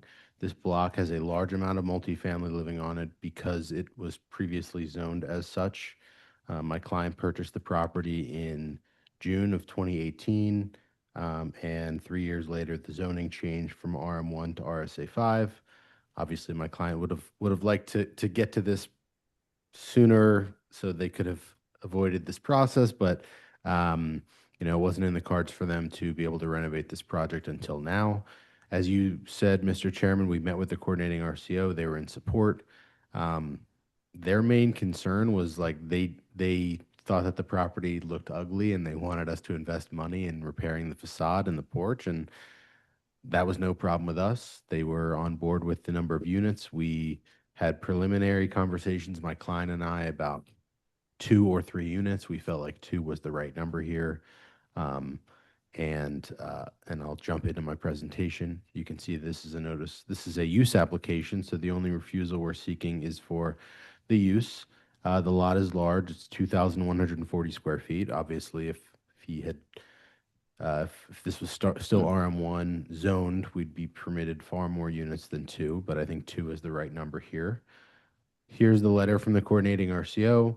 There was no one there in opposition. There's 8 voting in support. There's reference to specific rental rates, which were not the rental rates we had discussed, although, we're going to keep this as affordable as possible. This property is going to be professionally managed, and we were agreeable to the trash plan that they suggested. They wanted ventilated trash closets. We have provided that in the upper level unit. The first floor unit has access to the rear yard. We would like to store their trash back there. And some other management concerns, just making sure that the trash was managed, the tenants were respectful, and prioritizing low-income, long-term local residents, which we were 100% on board with. Property history. This property actually has a history as a 2-family dwelling dating all the way back to 1938. There are several multifamilies in close proximity, including directly next door, which is a duplex at 3732.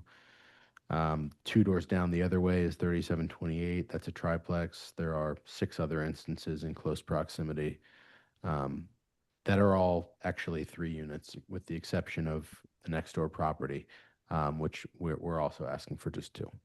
Here's the legislation that was approved in 2021 that changed the zoning from this property, which was zoned at the time RM1 to RSA 5. Here's after my client purchased the property. Here's a Zillow listing from his purchase that references that this was a partially renovated triplex. It's really just a shell. So, the extent of that triplex, I don't think it was near completion, but it was set up to be 3 units. Obviously, we're only asking for 2 here. It's still in shell condition. Here's a zoning map. Photographs. This is the front of the property. Posting of the notice to the right on 16th and to the left. Here's the plans and drawings. So there is an unfinished basement that's accessed by Unit 1, which is a roughly a 900 square foot unit. That basement is unfinished, and we are okay with the proviso for no basement living. I heard the comments from a previous presentation that my client is on. He'll hear that board member Johns, and I've heard it otherwise. They a preference to not directly exit out of the rear from a bedroom. So that's what I'm showing in Unit 1 here. But again, this is a shell condition. So, my recommendation to my client is that we essentially carve a hallway out there or reformat it in some way so that the exit to the rear yard of Unit 1 is not through a bedroom. That is a 2-bedroom, 1-bath unit. The Unit 2 is bi-level. It has 4 bedrooms and 2 bathrooms. All the bedrooms are at the front or the back of the house with sizable living, dining, and kitchen spaces in the middle.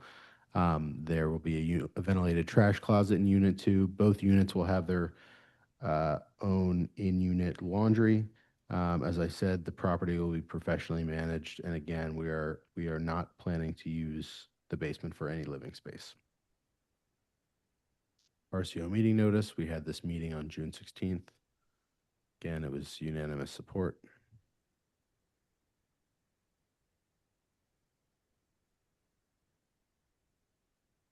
Deed to the property.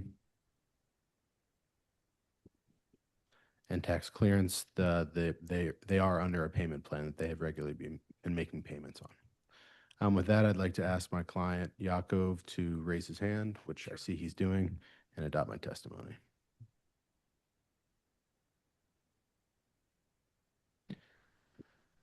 I'll be back in as a panelist shortly, Mr. Chair. Thank you.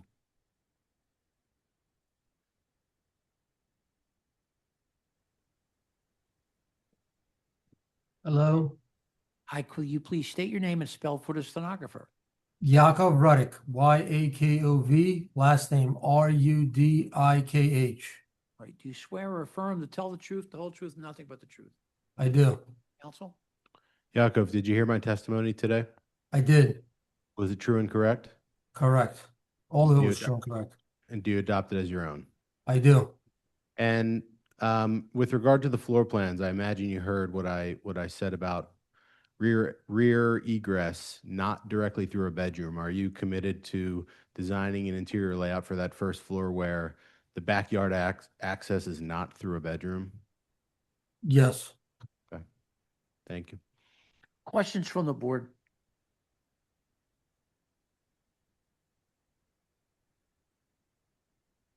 Questions or comments from our attorney?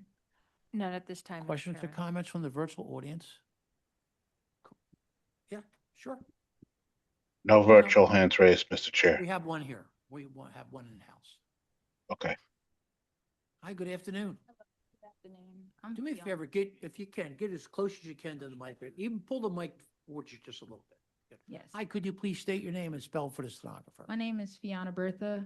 I am a current resident at Could you 3737. do me a favor, spell your name for the Oh, stenographer. my name is Fiona, F as in Frank, IA, Unna, last name Bertha, Bertha. Right, do you swear or affirm to tell the truth, the whole truth, nothing but the truth? Yes, And you live in the building? I live at 3737 North 16th Street, Okay. right across from Sure, why the don't you start residence. your testimony? I'm speaking today to strong oppose to granting this zoning variance. Our block is designated as a RS5 single-family home residential district where two-family household living is expressly prohibited by the Philadelphia zoning code. There is no physical hardship inherent to this building that prevents it from being restored and used as a single-family home.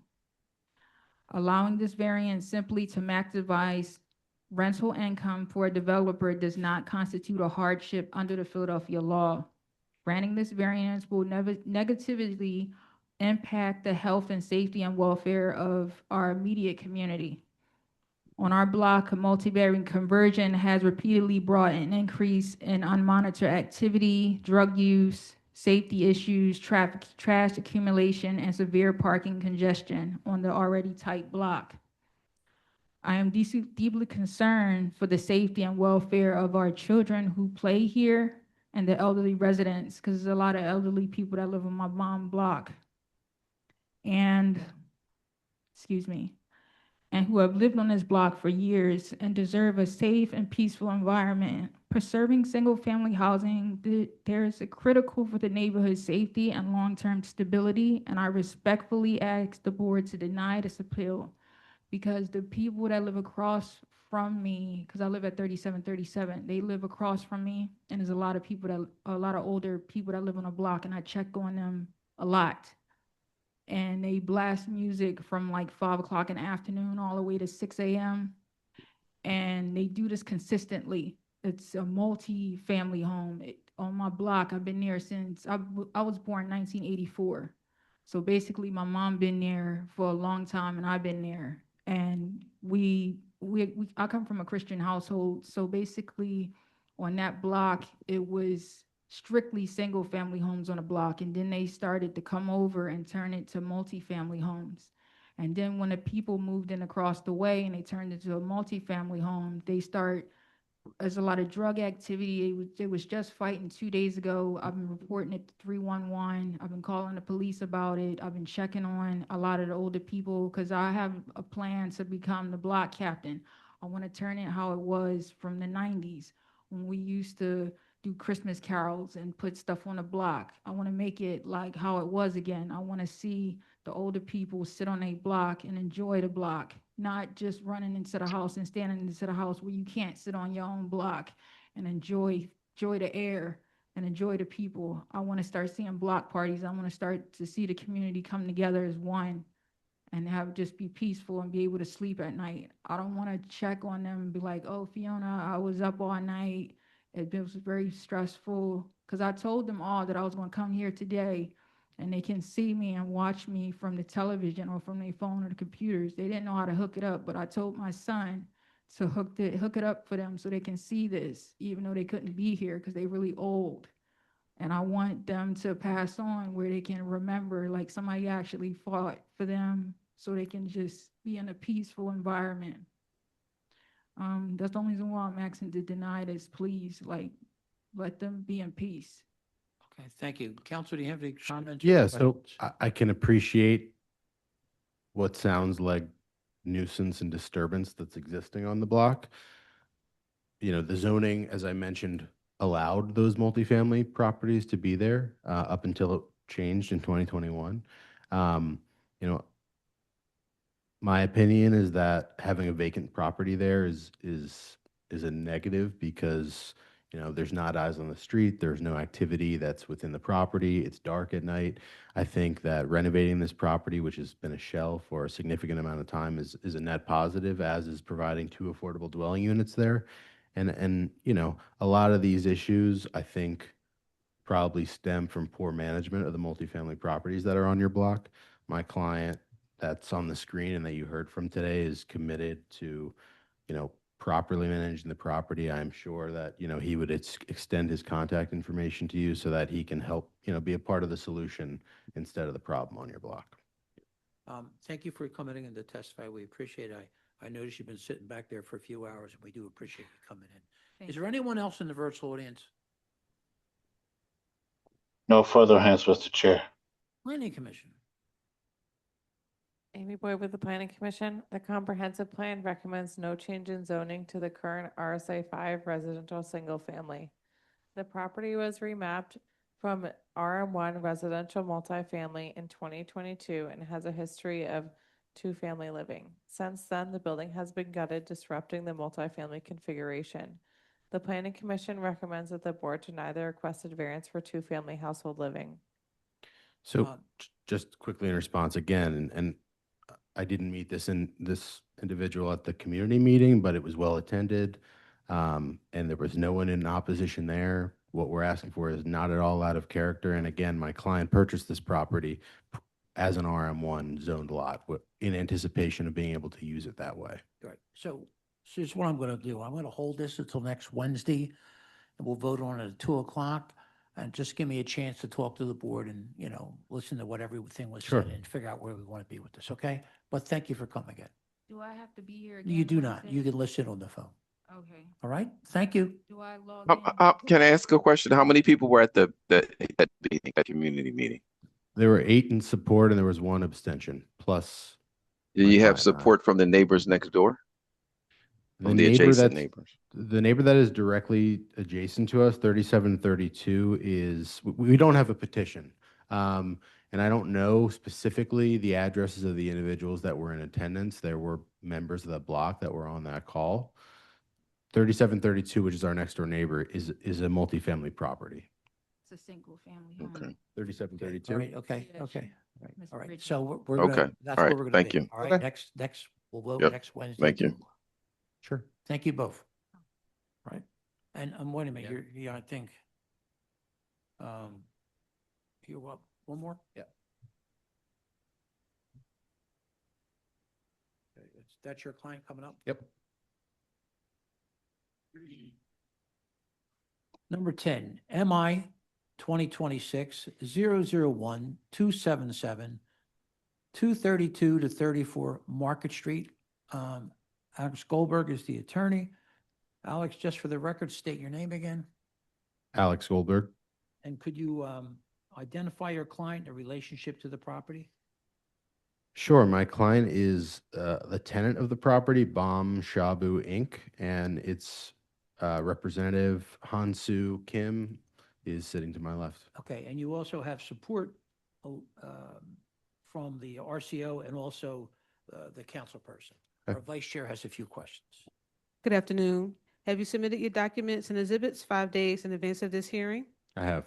Okay, and this is a referral, so do you waive the reading of the referral and stipulate to its accuracy? I do. All right, thank you. You can share your screen and proceed with your case. Okay. This is a referral for a sit-down restaurant that is, requires a special exception in the Old City residential area of the Center City Overlay District. We're proposing a hot pot restaurant at this location, which operated most recently as an axe throwing place. And prior to that, it was Tangerine, which was a Steven Starr restaurant that closed, prior to 2010, I believe. Very large, large capacity restaurant. My client has experience in the restaurant industry, and this will be his first restaurant in Philadelphia. And we're excited at the prospect of being able to get opened. Here's the referral. Again, sit-down restaurant. There's no sign on this permit, and we were required a special exception under the overlay. We had a letter of support from the Old City District. They were very excited about this application. This property has been vacant for some time now. Unanimous support, and sounds like the council member in non-opposition as well. There's reference in the permits online to the axe throwing facility and restaurant that was at this location. Here's an article from Tangerine when it closed. Zoning map. This is a CMX3 property. Ordinarily, if this was not under the overlay, it would allow a sit-down restaurant as of right. Here's the front of the property from Market Street. Here it was in 2009. There are multiple street frontages here. Bank Street and Bodine Street.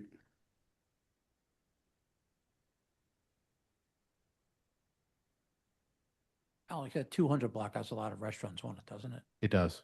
Yeah. We have some photos of the interior. You can see it's pretty raw in there. My client just has his materials just kind of parked on the inside. And, you know, full kitchen build that will have to happen, ventilation, you know, the whole shebang. You'll see the plans. There's a large capacity for seating in here.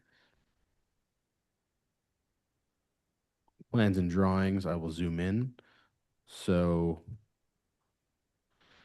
the seating capacity per the plan is 190 people. It's fully accessible. The sort of the concept is that, you know, there will be a hot pot at your table where you can cook your food, and there's also sort of a station where there is it's self-service for vegetables and hot pot toppings, I guess you would say, things that are sort of kept over here on this self-service area. There's also a full service kitchen in the back because there will be appetizers and things that you can't make in a hot pot that a kitchen staff will bring out. Of course, agreeable to commercial trash pickup. Trash will be stored on the side where it has been under the prior owners. We are not seeking a liquor license at this time. There are ample bathrooms right here and right here. There's a family bathroom. In terms of ventilation, the ventilation's through the roof. And there will be, my understanding is with the hot pot restaurant, there's actually ventilation at each table because of the hot pot steam. There in the basement down below, which is accessible from multiple points at the front of the property and at the rear, where there are elevators in both locations, is basically just storage. There's walk-in freezers and coolers. There's an office, there's an employee space, and really just storage. As far as staffing goes, the kitchen will be 5 to 10 people. The wait staff will be 7 to 15. There will be like a host team and management as well. No takeout as a part of this concept because hot pot doesn't really work as a takeout concept. Chris Hansu, who goes by Chris, has worked in the sushi industry. He sold his restaurant 2 years ago and moved to Philadelphia this year. And he'll sort of be in management on the floor and in the kitchen. Is there an office building above this? There is an office building Right, above it goes this. up 2-3 floors? Several floors. I'll show you the street view. I don't know the exact number, but it's a large building. 4. Oh. Maybe 3 with a tall ceiling. And exhaust up to the roof. What's Go that? right up to the roof. Yeah, the ventilation is my understanding is it's existing from the okay. prior Oh, sure. from the Okay, prior thank you. kitchens that have Right. operated there. That's the conclusion of my presentation. I have the mailers right here. We met with Old City District. Again, they were very excited. They put their branding in the windows as a temporary thing. Application for special exception. The lease.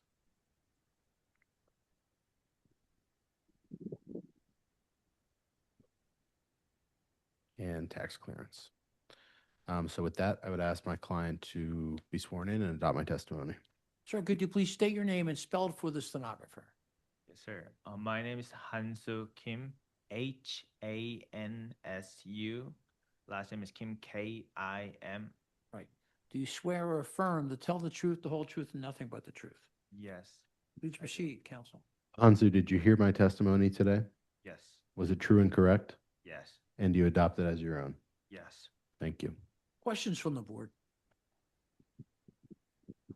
Okay, so you said this is your first venture In Philadelphia. In in Philadelphia.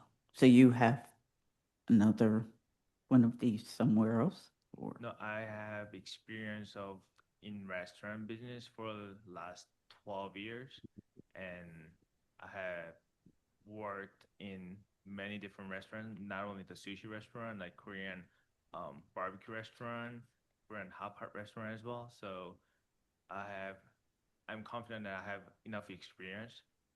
I've been managed the store. I was the owner of the restaurant too. So we are trying to build a great restaurant in the old city. Okay. But this is really your first. In Philadelphia, in Philadelphia. In Philadelphia. Philadelphia. Yeah, I just moved down to Philadelphia. So you had someplace else? You had another restaurant? Yeah. Not the same concept, but I used to have the restaurant in Flushing, New York. Sushi restaurant in Flushing, New York. Okay. All right. So you'll have to forgive me, but what is Okay. this hot pot concept? So Please. So it's like individual small hot pot, and you can bring your vegetables or the from the pickup store, and you can order the meat or the seafood through the staff, and then we're gonna bring the meat or the seafood to the table individually, and then you can just cook on your small hot pot. So it's like individual. it's like DIY. You cook it at your table. Yes. It's kind of like Korean Yeah, you cook it barbecue, at your but yeah, instead you of- cook it at your table. It's kind of fun. cook it at your- It's fun. yeah, I mean, it's Yeah. interactive. It's a fun concept. Yeah. Yeah. There's a lot of that, we have a lot of hot pot restaurants in Philadelphia. Okay. Speaking as one who doesn't even cook in her own house, I'm not going out to cook somewhere, but okay. Listen, Um, she kicked me under the table when you started talking about axe throwing was there Oh. before. She's not big on axe throwing. Well, there's no more axe throwing here, so All right. And then, but can you order, is there a menu where you can, order other not- stuff. yeah, like, The order stuff is only meat or the seafood that you can just cook on your small hot pot. Mhm. Everything else, like the vegetables, is you just go pick up from The pickup area. pickup area. I think the question is, are there dishes you can order that the kitchen makes for you and brings, Oh, like appetizers or things like that? no, we're gonna prepare it as like the hot pot, hot station. Okay. So they can just pick up from Oh. hot station. Okay. So it's, All right. it's gonna be already prepared.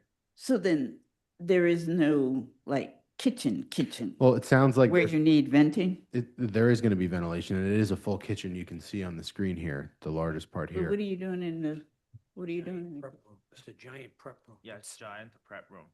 We're gonna wash a lot of Excuse me, this is the reporter. I'm having great difficulty hearing. I'm sorry, Sure. yeah, okay. my question was, Mhm. you're saying you're gonna have a kitchen Sure. where you need venting. So what are you cooking in the kitchen if people are cooking their own food?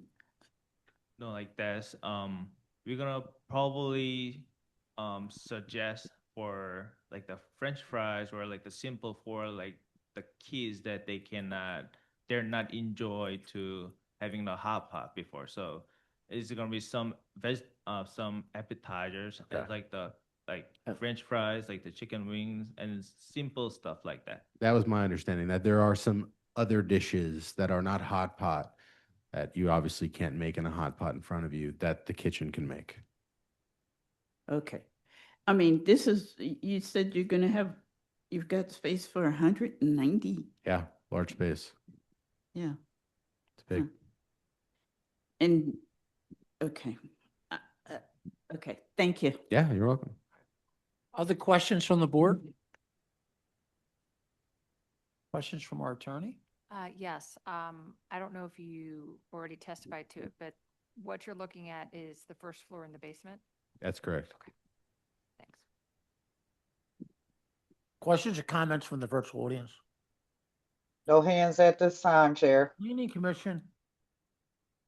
Amy Boyd with the plan, with the Planning Commission. The comprehensive plan recommends no change in zoning at this location to the current CMX3 commercial mixed use. The appellant has demonstrated that the proposed use will not cause detrimental impacts beyond what would reasonably be expected. The Planning Commission recommends that the board grant the requested special exception for sit-down restaurant. MI 2026 001 277 232 to 34 Market Street. I vote yes with proviso. Use limited to first floor and basement. Michael Johns, my vote is yes with proviso. Cheryl Gaston, my vote is yes with proviso. Tanetta Graham, my vote is yes with proviso. Layla Beebe, my vote is yes with proviso. Thank you. Thanks so much.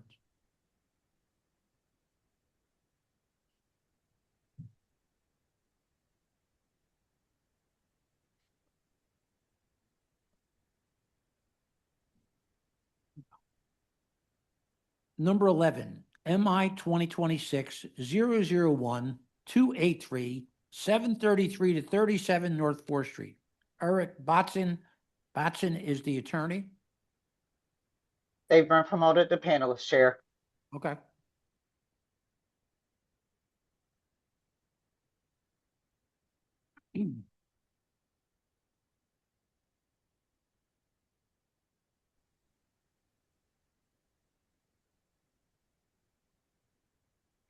Good afternoon, Mr. Chair, members of the board. Counsel, how are you? Please state your name and spell it for the stenographer. Yes, of course. Eric Bodzin, Bodzin, of law firm Blank Row. Sure. Do you swear or affirm to tell the truth, the whole truth, and nothing but the truth? Yes, I do. You identify your client in relationship to the property. Yes, my client seated beside me here is Bruno Vogrig. He is the owner of the subject property and 4th Street Lofts LLC. Right. And I see there's support from the Northern Liberties Neighbor Association. And our vice Yes, chair Mr. has a Chair. few questions. Good afternoon. Have you submitted your documents and exhibits 5 days in advance of this hearing? Good afternoon. Yes, I have. Okay, and do you waive the reading of the refusal and stipulate to its accuracy? Yes, I do. All right, thank you. You can share your screen and proceed with the case. Wonderful. Thank you so much.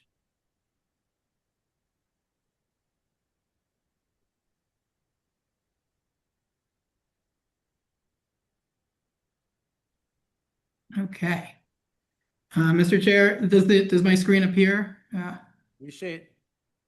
Wonderful. Well, thank you so much, Mr. Chair, members of the board. Eric Bodzin of Blank Row. Again, seated beside me is Bruno Vogrig, the owner of 4th Street Lofts LLC and Merchant Marine and the other part of his life. The subject property that Bruno owns is 733-37 North 4th Street. As you can see in the aerial pictured here, this is the southeast corner of 4th and Brown Streets in Northern Liberties. The property consists of an existing 3-story brick building upon a lot of approximately 1,900 square feet. The building was constructed in the 1930s as a small-scale warehouse and was more recently adapted as artist studios. Each of the building's 3 floors is comprised of a single floor-length unit, and there is also a basement for building systems only. As you can see in the zoning map pictured here, the property is zoned IRMX, Industrial Residential Mixed Use, in the purple, which, like the array of mixed-use designations of nearby corner properties in this historically industrial neighborhood, supports adaptive reuse through a mix of ground floor business use and upstairs residences. Here is the subject property as it stands today. You can see, in fact, it is occupied on the ground floor, you can see in blue, by a modern ground floor business use, in fact. That is Tula's Yoga Studio. Here's another picture from the northwest. You can see right across the street a similar mixed-use property with Honey's Sit and Eat restaurant on the ground floor. The ground floor yoga studio is already permitted, Mr. Chair. The subject of this application is limited to activating the 2 upper floor units for residential use. And as you can see here in the refusal, the singular subject of the refusal is that the multi-family, as opposed to 2-family use permitted in the IRMX district, is defined as 3 or more units, as opposed to the 2 proposed in the subject matter. Here are the floor plans for the subject second and third floor of the property. As you can see, the proposal is simply to establish those two upper floors of the building as full floor residences. Each of the floors is approximately 1,200 square feet. And the intention here is to use the entirety of the floors in order to afford adequate space and lighting for each unit within this uniquely configured space that was originally an industrial warehouse space. As you can see here, each unit has distinct living, eating, and sleeping areas, segregated code-compliant trash enclosure spaces in the bottom right corners, and a stairwell and entrance exclusive to the second and third floor residences. Here for reference are floor plans of the ground floor and basement floor plans.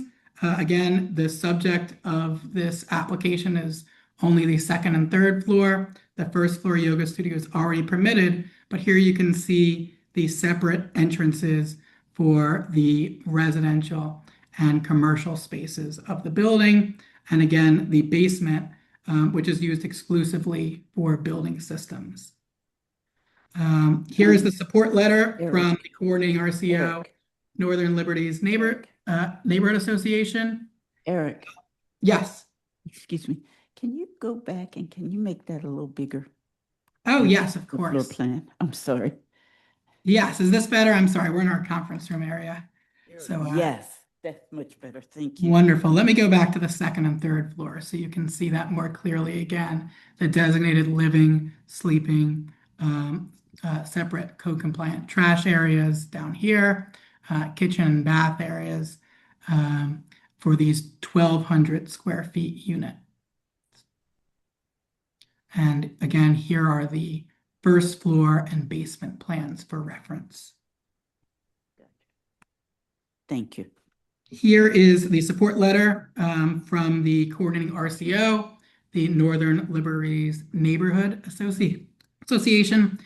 Bruno, seated beside me, and I, along with our architect, Doug Seiler, who is in the virtual audience, met with NLNA back on April the 6th. We are pleased to share that NLNA supports the application and was particularly supportive of the full floor second and third floor residences here without the additional, any additional units. Further attached and in your packets are 9 additional support letters from near businesses and neighbors, including here the ground floor tenant, Tula's Yoga Studio, Honey's Sit and Eat across the street, and several other businesses and near neighbors in the area.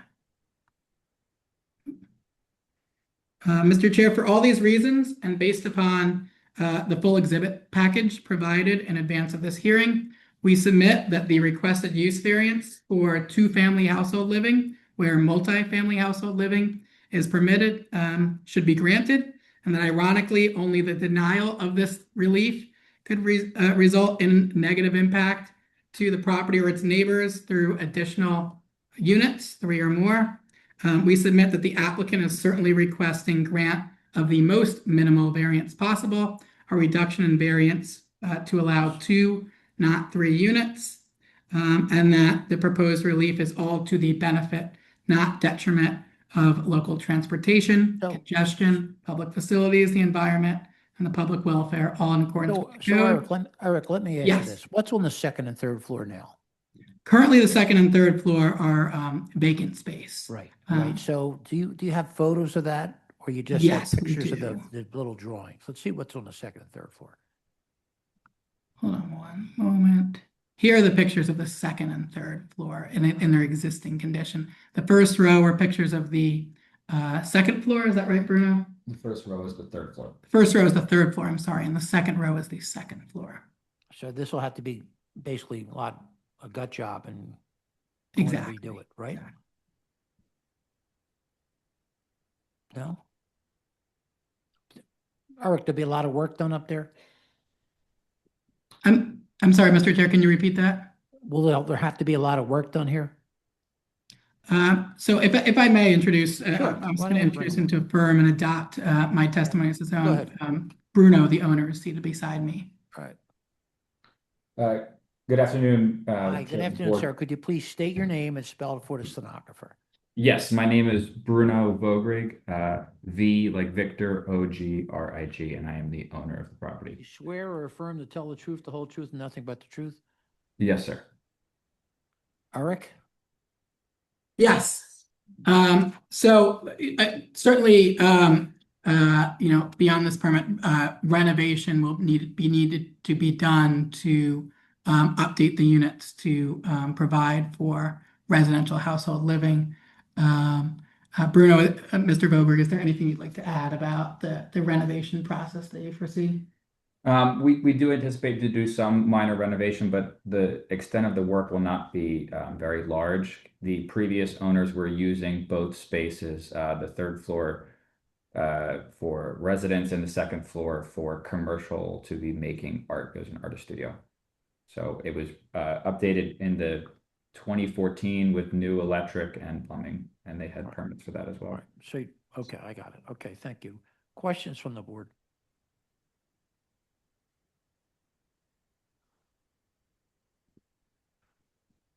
Questions from our attorney? No questions at this Questions time. or comments from the virtual audience? Mr. Chair, I do not see any hands raised. Planning Commission? Amy Boyd with the Planning Commission. The comprehensive plan recommends no change in zoning to the current IRMX, industrial residential mixed use. The proposed two-family is in the spirit of the zoning code. The Planning Commission recommends that the board grant the requested variance for two-family household living. MI 2026-001-283-733 to 37 North 4th Street. I vote yes. Michael Johns, my vote is yes. Cheryl Gaston, my vote is yes. Tanetta Graham, my vote is yes. Layla Beebe, my vote is yes. Thank you, council. Thank you all for your time this afternoon. Sure. Number 12, MI 2026-001-354, 1813 North Howard Street. Andrea Solomon is the attorney. Yeah, she was sitting in the back. She's been back there a long time. Hi, good afternoon. Go ahead. Could you please state your name and spell for the stenographer? My name is Andrea Solomon, ANDREA SALOMON. Right. Do you swear or affirm to tell the truth, the whole truth, and nothing but the truth? I do. Could you identify your client in relationship to this property? Yes, my client is Howard ND LLC, the owner of this property. With me today on behalf of the ownership is Mr. David Hidari and the project architect, Mr. Sergio Kosha. Our vice chair has a few questions. Good afternoon. Have you submitted your documents and exhibits 5 days in advance of this hearing? We have, with exception of the tax clearance certificate, which was submitted on Monday. Okay. And thank you for that. And do you waive the reading of the refusal and stipulate to its accuracy? I do. All right, thank you. You can share your screen and proceed with your case. Thank you.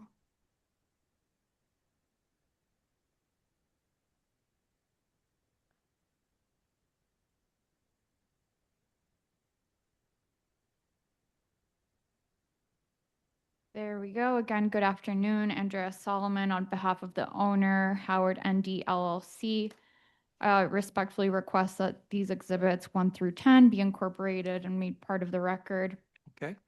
1813 North Howard is a new construction mixed-use building housing multifamily dwelling units, industrial spaces, and accessory parking. The building was an investment in this former industrial neighborhood to bring high-quality, modern residential units to meet the changing needs of the neighborhood. This block has seen a big redevelopment to add multifamily dwelling units. The current application is for the change of use of 3 of the existing industrial artist studios for use as 3 residential dwelling units for a total of 28 multifamily units in this existing structure. You have the letter of support from the coordinating RCO, North Square Community Action Network. It was a well-attended meeting, and we had a very productive discussion about the changing needs of the community. The underlying zoning is IRMX, which requires the 50% of the ground floor area to be industrial uses.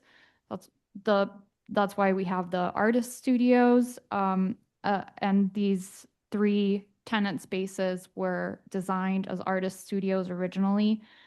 The location of this property is not conducive to industrial or commercial spaces. It's a very residential block.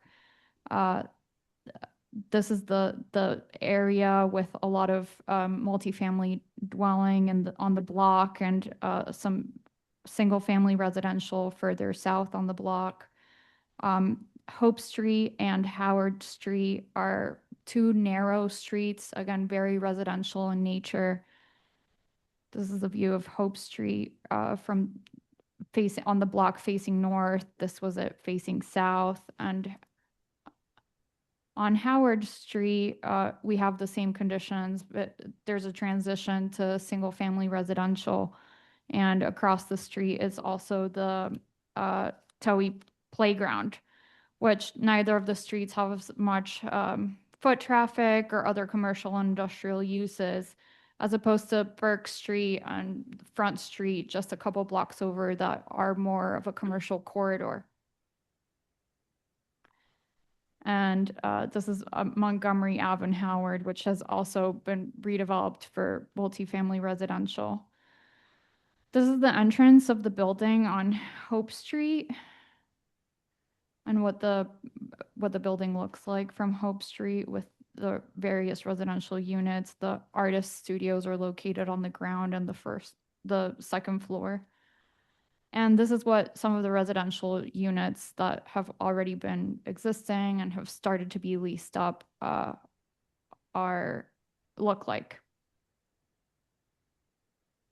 The property owner has marketed these 3 units since even before the CO was received, but there's really been no bites for artist studios in the area, but they have seen a big demand for residential.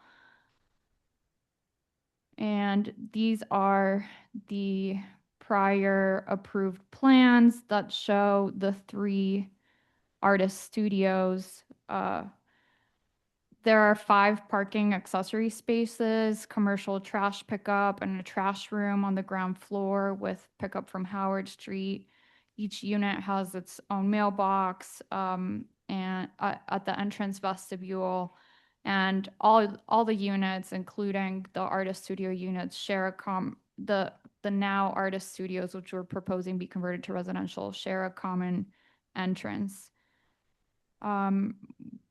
With that, I'd ask that Mr. How large are the Yes, artist studio? the ground floor studio is 400 square feet, and the ones on the second floor are a 1-bedroom, which is 558 square feet, and a studio, which is 472 square feet. Bring your person on. Yes, David Hidari, if you can raise your hand so that you can be promoted as panelist.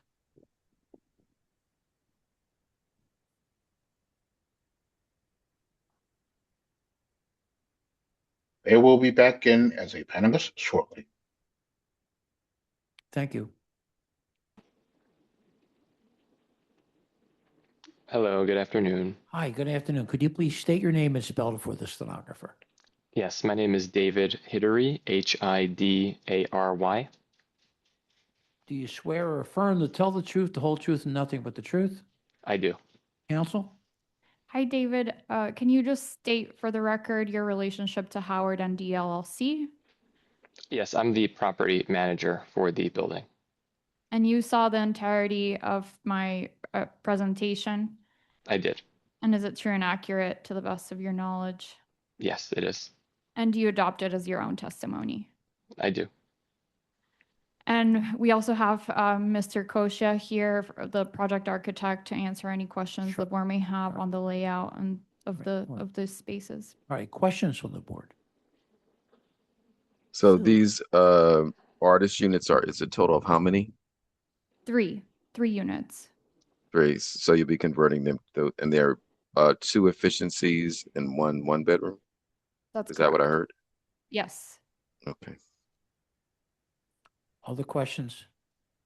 And so the rest of the building is being leased with no problem? That's correct. David, I know you can speak to the numbers, but they've seen great success with the lease up. Okay. And what you're basically saying is there's no real Demand traffic for for artists. Yeah, it's not an area that's really conducive to the industrial use. Hmm. In fact, the whole area has really been redeveloped from from the former industrial nature. All right. Other questions? Thank you. Yep, and so the trash disposal for and storage for these 3 units, is that connected with the rest of the circulation of the building? That's correct.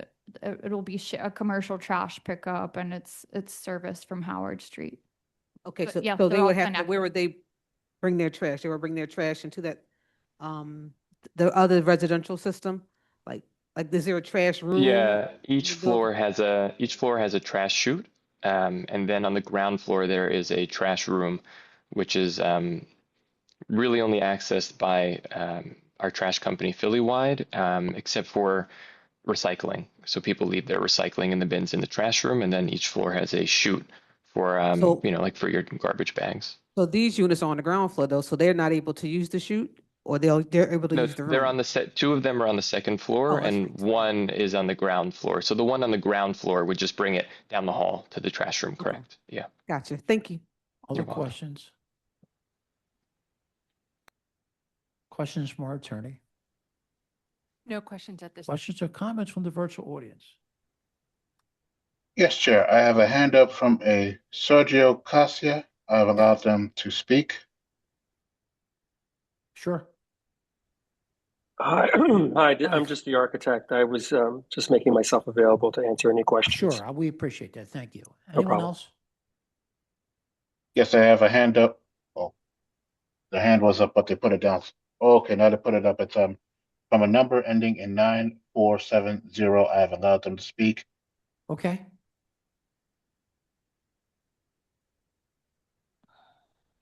Yes, good afternoon. Hi, good afternoon. Could you please state your name and spell it for the stenographer? Yes, Nilda Pimentel, Nildapimentel,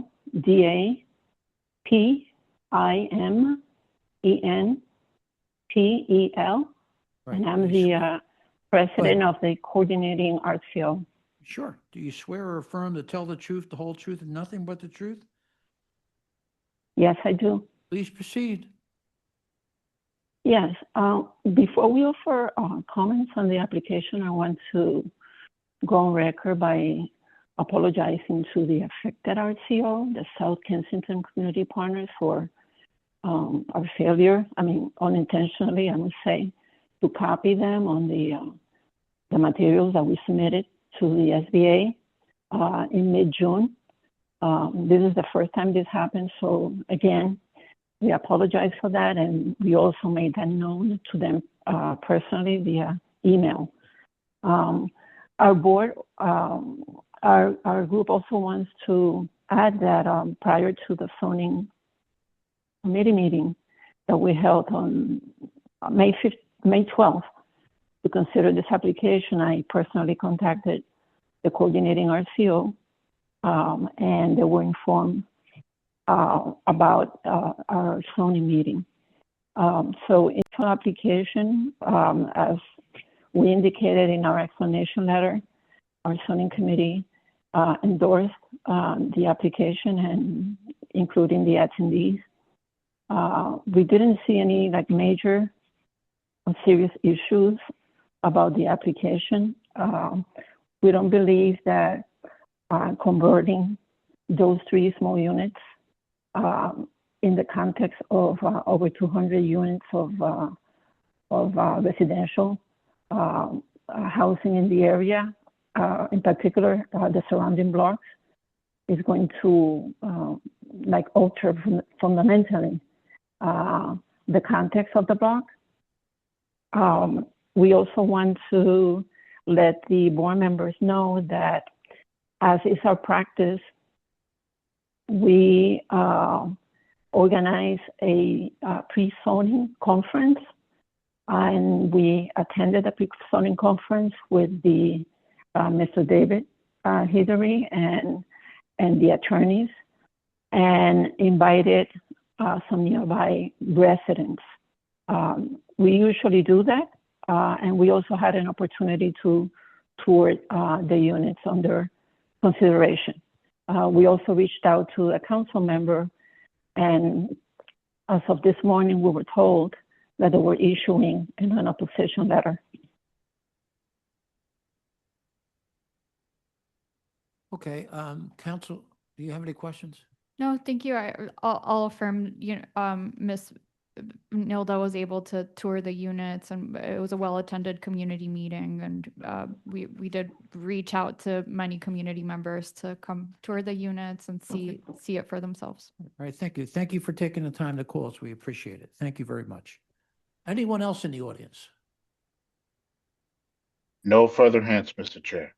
Planning Commission. Amy Boyd with the Planning Commission. The comprehensive plan recommends no change in zoning at this location to the current IRMX industrial residential mixed use. The appellant has not demonstrated that there are unique physical conditions or circumstances of the property that would prevent it from being used in conformance with the zoning code. The Planning Commission recommends that the board deny the requested variance for ground floor use. Just, I'll note again that it's a difficult area to have the industrial uses, and I'll note also for the record that the refusal is not for the density. The number of units would be allowed by right. It's just the removal of the industrial space that results in the refusal. All right, thank you. MI 2026-001-354, 1813 North Howard Street. I vote yes. Michael Johns, my vote is yes. Cheryl Gaston, my vote is yes. Tanetta Graham, my vote is yes. Layla Beebe, my vote is yes. Thank you very much. Thank you. Have a great afternoon. Thank you. Number 15, MI 2026-002-612, 921 North 29th Street. Tobjia Anderson.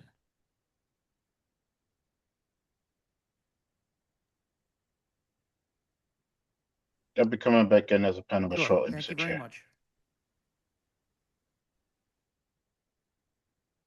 Oh, yeah, absolutely. We're a little bit ahead. We're not doing bad. Hello, good afternoon. Hi, could you please state your name and spell it for the stenographer?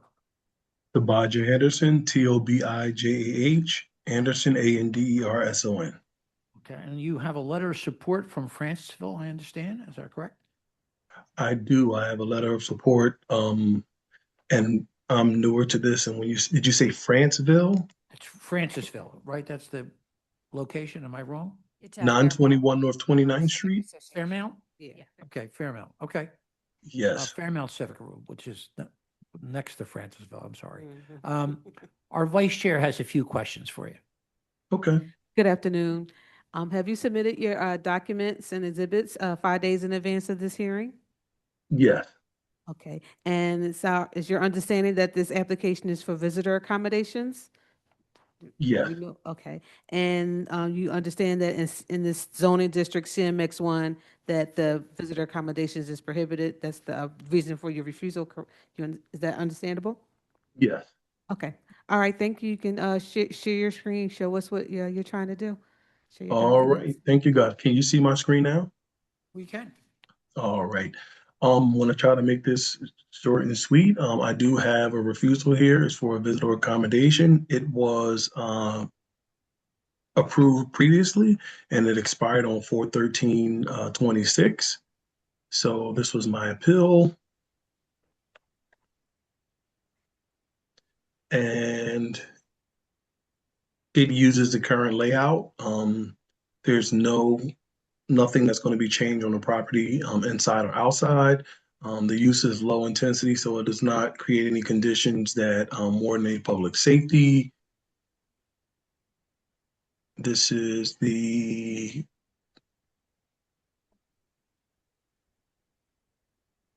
application information here. I forget the term of this form, but it was the form that I was supposed to fill out in addition to the appeal. This is the lease agreement here. This is the tax clearance here. This is just the layout of the two apartments over top of the commercial daycare downstairs. This is the second and third floor. Again, nothing's changed. This was the ZBA meeting notice. This was the petition from the people physically on the block. On that particular block, there are other commercial facilities. There's a Chinese store across the street, and then on the corner of 29th and Girard, there's 4 different commercial properties there. These are the letters that went out to all of the neighbors. And I have to move this.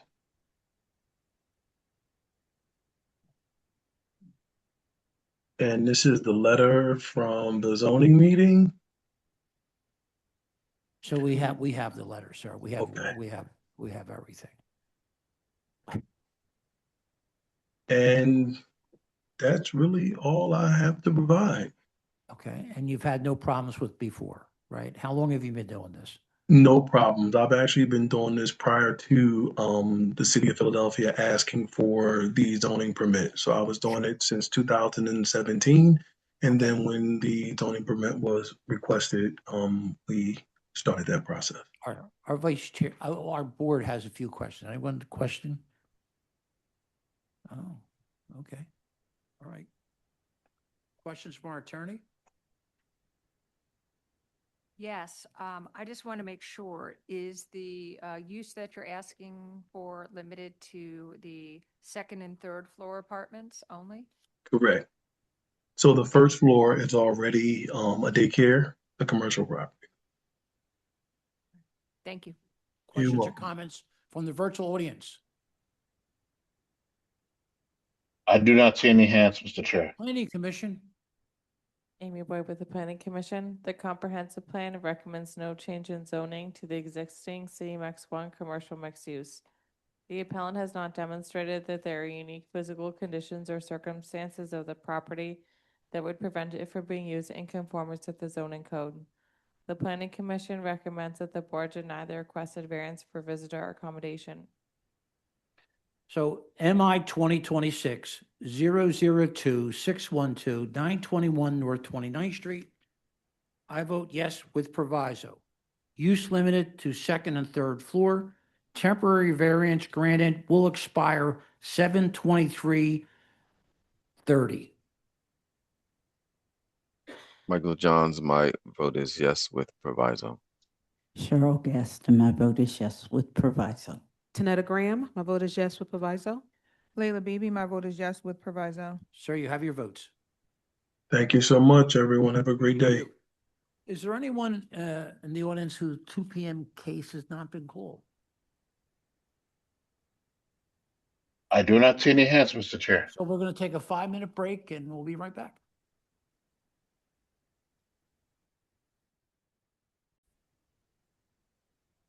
Good afternoon, everyone. My name is Bill Bergman, and I will be chairing this meeting of the Zoning Board of Adjustment. With me is our Vice Chair, Tanetta Graham, Present, Mr. Chairman. our Board Secretary, Cheryl L. Gaston, Present, Mr. Chairman. Board Member Michael Johns, Present, Mr. Chairman.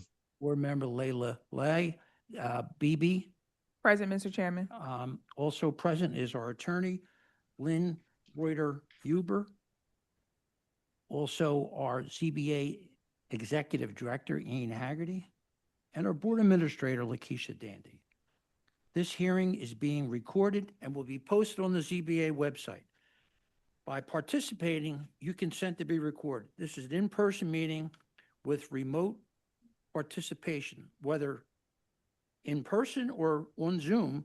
If you're called to speak, please state and spell your name and then wait to be sworn in.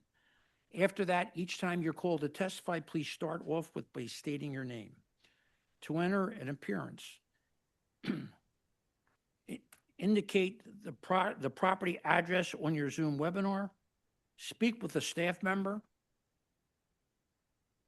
Call the ZBA office by the close of business tomorrow. Call 215-686-2429, and please provide your name, your email, and the case address. Remote participation. Raise your virtual hand so that we can call on you to speak. When we call on you, make sure that you click to join as a panelist button. Use the Q&A only for procedural questions, not anything to do with the case.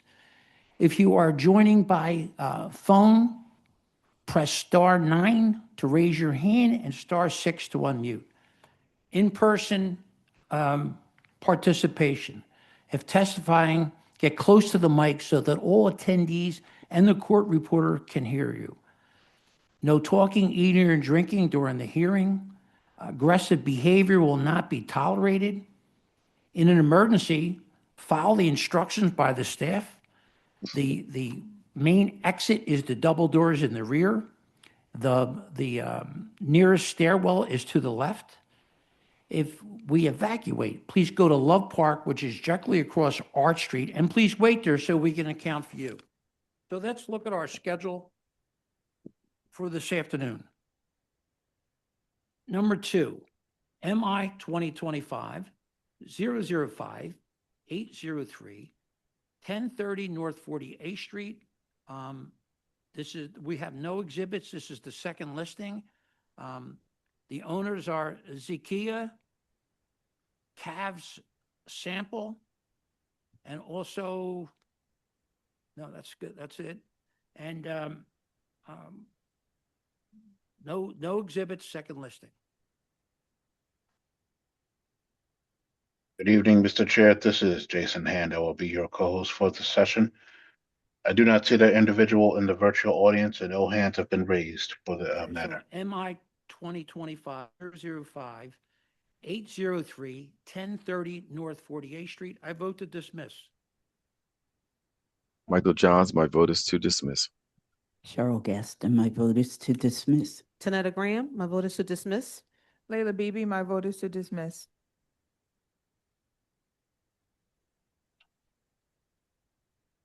Number 4, MI 2026-000-513, 2234 Catherine Street. That case is continued to 12/9/26 at 3:30 p.m. Number 6, MI 2026-000-814, 311 North 40th Street. No exhibits. This is the first listing. Donjel Tian is the listed owner.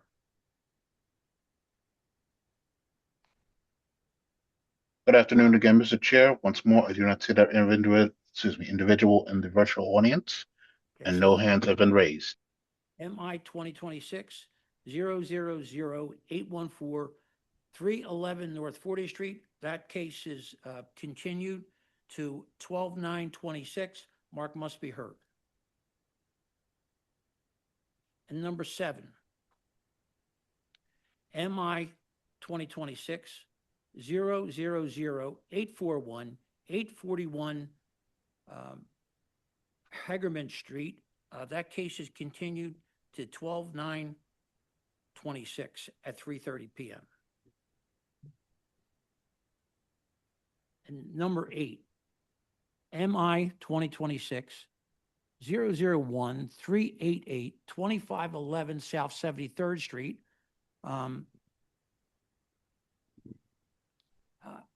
Alakala Wisner is the owner applicant. We do have a request for continuance. Could the owner please come forward?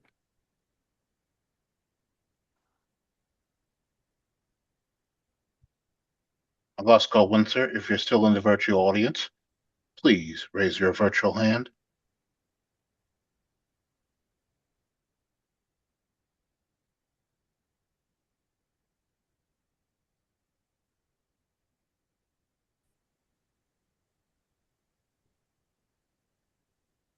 We see anyone? Yes, they have been allowed to speak, Mr. Chair.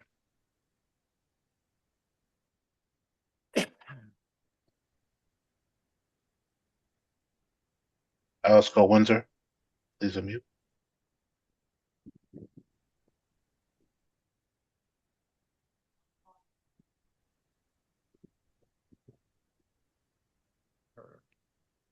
I'm unmuted. Hi, could you please state your name and spell for the stenographer? My name is Alaska Whistler, A for Alpha, L for Larry, A for Alpha, S for Sierra, C for Charlie, A for Alpha, L for Larry, W for Whiskey, I for India, S for Sierra, N for November, E for Echo, R for Rose. Do you swear or affirm to tell the truth, the whole truth, nothing but the truth? Yes, sir. The RCO and the council person for the area have both requested this case be continued. Yes, based on my knowledge. Are you aware of that? Yes, sir. Okay, so we're going to continue this case. No. Well,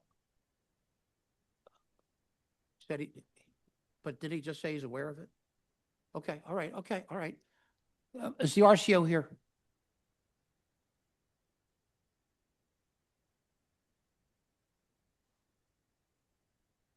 Okay, is the RCO present? Mr. Chair, I see a hand up from Craig Magadosian. Yeah, okay, that's it. They've been allowed to speak. Good afternoon, Chair and Hi, Board. Craig, could you please state your name and spell for the stenographer? Craig, C-R-A-I-G, last name Melidosian, M-E-L-I-D-O-S-I-A-N. All right, do you swear or affirm to tell the truth, the whole truth, and nothing but the truth? I do, Chair Bergman. Craig, could you give us the basis for the continuance?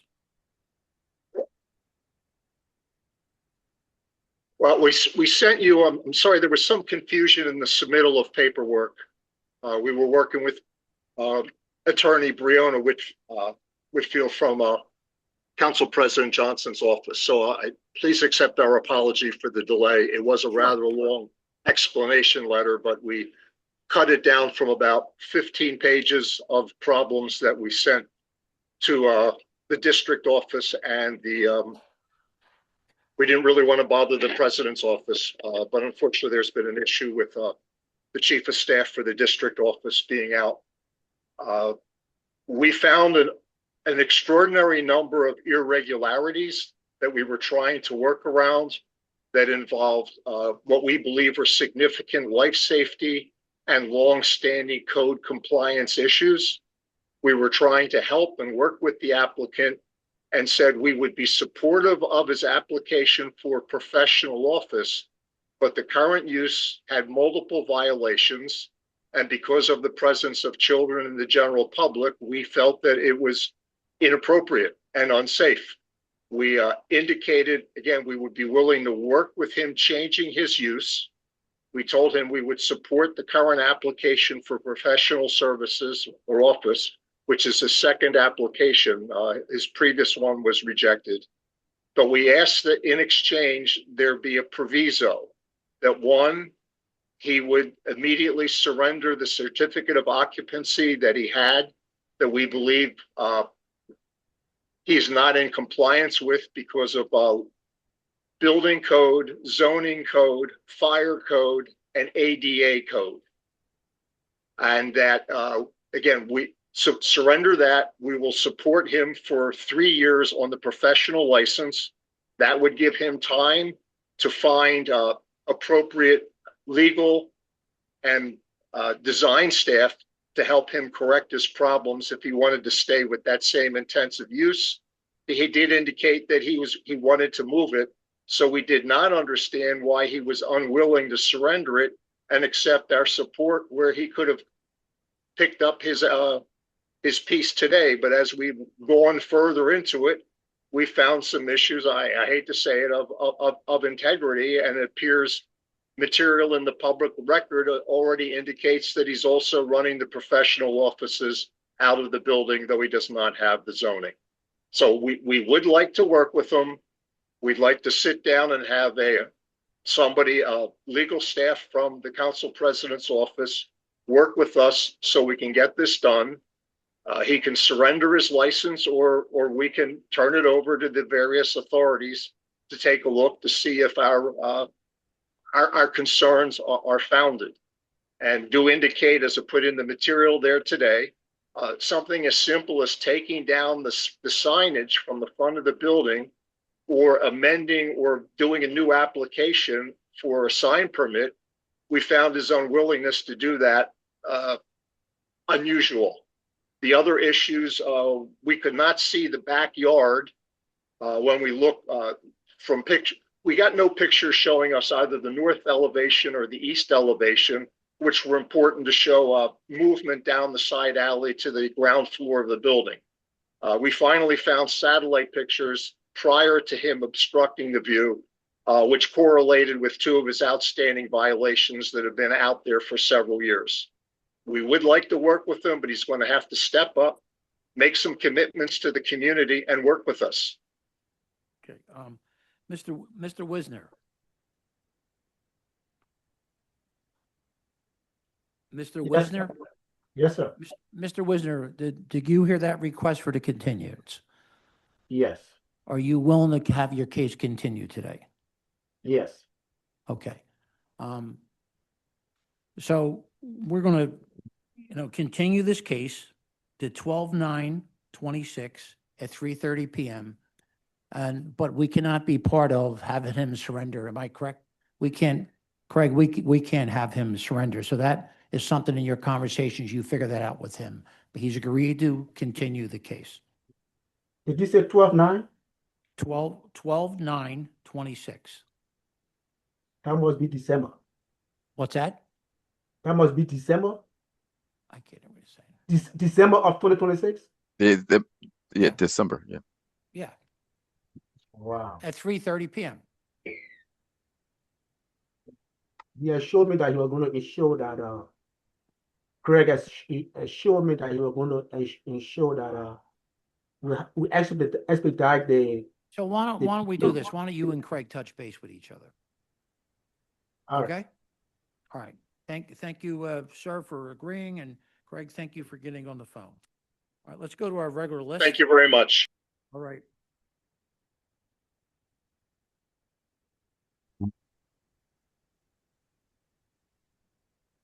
Number 3, MI 2026-000469, 5235 North 11th Street.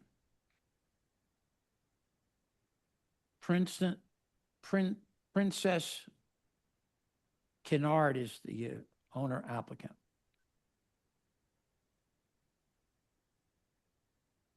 They are rejoining as a panelist now. Thank you very much. Sure.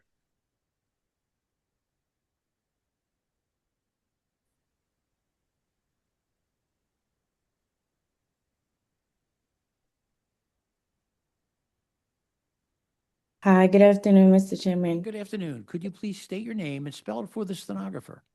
Yes, Princess, Princess, last name Owusu. Right. Do you swear or affirm to tell the truth, the whole truth, and nothing but the truth? Yes, sir. Our vice chair has just a few questions for you. Good afternoon. Have you submitted your documents and exhibits 5 days in advance of this hearing?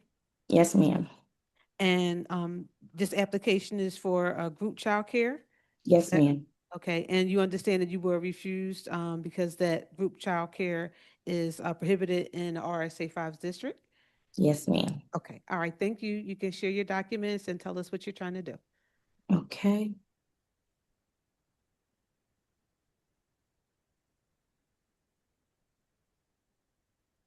Okay. Are you able to see my screen? Should be coming up. Yep, we see it now. Okay, great. So this is Yeah, we have all the documents that you submitted. We have. What I would recommend is you show photos and Perfect. maybe if you have plans for your location. Yes. So I'll start with the front. This is the front corner view of the location. Here, I have security cameras out front, so I wanted to give a view of that. showing the parking, showing the block, and the front angle of the property. This is also the front where you can see my notices posted on my door, up on my gate, and in my lawn. This is the side view of the property going back into the gated backyard. This is the backyard area, which is gated and also has privacy protection around the gating. And this is also just showing another view with a security camera of the backyard. On the main floor entryway, this is showing our main circle, our main circle area, one of our classrooms. This is just another view, another camera showing the entire downstairs, another view of one of our cameras, of one of our main classrooms here.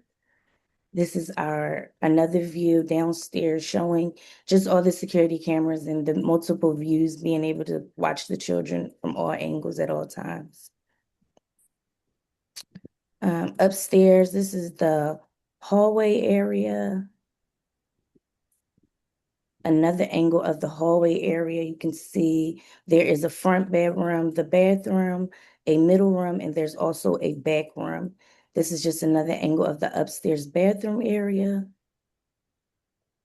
And then our front bedroom, that is one of our classrooms. That is our sensory area when weather isn't permitted and we have to play indoors. If we have to do yoga, meditation, any of those things, we'll use this front bedroom for our sensory area. This is our sensory classroom. Another angle of the sensory classroom.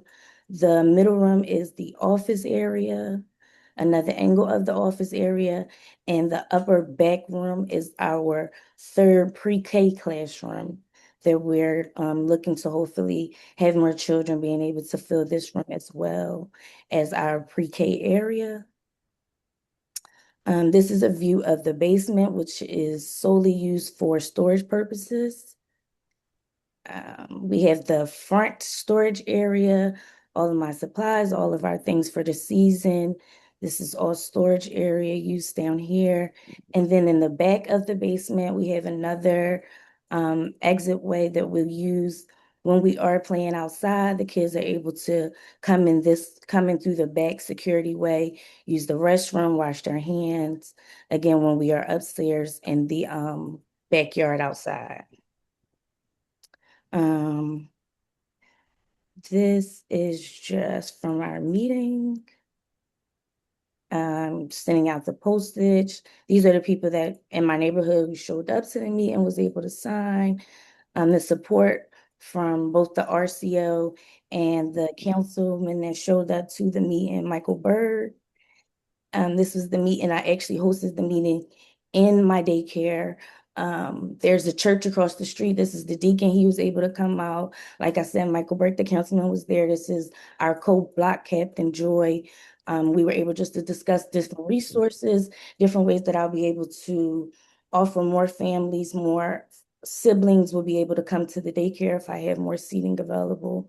And they were able to ask some questions and fully show their support.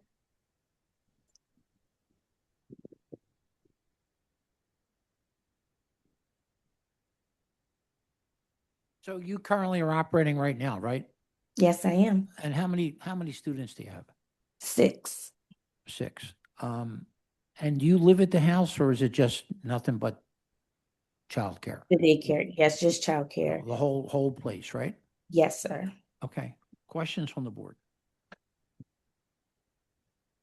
So you talked about the access to the rear yard. So you go down, how do you get to the rear yard other than through the basement? Is that the only way? Oh, no, we go through the kitchen area. So here in the kitchen, I'm not sure if I showed the kitchen area, but here is the middle room. And this is the kitchen area here. And you can we go directly out this back door. I'm sorry, let me go back to that. Okay. Yeah. I didn't see a shot of the back from the outside. Yes, here. We go directly out this back door, and that leads us to the backyard. Mm-hmm. Okay. And then you can go you can go into the basement from the Yes, backyard. over here in the corner, Sure. there's a security door that I open when we're back there, and then we're able to use those basement steps and use that back bathroom or sink if need be. Okay. Other questions? Yes. What age children are we talking about here? Ages will start from 1 until they go to kindergarten, which is usually around 5. Okay. And how many do you have? I am currently zoned for 6. I'm asking to be zoned for 12. Okay. And did I see that to come into the property, there's steps? There are steps in the front here. The blue steps lead to the front door. But you have to go up these other steps to get to the Yes, blue ma'am. steps, This is the front correct? of the house, yes, and these are front steps to get to the front door here. And how many of these classrooms do you have to get to using steps? To get into the house or to go upstairs to the second? No, once you're inside, once the children are inside, Okay. how many, to go? Well, right now, so depending on the age group, we'll have the classroom that I have that we're currently using mostly is the classroom downstairs. And then for the pre-K age group, they would use the pre-K classroom upstairs. So it'll be a total of these 3 landing steps and about 12 coming up the staircase. And how many bathrooms do you have? I have 1 full bathroom upstairs, and I have like the washroom downstairs with the toilet and the sink in the laundry area. And that's for the 6, but you want to have that same setup for 12? Yes, it'll be the same setup for 12 because I'll have different age groups. So some age groups will still be potty training. Not everyone will be needing to use the bathroom at the same time, depending on if I have pre-K children there, they're usually there in the morning time, which is from 9 to 2, versus if I have a younger age, they may be there throughout the span of the day from 8 to 5. So the bathroom schedules would vary enough to where it wouldn't be an issue. Okay. And you have all your fire code equipment. You have your hardwired smoke detection systems. You've got the 2 means of ingress and egress, emergency lighting. You have all of those things, correct? Yes, ma'am. Okay. All right. Thank you. Other questions? Questions or comments from our attorney? Yes, I just wanted to comment. It looks like you have a banner in one of your pictures, but I just wanted to clarify for you that you have not requested a permit for a sign. Okay. And if you want a sign, that would have to be something else. But right now, you're only requesting for a change of use at Okay. at your the property. Yes, ma'am. Noted. Questions or comments from the virtual audience?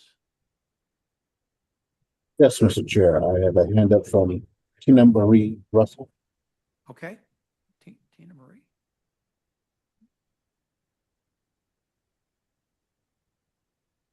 But I'm sorry, the hand was up, but it has gone down. So you may proceed. Okay. So do we have any hands for this case?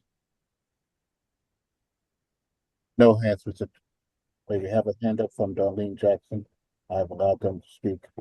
Okay. Darlene Jackson, please unmute. Wait to be sworn in.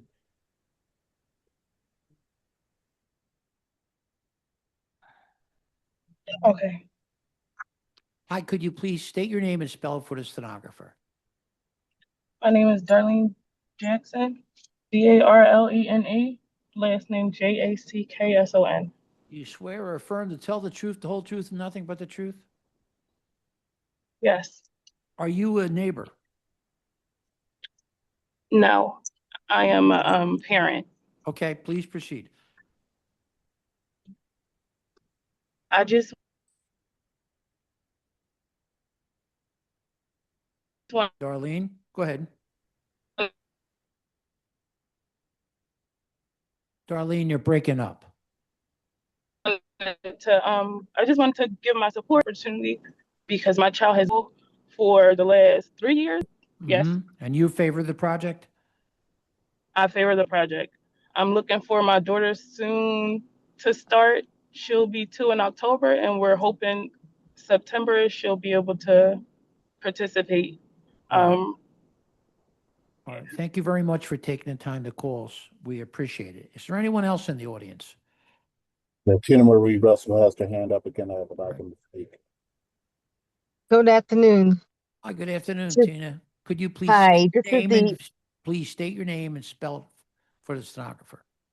Sure. Tina Marie Russell, TINAMARIE, RUSSELL, Logan Community Enterprise, Rita RCO. Right, hold on. Do you swear or affirm to tell the truth, the whole truth, and nothing but the truth? Yes, I do. Please proceed. We're the RCO, coordinating RCO for this project. The meeting was well attended, as RCO meetings go. There was a block captain from the neighborhood as well from the block. Some of the questions you asked I thought was really relevant, but my son, just to go off for a little bit, also went to a, after school in a daycare like this when he was growing up. And yes, there was not the standard professional style bathrooms usage, but it always worked out because like the applicant said, we addressed this at the bathroom use. And it actually works out well because of the age differences. And then the other thing, as far as the trash goes, we talked about that. We asked for a proviso so that the neighbors could, after 3 years, look at the project to see if it still works for them. The applicant has time to see if it still works for her, without actually formalizing the usage change until 3 years. Give them 3 years to actually see if it works for everyone. Other than that, everyone supported the project. We talked about the trash. We talked about, and I don't have my notes in front of me because it's our food distribution day, so I'm sorry I don't have everything in front of me. But everyone agreed that they liked the project. I talked to the neighbors on the block. They had no problem. We looked at the parking. It was really, there's a lot of parking there for parents to coming out. Plus the applicant has a structured timing for pickups and drop-offs. So there's never really, there's not a time in which the neighbors are impacted by too many cars. Thank you very much for calling. We appreciate it. Thank you. Is there anyone else in the audience? No further hands, Mr. Chair. Planning Commission. Amy Boyd with the Planning Commission. The comprehensive plan recommends no change in zoning to the current RSA 5 residential single family. Group childcare is prohibited in attached or semi-attached structures in RSA 5 and in all lots in the North Councilmanic District.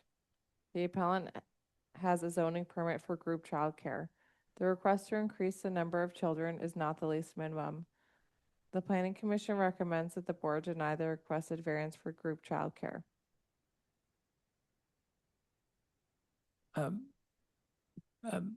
Princess, could you come back on 1 minute? Are Yeah. you comfortable with a temporary variance for 3 years? That's what the RCO has recommended. Yes, I'm comfortable with that. Okay, thank you. MI 2026-000-469-5235 North 11th Street. I vote yes with proviso. Temporary variance to expire 7/23/29.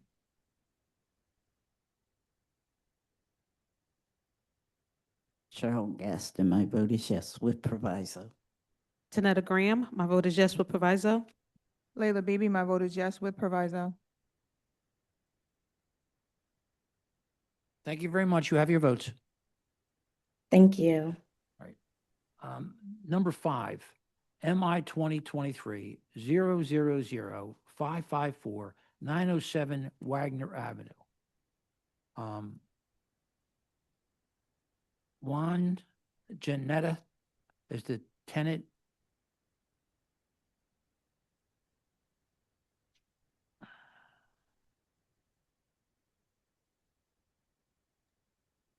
They'll be coming back in as a panel of 4. Sure, thank you very much.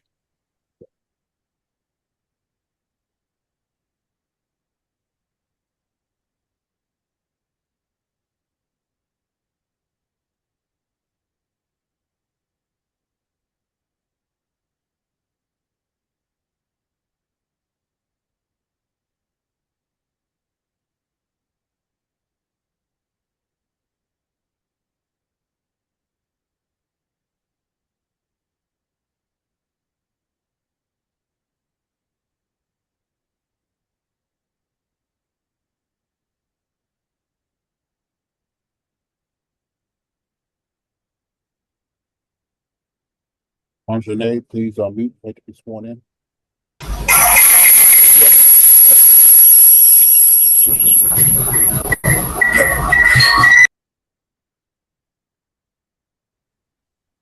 Okay, so Mr. Wan, if you have another device on in your room, you're gonna have to turn that one off because we're getting a lot of feedback. So you can't have two devices on at the same time with the sound on. That's gonna cause a problem, okay? Once you have that other one turned off, go ahead and unmute yourself and prepare to be sworn.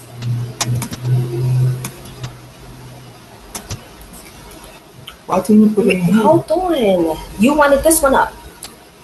Okay, let's not argue. Hi, sir, could you please state your name and spell it for the stenographer?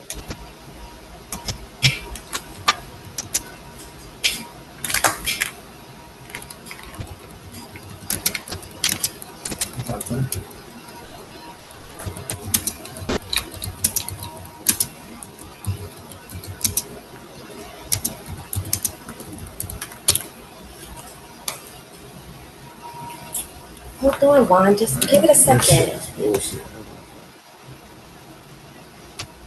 Okay. I'll tell you what, we have one other case. Try to get it fixed. I'll be back to you in 5 or 10 minutes, okay? We'll be back to you in 5 minutes. Hello?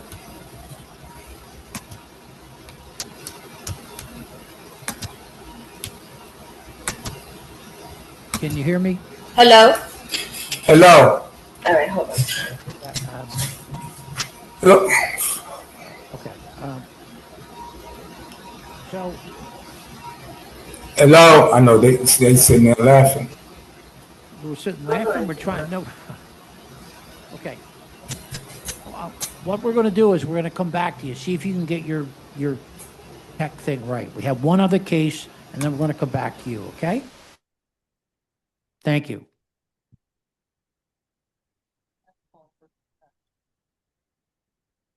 All right. All right. Well, let's try this case here. MI 2025-005 736 4315 Run Street. Daniel Laza is the applicant, and the owners Teresa Lagazza. This is here and hold. Here and hold. Yeah. The attorney.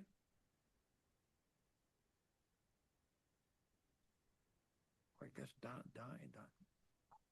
Daniel Laws is the attorney. Yes, Mr. Chair, I do not see either. Do we see him? I don't see either of an individual in the virtual audience. So I'm looking. Jason, if you're talking, we can't hear you. I'm sorry, I do not see other individual in the virtual audience. What's that? Looking at them.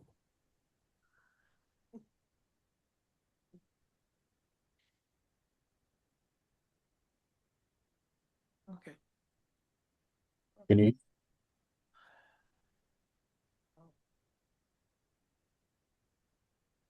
See, this is one of we do good. We can't even get on. Just sent to Russian. Why are you Russian?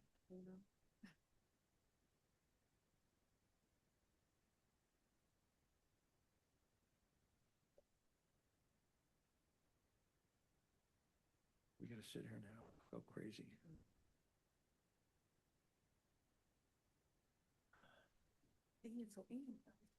Can't we call the lawyer?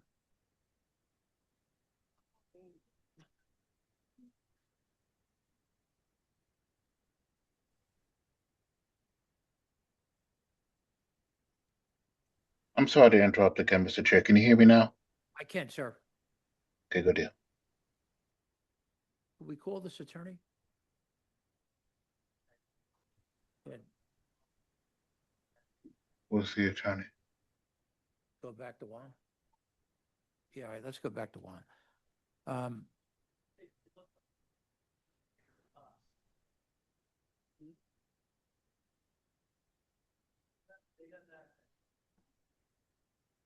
Okay, let's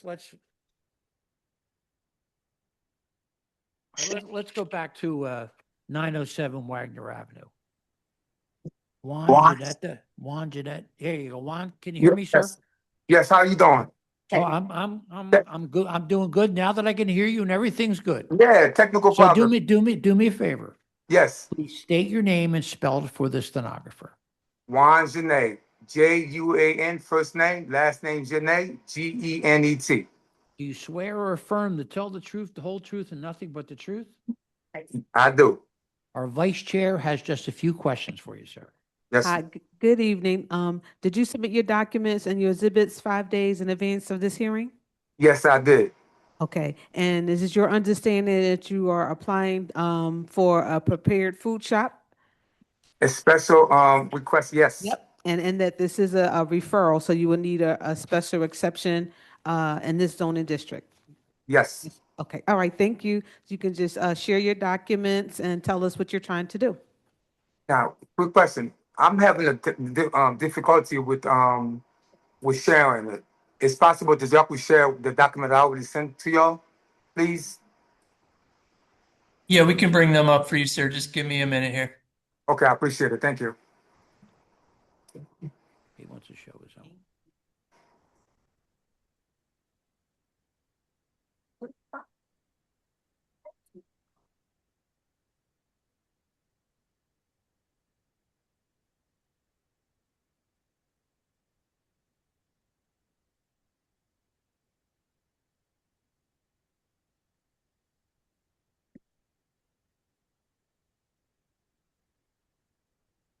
He'll bring them up, okay? Yes.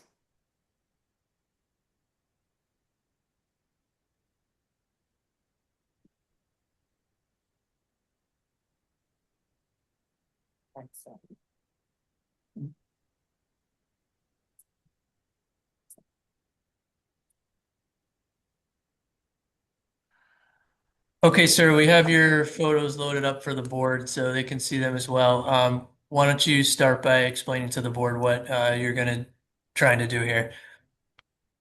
Go ahead, my wife. My wife, it's Hi, I'm here. My name is Annette Roman. I'm his wife, and I'm just here for, Hold on. okay. So who's going to be the owner of the property? oh, I'm the tenant. Hey, you're the tenant, so you're the one that's going to have to testify, okay? Yes, I'm right. All right. I mean, you know, your wife could quietly give you some advice, maybe, but she can't Oh. testify. Okay. Okay. Yes, sir. Entrance. This is the entrance Entrance. to the building. This is outside the door. Okay. Yes. This is where I serve. No, this is the entrance where you get to the inside the door. So it's That's the inside. Okay. That's the takeout. Snack shop. It's snacks.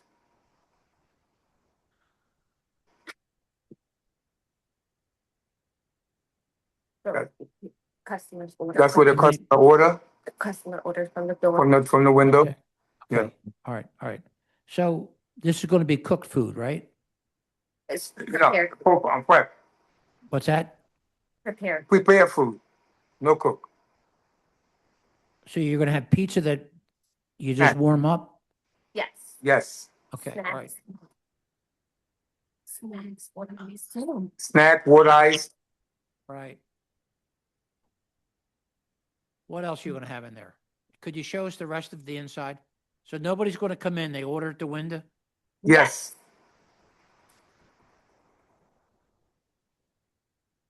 Inside, that's where the water ice, Right. with the snack, with the chips, with the, Serve pretzels. we saw a pretzel. Okay. Like I noticed you have like sandwiches, pizza, and things like that. How does that get made? We pre-prep them. You pre-pack them, okay. Yes. And then you heat it up inside there? Yes. All right. So this is your drawing of what the inside looks like. Am I correct? Yes. Everything's ordered at the front, Yes. right? Why don't you tell me the rest of what's back there? So it's a commercial. The, All the right, commercial refrigerator, Right. fire extinguishers, Right. um, the hand pumps, sanitize, Okay, the sink, wash station, three sink, right. yes. Food prep table, And you've already been in business. yes, And now you want to try to legalize it and get straight with the zoning. Is that right? yes, correct. Okay. All right. All right. What else can you tell me? It was already a commercial building, and which says I've been here for 20 years, but I have detail shop right next to it. You got a pizza shop too? No, detail shop, a car wash. The Oh, detail. okay. All right. Yes. Okay. So it was under the umbrella that way. That as my business was growing, and a lot of customers would request, why don't I sell the wood ice? Right. And the years come by, and I decided to do it. Thank you. And Thinking thinking that it was under the same umbrella, the detail shop with the zoning. Okay. All right. Questions from the board? Yes, what are your hours of operation?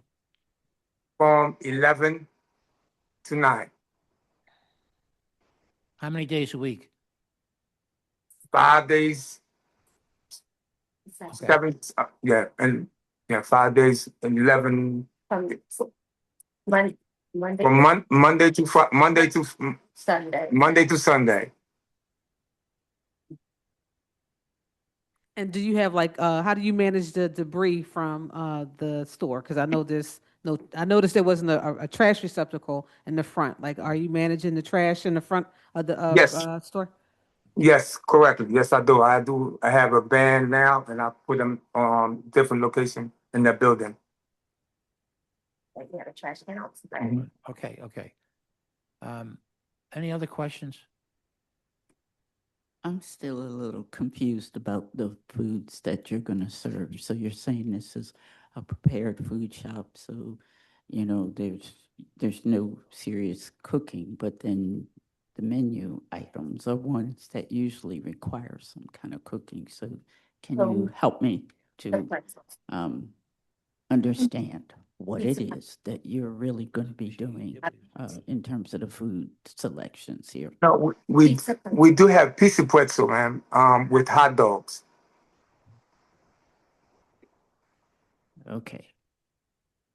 The pizza piece is where I'm confused. The hot No. dogs, I guess you put those on one of those little Rollers, yes. Yeah.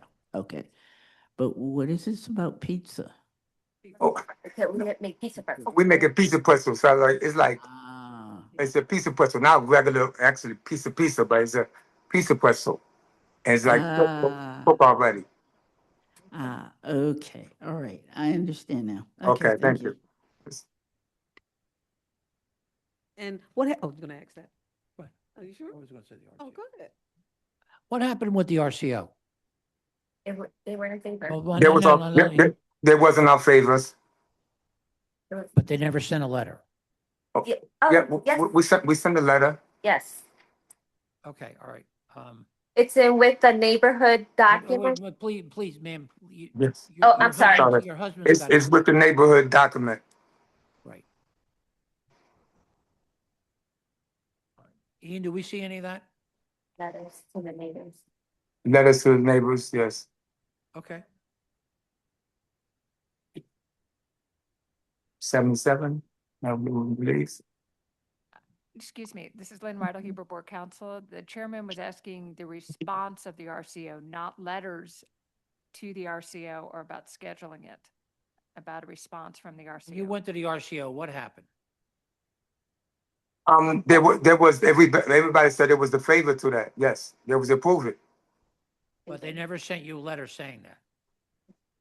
They did. They did send a letter. It's in our documents. It's in a document, the letter they had sent us. Okay. You sent it to us? Yes, And what did it say? That they were in favor of it? Yes. yes. Okay. All right. Any other questions? How long have you been operating as a what I stand? I've been operating for 7 years, ma'am. And it's year round or just seasonal? Seasonal, Seasonal, okay. yes. Okay, all right. Questions from our attorney? I just have one question. Is your business, this business, I know you said you had another business, does this business have a particular location in the building, like unit 1, 2, A, B, anything like that? It's unit 1, ma'am. Okay, The corner. okay. We should probably proviso that then, unit 1. Questions or comments from the virtual audience? Yeah, Chair, I have a hand up from someone who's also under the name of Juan Janae. I can go ahead and allow them to speak if you wish. Sure. Yes.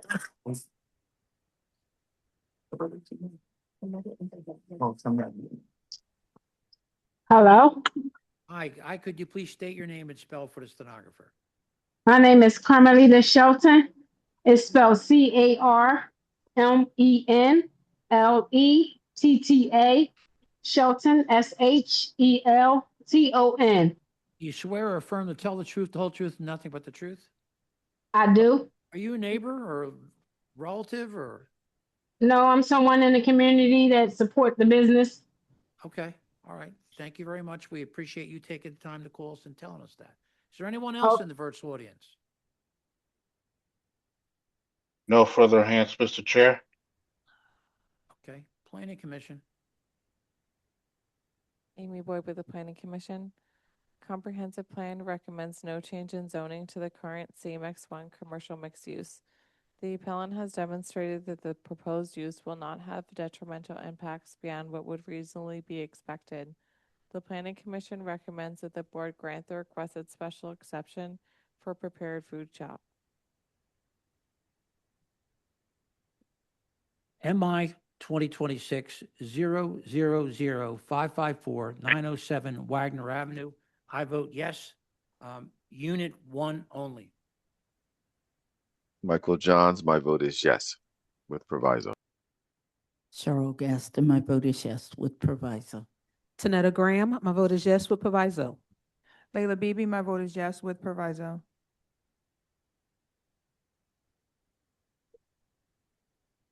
Thank you. Thank you. Thank you so much. Thank you so much. Thank you. Thank you, sir. And please feel free to come by. Oh, yeah, we'll come by for some more rice. Okay. The next Oh, case. Thank you. Oh, good.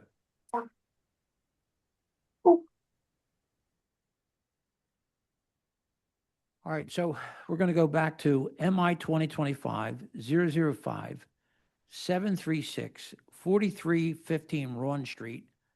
Daniel Loza is the attorney.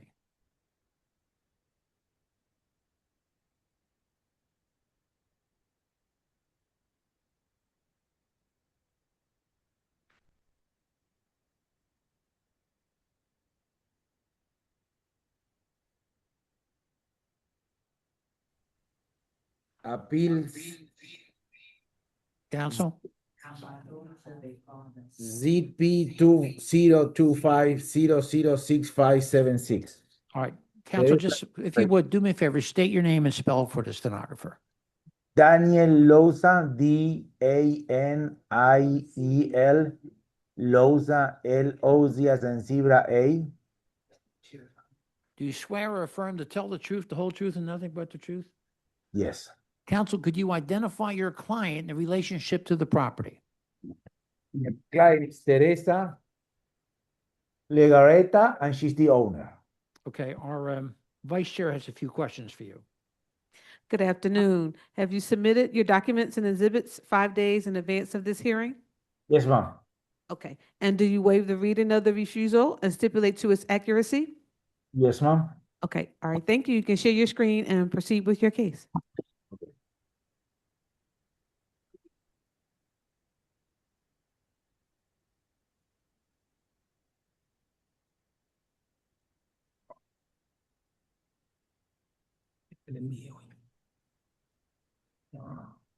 So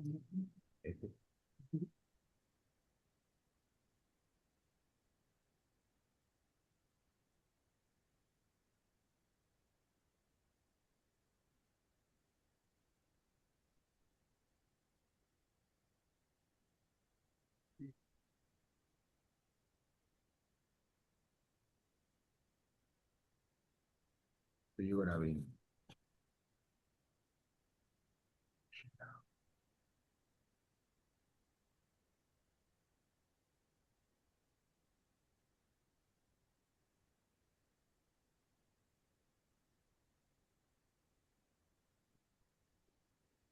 It should be a bottom on the Yeah.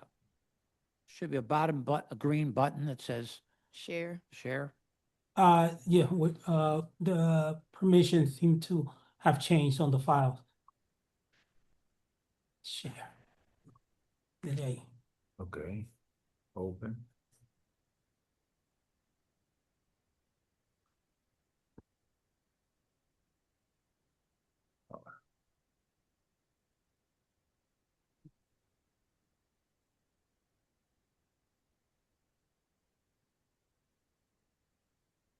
Okay. I'm assuming.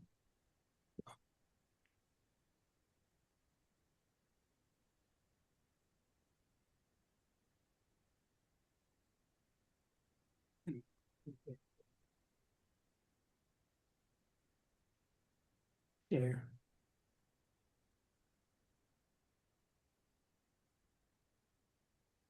Did you load your documents yourself? Like Yes. Okay. Just between uploading and uploading here is a little bit challenging. Hold on one second.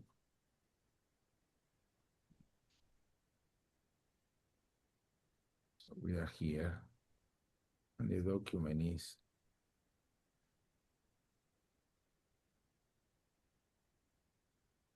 Is any way that I can. Ian, do we have his documents? Yes, sir, we do.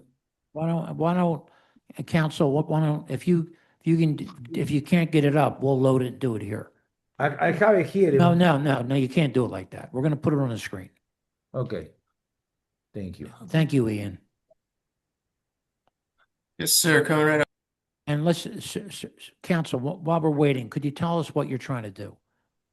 Okay, so what we're trying to accomplish here, the client has a property, a twin, and she has a side yard that has a pad of concrete, and on the property there is also an egress and egress. And what she wants to get, she wants to have a variance to park her car on the side of her property. Like when Why you don't you show like us here they are. Let's see. You will see the driveway here on the side. Who owns that property? My client. That the driveway, but I mean, is it a shared driveway? No. That's her driveway. That's That's your client's driveway. That's my client's driveway. But she never have a parking there when the city of when she did the apron, the city of Philadelphia told her that she needed to have a permit to park the car. That's what we applied for the permit.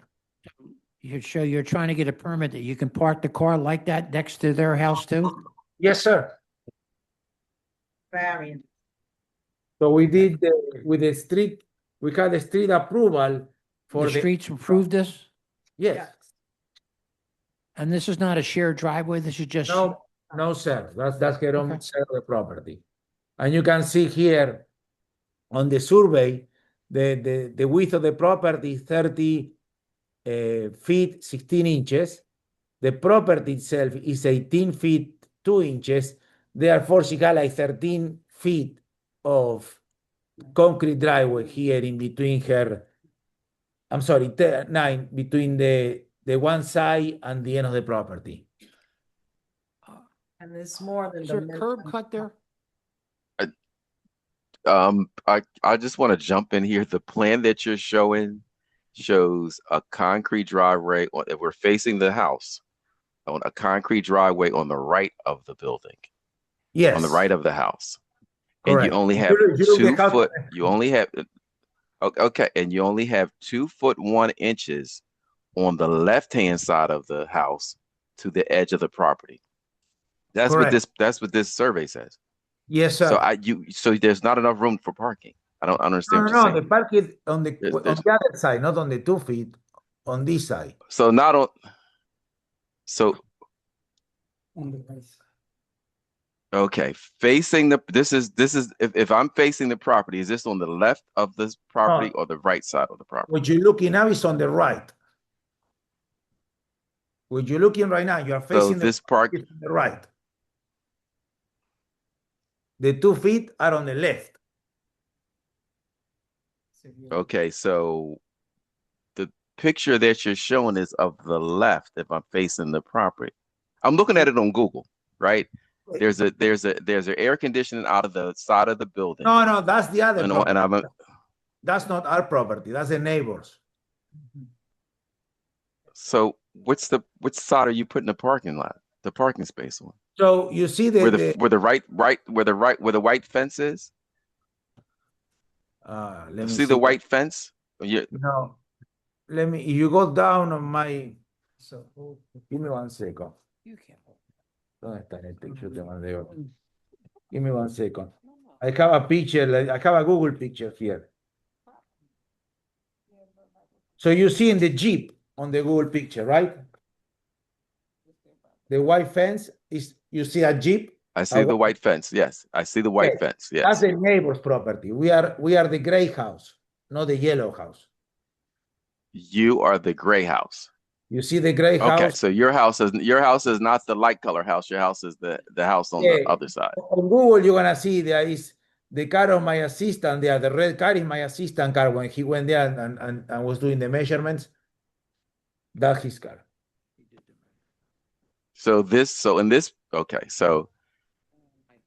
Okay. Gotcha. Okay, so what you are seeing was what you see. Gotcha. Okay. So Yeah, you have 17 feet, close to 17 feet. Okay. All right. Good. Yep. All right. She got plenty. The only problem in the city of Philadelphia, they said that she needed a permit, a variance to have a park 1 car there, and that's what we do. All right. Any other questions from the board? Because I think we have people in the audience who are going to testify. Questions from our attorney? I have maybe a couple questions. First, there's 2 cars parked in the pictures. And Yes. you're only asking for 1 parking spot. Just so Yes, you ma'am. understand. Okay, I'm not actually enforcing stuff, but you can only have 1 car there. You can't have 2 cars if it was granted by the board. Okay. I'm sorry. She needs 2 parking spots. I'm sorry. My bad. For her and her husband. No, come on up. No, that is not what was requested. There was requested 1 parking space. Okay, that's fine. One parking space. Well, counsel, I have neighbors who are coming up to testify. Okay, sir. Thank you. All right, right. Pull as close as you can. Sir, could you please state your name and spell it for the stenographer? My name is Brian Pedroza, Brian. Last name is Pedroza, Pedrosa. Do you swear or affirm to tell the truth, the whole truth, and nothing but the truth? Yes, sir. Are you a neighbor? Yes. And do you live right next door? Yes. Okay, why don't you start your testimony? Tell us what's going on. Okay. And your viewpoint. All right. So, I mean, And I'll be sharing exhibits for them, Chair. Yeah, okay. so we start with the exhibits? Yeah. Okay, so this exhibit right here, Why that, don't you get closer to the microphone because we got a court reporter. Pull it, it'll come right to you. oh, okay. There you go. There you go. Yeah, perfect. All right, so this first exhibit is work that we need actually done on the side where they're trying to put their driveway. They are trying to block our entrance that we have to access our side of the house, which is basically if the photos that they were showing you. Well, if not that photo, that will be on the left side of that. If you go to that picture right there where her blue car is at, Over there, that's their property? that's the property where they're trying to get the driveway. But in 2022, we had a surveyor come. They told us we had approximately 2 feet on that side. We having difficulty accessing our side to work on our house to maintain it. They lock the gates. They got no trespassing signs. And all we want to do is maintain our house. We have about 5 windows on that side that we need to maintain. We have electrical outlets and wiring that we also need to fix that goes to our backyard, to our deck. She's given us trouble accessing that. We have people come to fix it. She doesn't allow it to happen. Now, if they put a driveway there, that's definitely going to stop us from trying to maintain a house safely. Like there, you see that's an electric outlet. Right under it, the siding's kind of breaking. We replaced our driveway side, our back, and part of the side in the back of the siding. We have to get that also replaced. That way it doesn't leak inside, but we having trouble. I mean, we try to resolve it with them. We try to be cordial. All we do is when we ask to do work, it's always a denial. Yes. So there won't be no more confrontations. They asked for this, so we just here just to not be able for them to put a driveway to block us to safely access our stuff. And in them pictures right there, if the plans are correct, if we have 2 feet on that side, that's their property, that's on our lines. That's a house that they have there that's up against our deck almost, which will be on our property line, which they told them last time they had to remove. And there's also more pictures. Let me see. That's basically, they had a fence. If you see that pole right there, they had a fence that was blocking it, that they were using that before to block for people to go in. They told them they had to bring that down. If you look at the black fence, when they did the concrete, you can see that it's moved over. Because it's like bent in. And all we want to do is be able to access our property. Can you, that one turn, can we turn that? Okay. Yeah, I got it. I'm sorry, is your house the one with the? Mine's the one with the air conditioner right at the window, yes. And then this is the car? That's their car, That's their car? yes. There it is. Now, if you see, I put a picture up there, they have it always blocked. Like, okay, that if more back of you was to come, they have a gate there. If we was to need access there in emergency, or God forbid, a fire jump out of one of those windows, we can't. Everything's blocked. And there goes the gate right there. I'm sorry, and I'm sorry. Is there a curb cut there? They did a curb cut there. I don't know if they ever got approved. We never bothered with it. Only thing we try to do before, because it's been going on for years, is just try to access to fix our stuff. That's it. Okay. It's customary for people to park on in their side gardens, their side yards on your block though. Is that correct? Not all the houses are like that. It's my house. Do past you the park on driveway. your side? Yeah, on because the I other have side? the driveway. If I'm not mistaken, I try to get, they just gave me this now, but before the surveyor that did the survey in 2022, we try to get that information in order to bring it here. But they told us that was a different type of survey we had to do in order for them to give us copies. But if I'm not mistaken, I think it was only like 9 feet that they had. And it was like almost approximately 2 feet of ours from the beginning to the end. So we don't know exactly where they put the points because we're not allowed to go back there. They don't allow us to. It's always an issue. Now, where you park on your side? How? I have a driveway on my side, which I am able to have it because I have almost 11 feet. If you look at that fence, actually, we didn't know when they came to do the survey, I actually got about almost a foot more into the other property, and we didn't know that because there was a fence there prior before we purchased the house. That's your house there. That's my house, my garage. All right, so I'm confused a little bit. So you gotten the survey done In and the survey, 2022. and the survey said that 2 feet of their driveway is really your, Approximately, I have 2 feet on their driveway. where they're parking now. Okay, then you said it's another survey that you didn't get the They results did a of. survey. Oh, It was they just- did one. Yeah, recently. We didn't get no information of that. So Counsel, we have, Counsel, wait a minute. You have questions for this witness?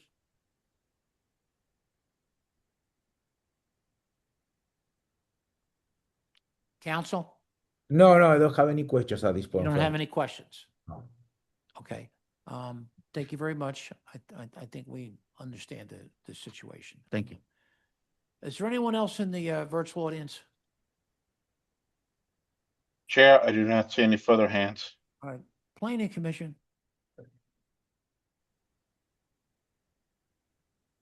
Amy Boyd with the Planning Commission. The comprehensive plan recommends no change in zoning at this location from the current RSA 3 residential single family.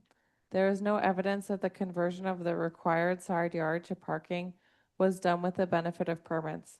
The appellant has not demonstrated that there are unique physical conditions or circumstances of the property that would prevent it from being used in conformance with the zoning code, nor that the proposal would not injure the use of adjoining properties. The Planning Commission recommends that the board deny the variance for parking in the required side yard.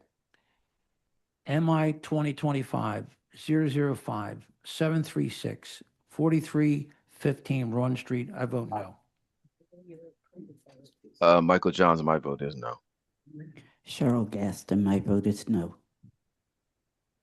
Tanetta Graham, my vote is no. Layla Beebe, my vote is no. Thank you, council. Thank you, sir. Thank you so much.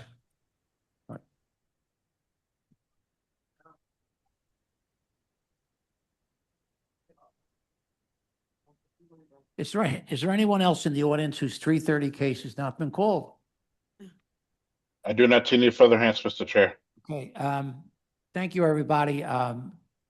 We're done earlier than we expected, and we appreciate it. And I do think we had some interesting cases today, and I think it went well. Thank you all. And Yep. next Tuesday, Thanks. right? Reminder, next Tuesday.